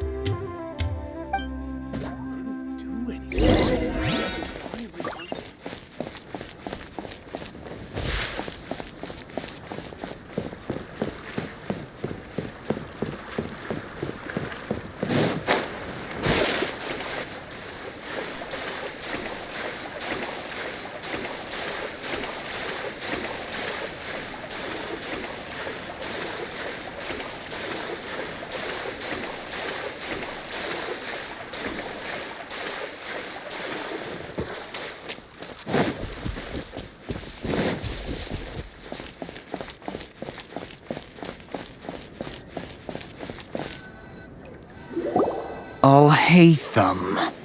I knew you were crazy, but I didn't know you were crazy enough to actually show up. It was I who demanded that these negotiations take place.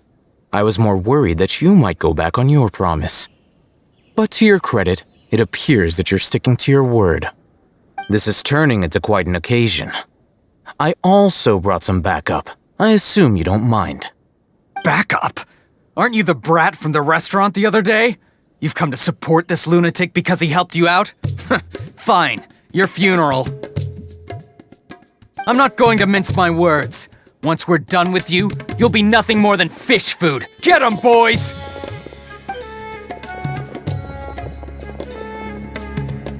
Uh-oh, here they come. Good luck, you two.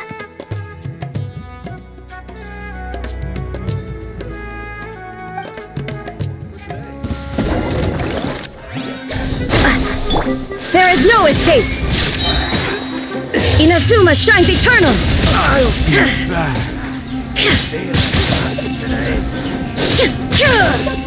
Shine down! Scatter! Let me weave you a verse.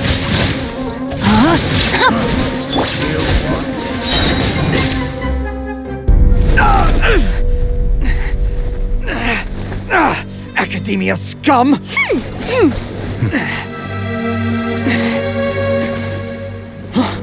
Boss! Finally! Did you use it? Great! Now we can...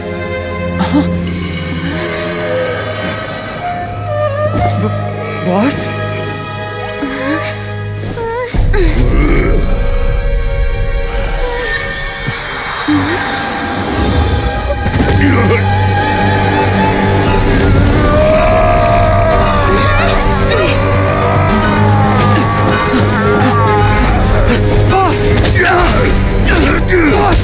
What's wrong? What happened to him? We have to cut his Akasha connection, now.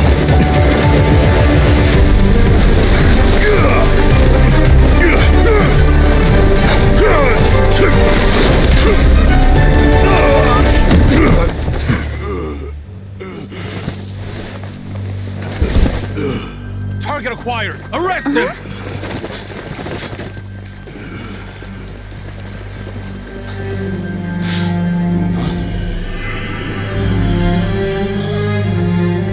Do not impede our work. Is that understood, Al-Haytham? Of course. I was only trying to help. Take him away!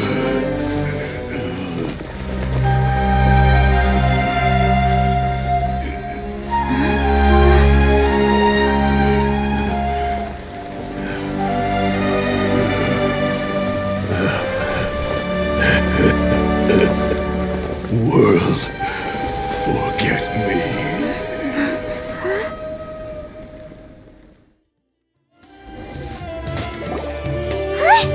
What in Tibet just happened? It's like that big guy suddenly lost his mind. It looks like he used the Divine Knowledge Capsule. You mean the Divine Knowledge Capsule did that to him? Oh, yeah.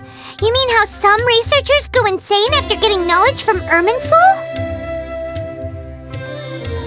I've heard of numerous incidents of researchers in Satyavada life going insane. The state that man is now in suggests that this is a similar situation. This Divine Knowledge Capsule does appear to be linked to the gods, but beyond that, it doesn't seem anything like the rumors suggest.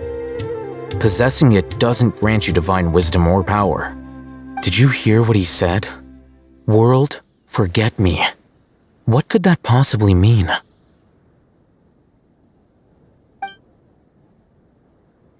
If the mantra took him away, then that means the Academia got the Divine Knowledge Capsule back too. What a shame. We were so close. Still, Paimon didn't expect the Divine Knowledge Capsule would be so dangerous. Imagine if we tried to open it. Oh, who knows what would have happened to us? As things stand, there is no reason for me to remain in Port Ormos. I believe our collaboration has also reached its end. Oh, we were so busy trying to find the Divine Knowledge Capsule that Paimon forgot to ask you something. Since you're a member of the Academia, Do you have any idea how we could go about meeting Lesser Lord Kusanali? Truthfully, I don't. Lesser Lord Kusanali appears to exist outside of Sumeru's entire administration. Most of the time, you wouldn't know she exists at all. Moreover, since the Academia possesses the Akasha, a symbol of our deity's wisdom, scholars have no reason to desire to make contact with the deity herself anyway. Everything about Lesser Lord Kusanali is such a mystery! I'm heading back to the Academia. How about you two? It's almost the day of the Sub-Zero's festival. Maybe we should head back too. We've been rushed off our feet over the past few days, so maybe a little rest and relaxation will do us good. Then we'll part ways here, Al-Haytham, until we meet again.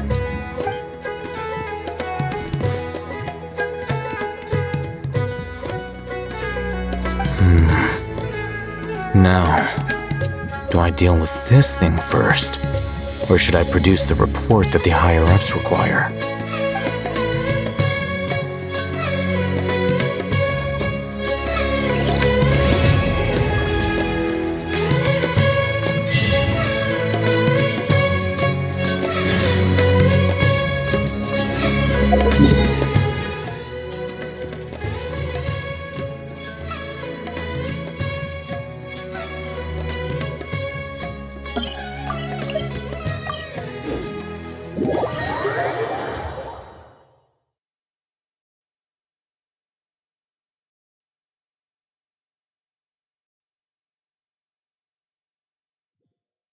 Miss the Sub-Zero's festival, right? Let's hurry and find Dunyarzad. Paimon thinks she must be around the Grand Bazaar, since she showed us around there last time.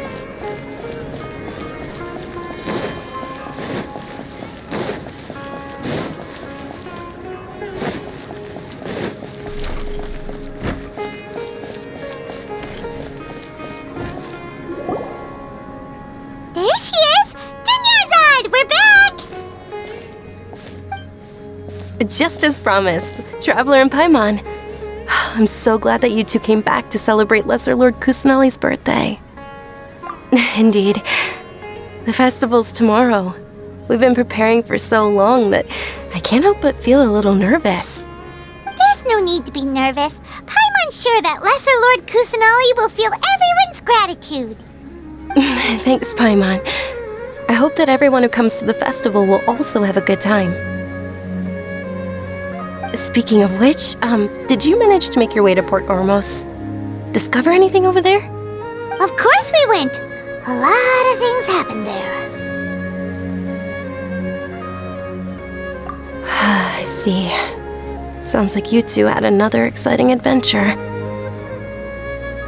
If there is another chance, I would love to join. My lady, if you went to Port Ormos in your current state, we'd both be in for a lifetime of trouble. Eavesdropping! It's called covert protection. Keeping an ear out for what's going on around my employer is part of the job. It's alright, Dia. I merely said I would like to go. I know better than to think my body could handle it. The festival's tomorrow. I've been doing nothing but causing trouble for you. So Dia, please take some time to relax. I'll be fine. Even when you put it that way, it still doesn't feel right. Don't worry, my guardian knight. Okay, fine, but only tonight. Tomorrow's a big day, and many no-good scumbags are gonna try to take advantage of that. Oh, you two must be exhausted from your long journey back to the city. My apologies for not realizing this sooner. I've already prepared a room for you to rest. Please follow me. Whoa, you're so thoughtful. Paimon's so ready. I've got great food and great drinks that everyone can enjoy. Comes with its own fascinating